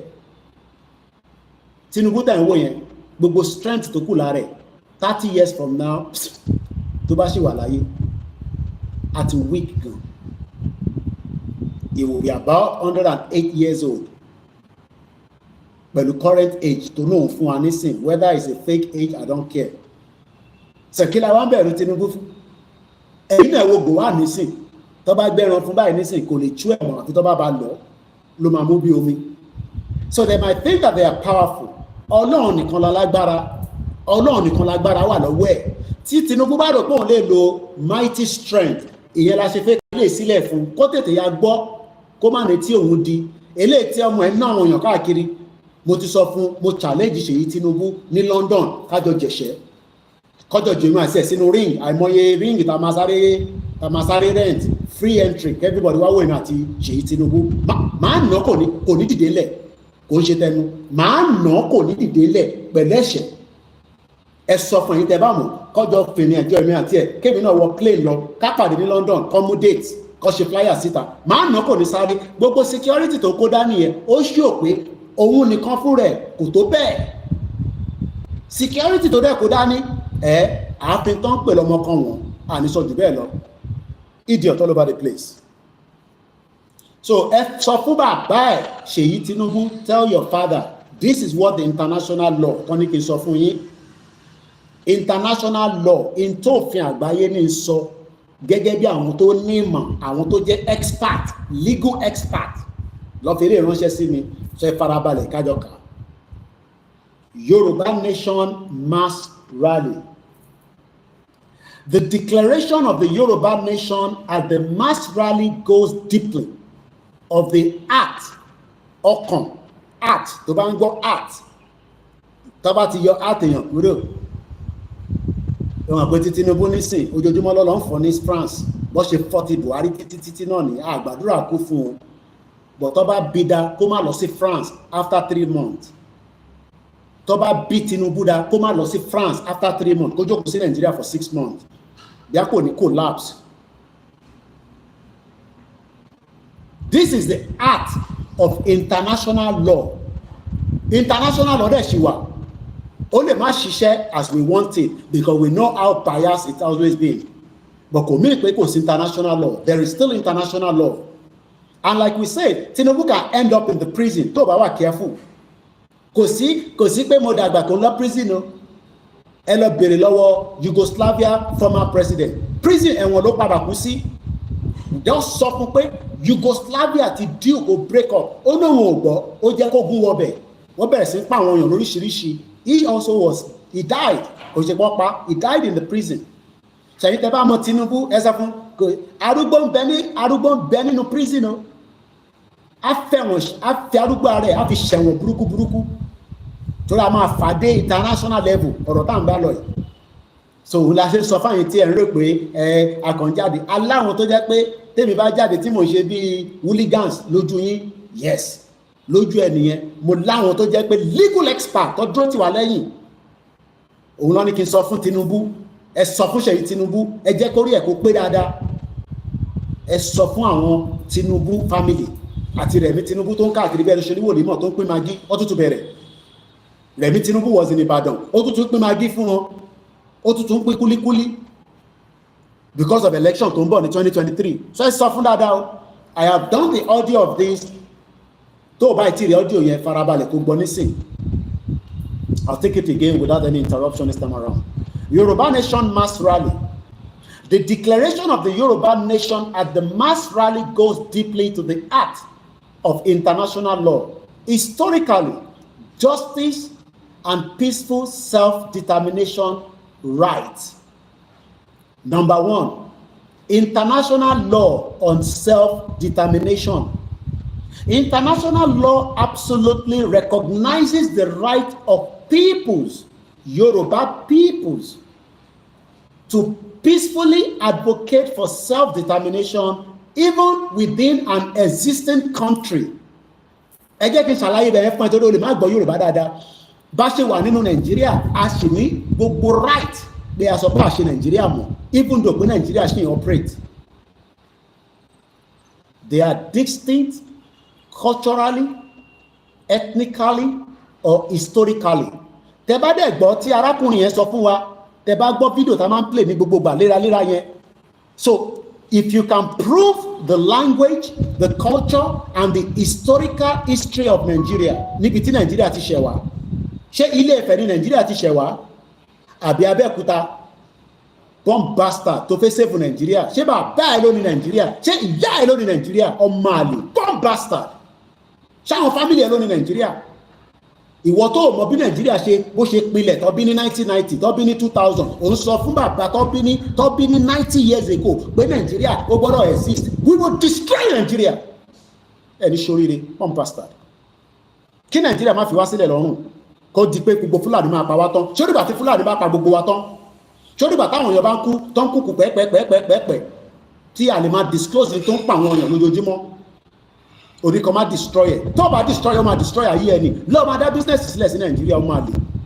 Gbogbo àwọn tó níbo ní MPO Abiola business wà Nàìjíríà padà destroy ẹ̀. Ó destroy ẹ̀ látòkè délẹ̀. Níbo ni Concord wà? Níbo ni Concord airline wà? Níbo ni Concord newspaper wà? Ọmọ àlè ìwọ ló fẹ́ dá business sílẹ̀ Nàìjíríà. Òun farawé àwọn wèrè tó yẹ pé owó drug ni gbogbo wọn lò tó fi ń rán ní business wọn ní Nàìjíríà. Business wo ló lè ṣe ní Nàìjíríà ní sí tó lè rí returns? Ìlú òfò, ìlú àdánù, ìlú wèrè. We cannot destroy it. Tó destroy ayé wa níbi tó bá ayé wa dé. At 40 plus, torí mi ò báyìí tí pé Nàìjíríà ti destroy ayé mi pé mo gbọ́dọ̀ destroy Nàìjíríà. Màá dúró dìgbà tí bá pé 70 years. Gbogbo àwọn tó pé 70 years nínú Nàìjíríà ní kò sẹ́ni kankan tó ní medical kan nílò. Idiot all over the place, bomb bastard. Abẹ́ oníṣòríire tó bá sọ fún mi pé kíkọ́ ẹ̀. Abẹ́ ni màá ránṣẹ́ sílé fún. Fáyàbalẹ̀ gbogbo tí arákùnrin yìí sọ, idiot all over the place. There is no land called Nigeria. Where is the land of Nigeria? Historically, ilẹ̀ Yorùbá níbẹ̀ yẹn, níbo ni ilẹ̀ yẹn wà? Pé defended. Tó bá kọlù wá nígbà tá a bá jáde, á kọlù ẹ padà. Tó bá kọlù wá, á kọlù ẹ padà. Eléyìí ń sọ̀rọ̀ tẹnu. Ìyẹn la ṣe ń sọ fún yín, àfẹ́ wàhálà, ẹ má dààmú wa. Ẹ jẹ́ àpá wa sílẹ̀ lójú títì ká máa pariwo. We want a peaceful Yoruba country. That's all. Bíbà bẹ́ẹ̀ dà kó jáde kó sọ fún wa pé à ń disturb ẹ̀ olóṣì. Kí ló ṣe tẹ́lẹ̀ látijọ́ tó ti wà Nàìjíríà? School ṣìwò ló lọ. School tó lọ látijọ́ àwọn tó lọ sí school after 10 years wọ́n ti ríṣẹ́ ọmọ àlè. Idiot all over the place. Bá ń gbọ́n sókè brother mi lẹ́ẹ̀kan sí. There is no land called Nigeria. Where is the land of Nigeria? Idiot all over the place. Britain ló máa sọ fún wa pé Nigeria is a land. Ṣé ilẹ̀ ní Nigeria? Where is the land? Remove English, remove the word Nigeria, you will see that everybody will go back to their peaceful place. Igbo padà lọ sáyé ẹ̀ tó bá fi wá gbé pẹ̀lú wa. Ṣé ní Igbo tó ń gbé ní London kó má tẹ̀lé òfin bí àwọn ní fi sẹ́wọ̀n? Yorùbá tó ń gbé ní London kó hùwà olè kó máa ṣe fraud níbẹ̀ ọwọ́ máa tẹ̀ níjọ́ kan ni gbogbo ẹ̀yin tẹ nọ́ọ̀kì ẹ̀yin olùṣe olórí burúkú ẹ̀yin ẹ̀gbọ́n òfò táwọn sọ fún pé kẹ́ support Yorùbá nation olè náà kọ́lẹ̀ ń jà ní London ni ẹ jalè títí púpọ̀ ní olórí burúkú yóò lè wálé mọ́ bomb bastard gbogbo lè tẹ jà l'Amẹ́ríkà tẹ jí gbogbo mọ́tò wa èyí òṣìyẹn lẹ́rù báwa máa ṣe pẹ̀lú ẹ̀yin ni èyí olùṣọ́ lórí burúkú ẹ̀yin bomb bastard yìí Ìgbòho jáde ó sọ pé wọ́n pa àwọn ẹ̀ ó yẹ kẹ́ dìde kẹ́ support ẹ̀ àfi kẹ́ máa dógò pẹ̀lú ìyàwó yín nínú ilé èèyàn máa lè bomb bastard ilẹ̀ wo ló ní gbogbo lè tẹ́ ẹ̀rá náà Ìgbòho náà kọ́lẹ̀ pé kó wá ràn yín lọ́wọ́ ẹ̀yin ò ṣe lọ́kọ́ àwọn ọmọ onílẹ̀ wá pa yín dànù ni púpọ̀ nínú náà kọ́lẹ̀ pé Ìgbòho lọ́tún ló sì kó wá gbà yín sílẹ̀ ṣérú ìlú ta máa gbé nìyẹn Ìgbòho gbà wá o Ìgbòho gbà wá o afẹ́ kọ́lé ilé ó kàn fẹ́ kọ́lé lásán wọn máa disturb ẹ àwọn ọmọ onílẹ̀ ṣèbí torí pé system tó gbà ní tó bá bí ọmọ onílẹ̀ dá nígbà tá a bá gba country tán kọ́ ọmọ onílẹ̀ kan wá ṣòṣì ẹ̀wọ̀n ló máa kú sí idiot all over the place à ń sọ nǹkan tó ń dùn wá lọ́kàn pé ilẹ̀ tá à ń sọ yìí àwa la ní àní ṣẹta bẹ́ẹ̀ olùsọ̀rí máa gbà bẹ́ẹ̀ ni máa ránṣẹ́ sí fárábalẹ̀ pé pọ́n kárákùnrin sọ. There is no language called Nigeria. Èdè wo ni Nigeria? Come and tell me the language of Nigeria. Idiot all over the place. Ọ̀nà ti kidnap VDM kọjá fún ìgbà ọlọ́ ní kidnap ẹ̀ tẹ́lẹ̀ ẹni tó bá ń sọ òtítọ́ Dadi Yati ní símbólàmù tó wà ẹrù ìfà ti pààyàn dànù Instagram ti gbá mi dànù orí pé tí mò ń sọ yẹn kò lè contain ẹ̀ olórí burúkú we will deal with them. Àkọ́kọ́ lé lọ́yọ̀rọ̀dọ́ ká tó padà wá sábọ̀dì ni. To operate on our land, they will have to tell us the reason why, when we were shouting for our self-determination, why were they stopping all our broadcasts? Àkọ́kọ́ dì pẹ̀lú Nàìjíríà ká tó wá dì pẹ̀lú àwọn Facebook àti Twitter àti gbogbo wọn. Ó kù díẹ̀ fẹ́yìn. Ṣèbínú Nàìjíríà lẹ ti operate, ó kù díẹ̀ fún yín. Bí ẹ̀yin lẹ́ni ilẹ̀ tẹ́tí operate ẹ̀rí àwọn alámi ni, ó kù díẹ̀ fún yín. Where is the language of Nigeria? Níbo ni language yẹn wà? Come and tell me the language. Mo fẹ́ gbọ́, where is the language? Where is the language of Nigeria? Níbo ni language yẹn wà?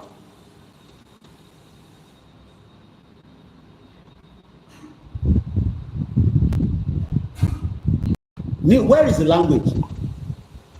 What language? World language? Wá sọ fún mi, what is the language of Nigeria? 5:39 p.m. local time. Tell me the language. Nigeria ò ní language. Olórí burúkú àwọn Britain, wọ́n mú English, wọ́n gbélé wa lórí. Go and speak in English. Ẹ má bínú mo máa padà mo kàn fẹ́ ká fi bíbá ẹ̀ kó lè fi yé wa ni torí àwọn kan wà olórí kunkun ni wọ́n ìṣó ti wà létí wọn a gbọ́dọ̀ yọ ìṣó yẹn ni but ó ń dìlé wa ẹlòmíì kan máa gbàṣọ mọ́ yín bẹ́ẹ̀ ni torí pé tàbá ní ká máa dúró dè yẹn máa fi olórí burúkú tí yẹn máa fi kó bá wa onígbà tí Fúlàní máa pa gbogbo wa tán ṣé onígbà tó bá bẹ̀rẹ̀ gbogbo pàtí òfò tẹ̀ ń ṣe yẹn tó bá ju bọ́ǹbù síbẹ̀ tó pa yín dànù ṣé yẹn lẹ fẹ́ káwa máa dúró ṣe yẹn rò pé níwàá máa dùn ní tó bá ju bọ́ǹbù tó rò pé Fúlàní kí ni kan terrorists, they are the most wicked people. Kò sí tó kàn wọ́n. Go and see the recent killing between Kashmir ní India. Lọ́wọ́ àwọn tó padà nù. Níbi tó ti ń ṣeré ni. Ní Easter bank holiday kan ní incident yẹn ṣẹlẹ̀. Lọ́wọ́ olóṣì. Sódìgbà tí Fúlàní bá wọlé tó bẹ̀rẹ̀ sí yìnbọn tó ń yin bọ́ǹbù tó ń pa gbogbo èèyàn. Ìgbà ló máa mọ̀ pé Yorùbá nation ti tọ́ là ń sọ. Ṣé bí tẹ bá ti ń ṣe wedding tó bá ju bọ́ǹbù síbẹ̀? Ṣé wọ́n ní pẹ́ni tí kò jẹ́rẹ́ sí? Àbẹ̀ni tó ra Ankara? Idiot all over the place.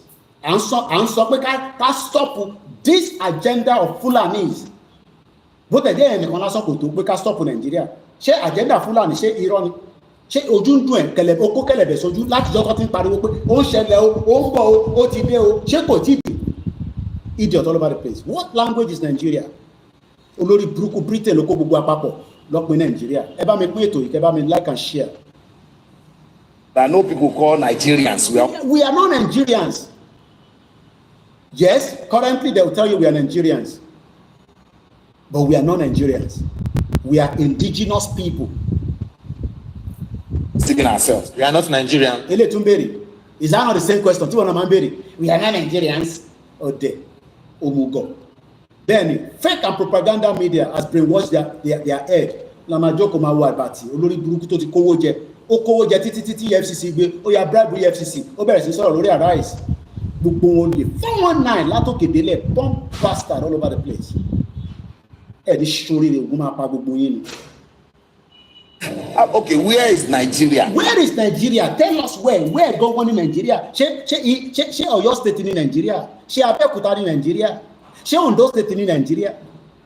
Where is Nigeria? Ìwọ tó ń wo mi tó ń disagree pẹ̀lú mi orí kò ti kàwé dáadáa master degree PhD analysis of food lẹ́ṣẹ̀ tí gbogbo àfi wà níbi tẹ́wà yìí ṣòfin pa àwọn obìnrin yẹn máa dá yín lóhùn ni Where is Nigeria? So between Nigeria, what for me? English. Where is the land called Nigeria? Where is the land? Ilẹ̀ yẹn níbo náà pè níbo nílẹ̀ yẹn wà? Ilẹ̀ wa làwa fẹ́ bèrè ẹ̀tọ́ wa. Orílẹ̀ wa ni. Tẹ bá àtàkù àwọn àtàkù yín. Ìyẹn sí àní àníkàtàn lẹ́ẹ̀ tí àwọn tó ń rí ẹ̀mọ̀ là ń gbọ́dọ̀ sọ ni. Àwọn yẹn gbọ́dọ̀ sọ ni. You attack us, we attack you. Don't attack us, we not attack you. You attack us, we attack you ni. What is the Nigerian language? Kí ni èdè tí Nàìjíríà ń sọ? We speak English. Orí ẹ̀ ò pé. Orí ẹ̀ kò pé. Which English? Ṣé English gẹ́gẹ́ bí èdè? Lọ sọ English tó bá dé Germany. Tó bá ti dé Germany máa lọ sọ English ńbẹ̀ kó má lọ kọ́ èdè. Lọ sí Turkey kó lọ máa sọ English. Lọ sí Belgium kó lọ máa sọ English.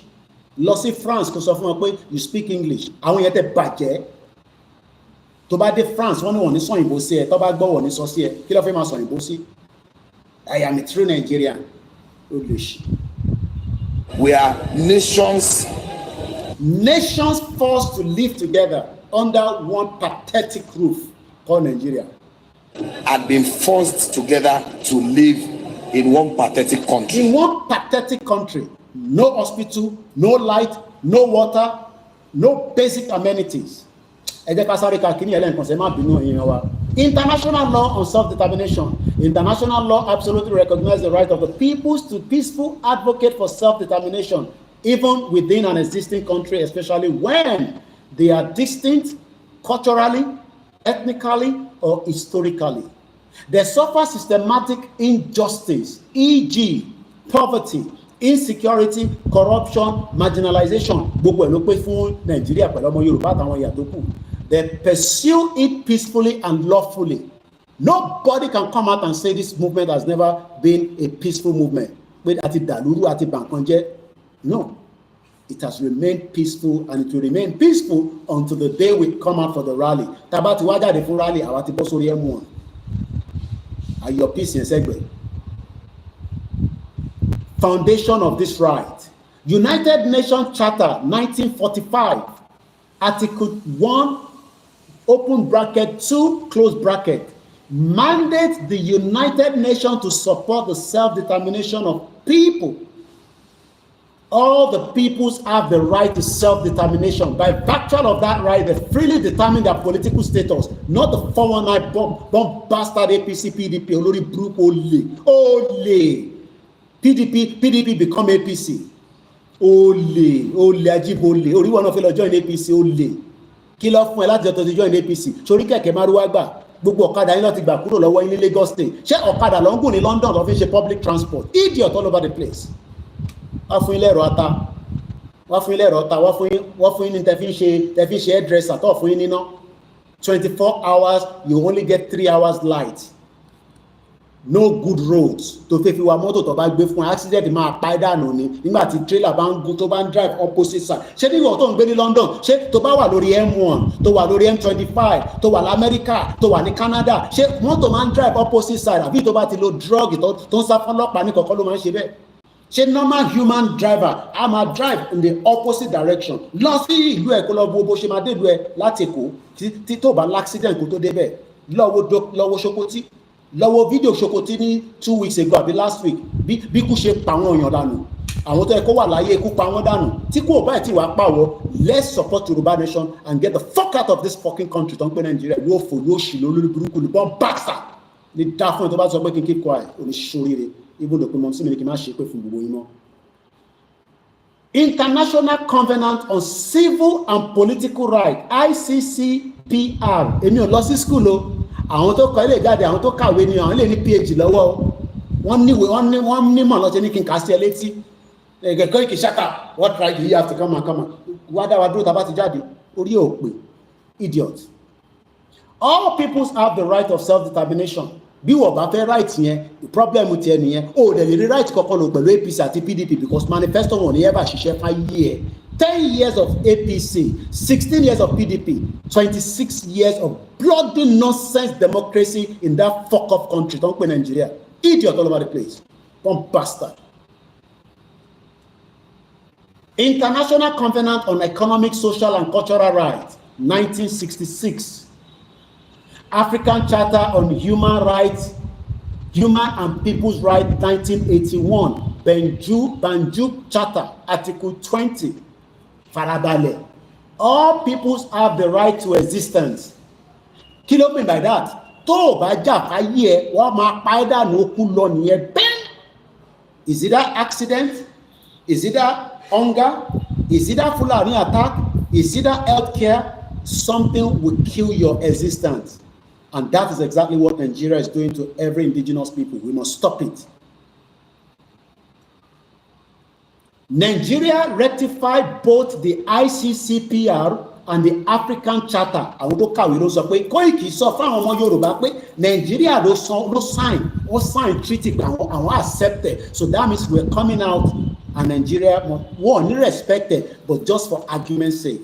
Because àwọn ọmọ kò lórí burúkú government ni kò ní gbọ́ràn ó dìgbà tí Tinubu bá lọ sẹ́wọ̀n bí ó fẹ́ farúgbó sẹ́wọ̀n ni ẹ má pè é ẹ̀yin tẹ́ jẹ́ ọmọ ẹ̀ ẹ̀yin tẹ́ jẹ́ grandchildren bàbá yẹn grandfather yín ẹ̀wọ̀n ló máa wà ẹ̀rọ péré là ń ṣe. You think this is a joke? Nigeria rectified both the ICCPR and African Charter. Mo ti kà sí lókè lẹ́ẹ̀kan, I don't have to repeat it. So Nigeria is legally òfin àgbáyé ló sọ bẹ́ẹ̀. Nigeria is legally bound to respect a peaceful self-determination advocate under international law. Kò ní gbọ́ràn torí pé bẹ́ẹ̀ ló ṣe lọ kidnap Nnamdi Kanu wa. Àwọn ń ṣe ọmọ Ìgbò Yorùbá kan náà ní gbogbo wa o. Àmọ́ tí Tinubu náà lè ṣe o. Bó bá wọn ẹ̀kọ́ sa ògùn títí ògùn ọ̀ní rọ̀ wá. Gbogbo ẹ̀ náà lùwọ̀n náà ń lò àmọ́ ọmọ Yorùbá nìyẹn. But Ọlọ́run máa kọ́ńkà gbogbo yín ni àtẹ̀yìn olórí burúkú politicians ẹ̀yin olè jẹgúdújẹrá olè ní gbogbo yín olè. A ní kí gbogbo wa ká tọ̀ sójú kan ẹni ẹ̀yin òfin tọ̀ sójú kan ẹ fi máa jayé ẹ fi máa gbégbé ayé tó dáa àbí. Number 2, case lele, the case of Nigeria amalgamation farabalẹ̀ kò gbọ́ bíbá yìí amalgamate wa ni sí ọ̀kan tó ń jẹ́ Nigeria before 1913 lọ bí bàbá bẹ́ẹ̀ pé ṣé Nigeria exist before 1912. I'm sure pé nídìílé ẹ àwọn kan wọ́n bí wọn ní 1912 wọ́n bí wọn ní 1913 kí ni wọ́n ń pè wọ́n nígbà yẹn born bastard ọmọ àlè ìwọ ló mọ Nigeria dáadáa. Go back and ask your family history and tell them to tell you, was there anybody that was born in your family history in 1900? What's the point? Yes, because Yoruba people were living on the land before 1914. Idiot. I'm going to save Nigeria. You will die saving Nigeria. So listen to this place very well. This is the case of Nigeria of 1914 amalgamation and its alleged exploration. Even if Toba Wukuma expire, we have done 100 years. We have tried it. Toba try ìyàwó kan títí tó bá tẹ́ lọ́rùn torí pé ìjàlẹ̀ fẹ́ jà kàkàkẹ́ para yín sínú ilé. You walk away from that wedding. If not, one or two of you will die. Is it that the two of you die or somebody will die? You walk away from any abusive marriage. Nigeria is an abusive to Yoruba people, to Igbo people, to Hausa people, to Ijaw people. Let's get the hell out now because Fulani will kill us. What fake power? Fulani fake power. Ojoojúmọ́ ló ń power. Àṣẹ Nigeria mọ́.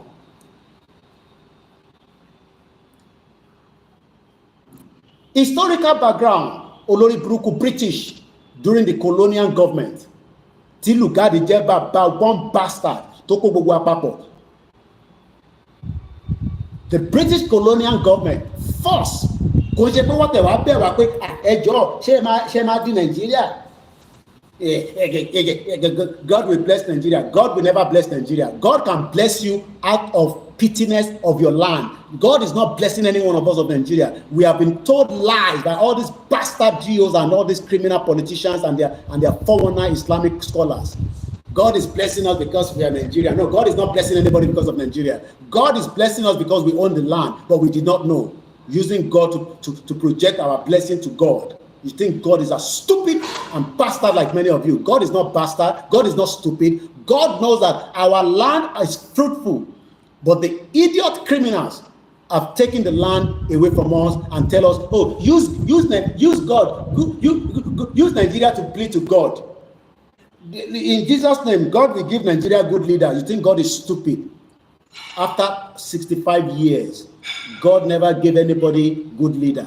Whether they're Yoruba, Igbo, Hausa, They've tried everything. Let's return back to our land and let the real indigenous people run the land and see if it will be fruitful and it will work for us.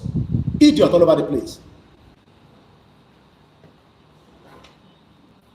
So the British colonial government forced the amalgamation of the northern and the southern protectorate in 1914 under administrative conveniences without seeking the consent.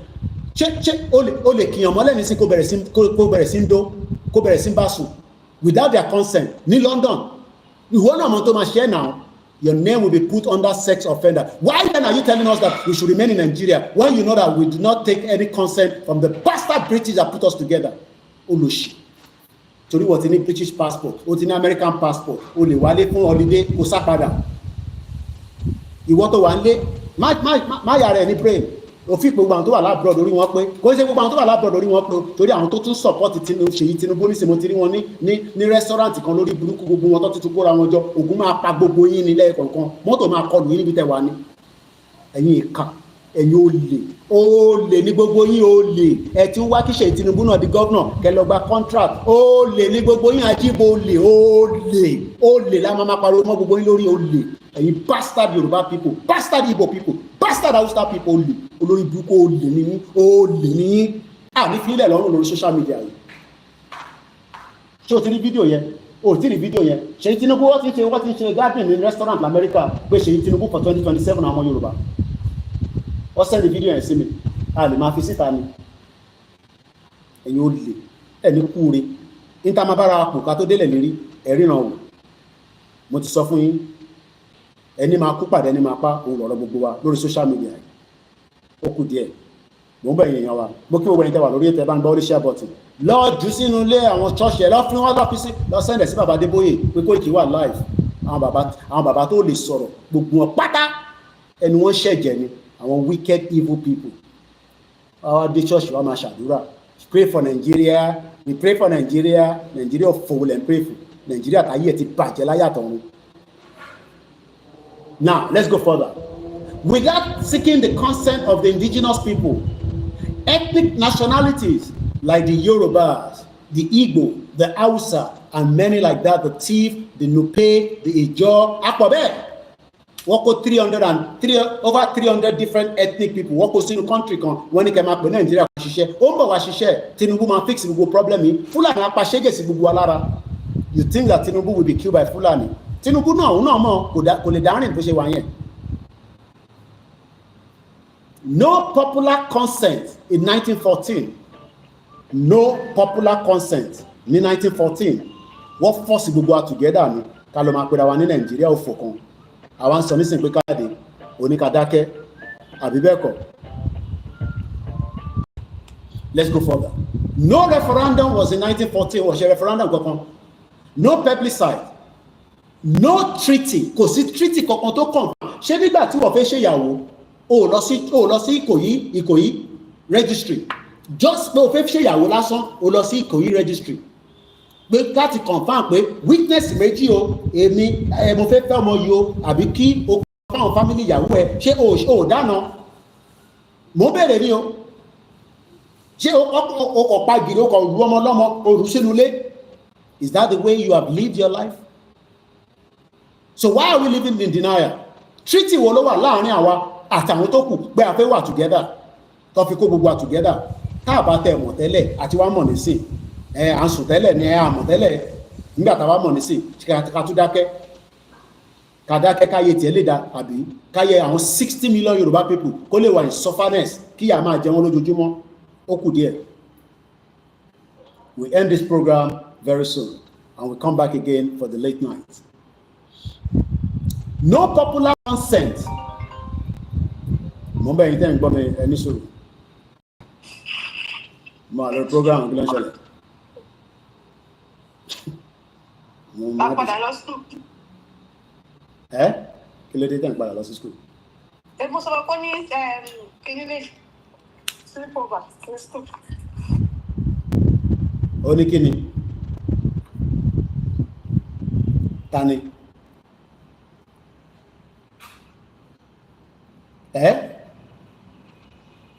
Okay. All right, I'm showing you. My business is small. The program, right? Hello, Princess. How are you? You okay? Where's your brother? All right. And your sister? All right, I'm busy now. I'm doing my program now. Hello, Princess. You feeling better now? Okay. All right. I'm in my program now. Okay, I'm in live now. So I'll call you guys later. All right. All right, bye. Sorry, later. All right, later. Bye. I'll call you guys later. I'm busy now. All right, later. All right, I'll call you guys later. Bye. So, business solo. The no popular consent, not even a referendum, no plebiscite, no treaty among the people involved, and yet you want us to remain as one, and you expect that we can live amicably as one country without any civil war that will happen again as we saw it in 1967. So why must we wait for another civil war? Is that not the reason why we are saying that let's sit down together? We don't want any shit or restructure. Let everybody go their separate ways. We've had enough of 65 years of living together. It has been miserable, and there's no unity, there's no love. And if you remain one, then be ready to kill each other. The alleged 100 years we have been told expired in 2014. So if it has expired in 2014, why are we renewing something that has expired in 2014 with a fake election every 4 years, which we know that nothing will come out of it, with billions of naira being used for fake election? We are going to use billions. Nothing has come out of it. Idiot all over the place.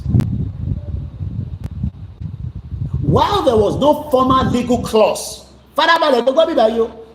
while there was no formal legal clause setting an expiry date in the British law, many Yoruba advocates rightly argue that a forced union without popular consent should not bind people forever. They were forever. Even if you say no today, there will be people that will kill you in the next 10 years, 20 years, 30 years for not doing what we are meant to do today. Because some people will come out and say, just the same way we are abusing all these very bastards, there will be people that will come back for us and say, so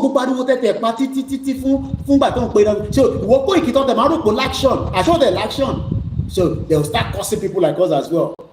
So you want people to come after 10 years to be cursing me?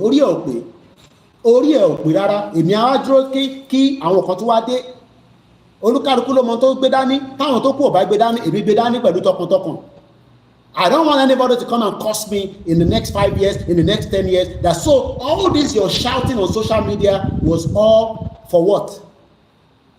So it's better we destroy it before the next generation will come and destroy us, because they will destroy us. And many of you will not even go back home. I don't think some of you know this. So if we don't fight it to the end, most of you will never return back home, because àwọn ọmọ tí ẹ fi sílé tí Nigeria ń destroy yẹn, they will destroy you. I'm telling you. Go and see in Lagos State 10 locations. 10 locations. Okay.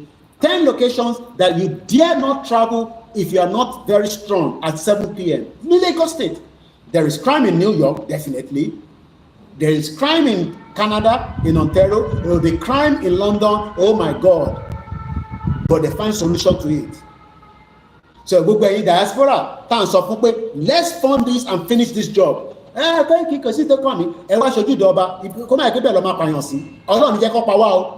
these people that we are leaving behind, they will destroy every single one of us, because we have failed them.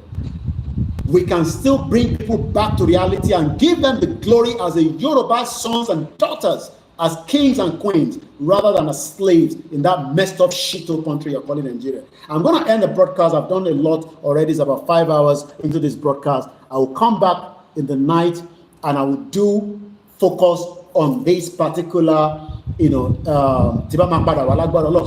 strength. I will focus on this declaration of the Yoruba nation, where I will be doing a lot of analysis and emphasize more on it. Thank you so much. I need to take a short break. It's been over 5 hours, and I need to go and take care of myself and relax and have another strength. I've been watching a lot of movie lately, and when I watch movie, it gives me a lot of energy. Do you want me to give you the names of the movie I've been watching? Lately, maybe around follow me on social media. Like a movie to recommend. This movie, when I recommend it to you, you can't go wrong with it. Trust me, you watch it, you'll be praying for me that so I've watched a couple of them. I wait for my back end team to come and give me the names. I can't remember them, but I was watching a particular one. Exectorial, something like that. The son got lost in the U.S. Embassy. All these movies, these are the reality of what is happening in a true story that has been pushed as a movie. Wednesday ní ìjẹta ọmọ tó sọnù nínú embassy. The son came to the embassy. This program is already ended. This is just to give you a bit of I can't mention all the names. Quite a number of you watching, and most of you will probably watch it again later. So let's take a break now.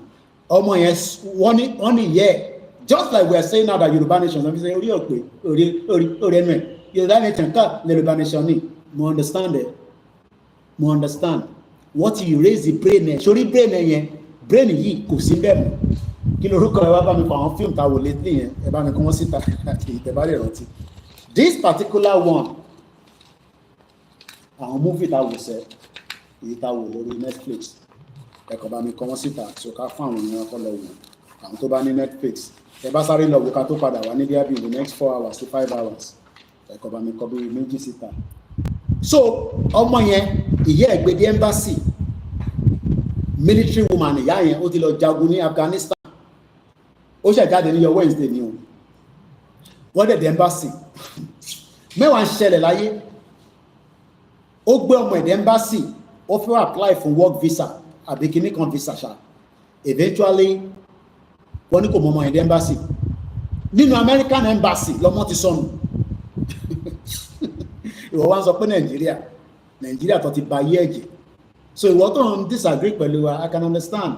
Is either you are upset that you are not the one in my position, or you are just being pained that when I travel or see London. Problem tèmi dẹ̀ kọ́ nìyẹn, problem I'm saying nìyẹn.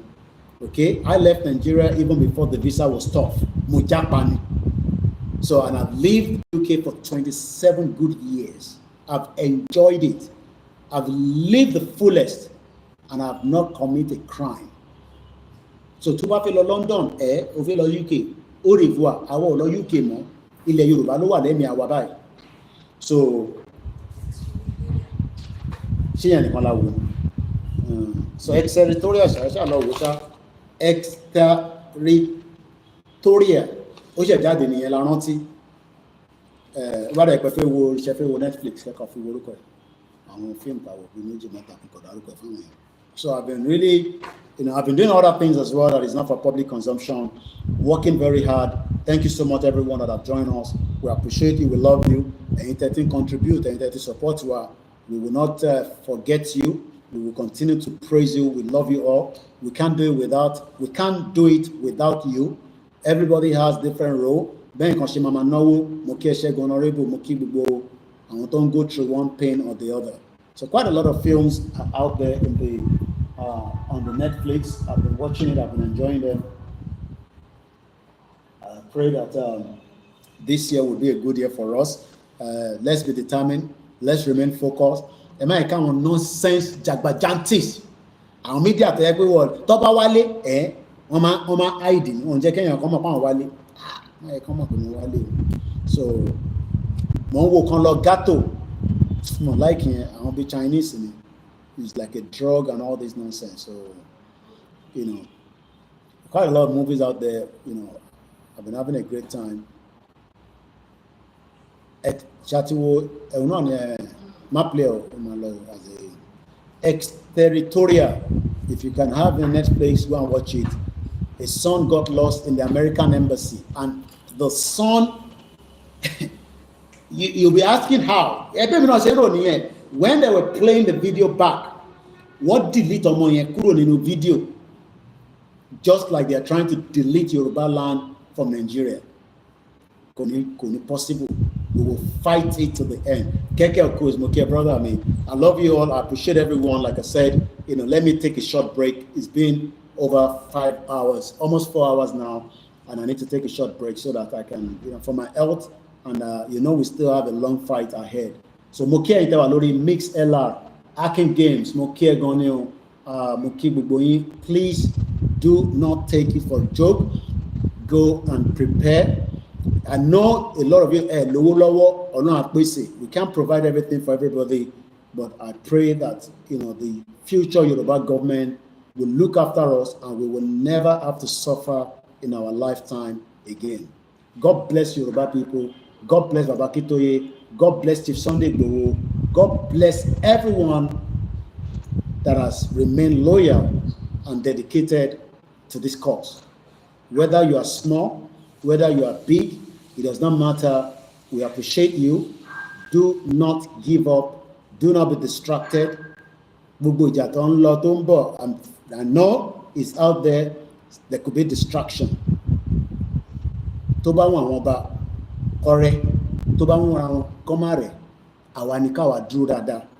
get the hell out of that contraction called Nigeria. Don't forget to support this platform. How you can support Nizel. We have account, local account. I have a safer account. Yes, safer, yes, where you can send money to me directly.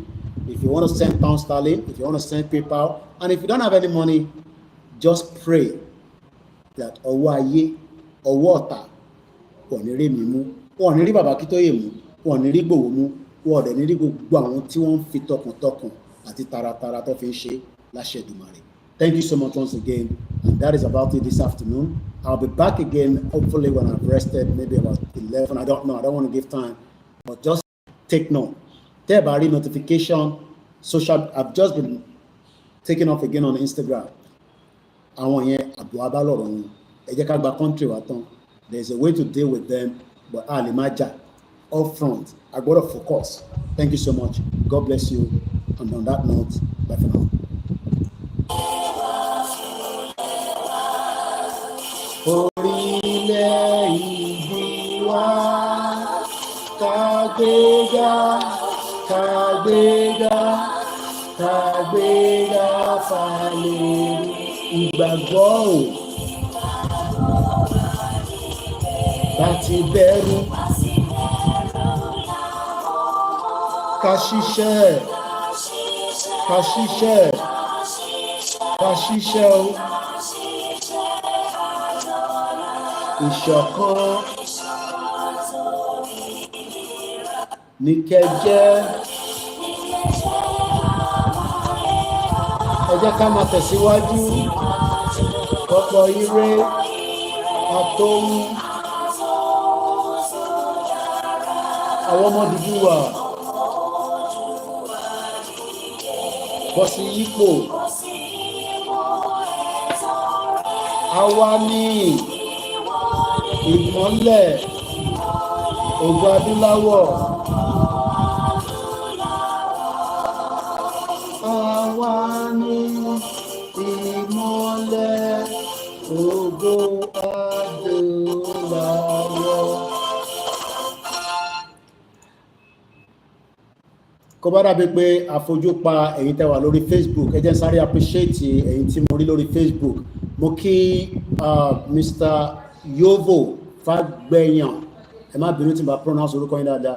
Mo kí Mr. Fortune, really one, Ọlásùnkànmí, mo kí yín, Adébòmí Láre, mo kí yín, Mr. Akínrẹ̀mí Rántí, ẹni Yorùbá Nation la fẹ́, Mr. Nurudeen Akínmọ́yèdé, mo kí yín, Mr. Jeffrey Ta, who's provoking you, brother? Calm down, please. Not all of us will go to heaven. It is a choice. So it's a choice to join the agitation of self-determination. Please keep praying, agitating, and working, blah, blah, blah. They should stop us with the support of Nigerian military and paramilitary. Shigoni. Is it difficult to edit on this page? Try to get my point and the above comment and the error, that's fine. Bọ́lájí Abdullahi Mukie, mo lọ bẹ́ẹ̀ mo rí àwọn kan náà, àwọn ìyá wa kan torí pé mo fẹ́ lọ kí máa ní Koiki òde wa kí èmi náà, mo kí ìyá wa Stella Akin Oyewọlé, mo kí Mr. Akínládé Akíndiméjì, mo kí ìyá mi Ọmọbọ́láńlé Sàká, ó tójọ́ mẹ́ta, ṣàlàáfíà lẹ́wà, ṣé ọjà ń lọ dáadáa, mo kí Mr.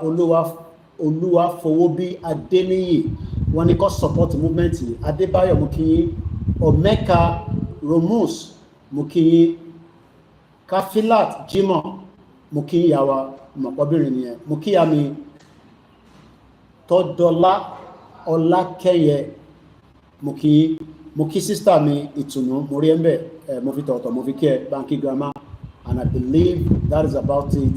I can't see any more comments. And tí bá omit ẹjọ́ ẹ má bínú sí mi, ẹ foríjì wá torí pé kò ṣe gbogbo comment náà la máa ń rí. Mo kí Mr. Ògúntóyìnbó Abíọ́dún, mo kí ìyàwó Eunice Adélẹ́yẹ, mo kí Olúwaṣeun Ìtùnú, mo kí ẹ lẹ́ẹ̀kan sí i. So I think I've been able to cover as much. And tí bàbá dárúkọ Mr. Gbenga mo kí yín o. And on that note, good evening, God bless you. I'm sure there will be other programs that you can watch. And for now, bye for now. Mo kí wọ́n ìtawà lórí YouTube wa. Thank you, bye for now. Thank you so much on the Twitter and the Twitter space as well.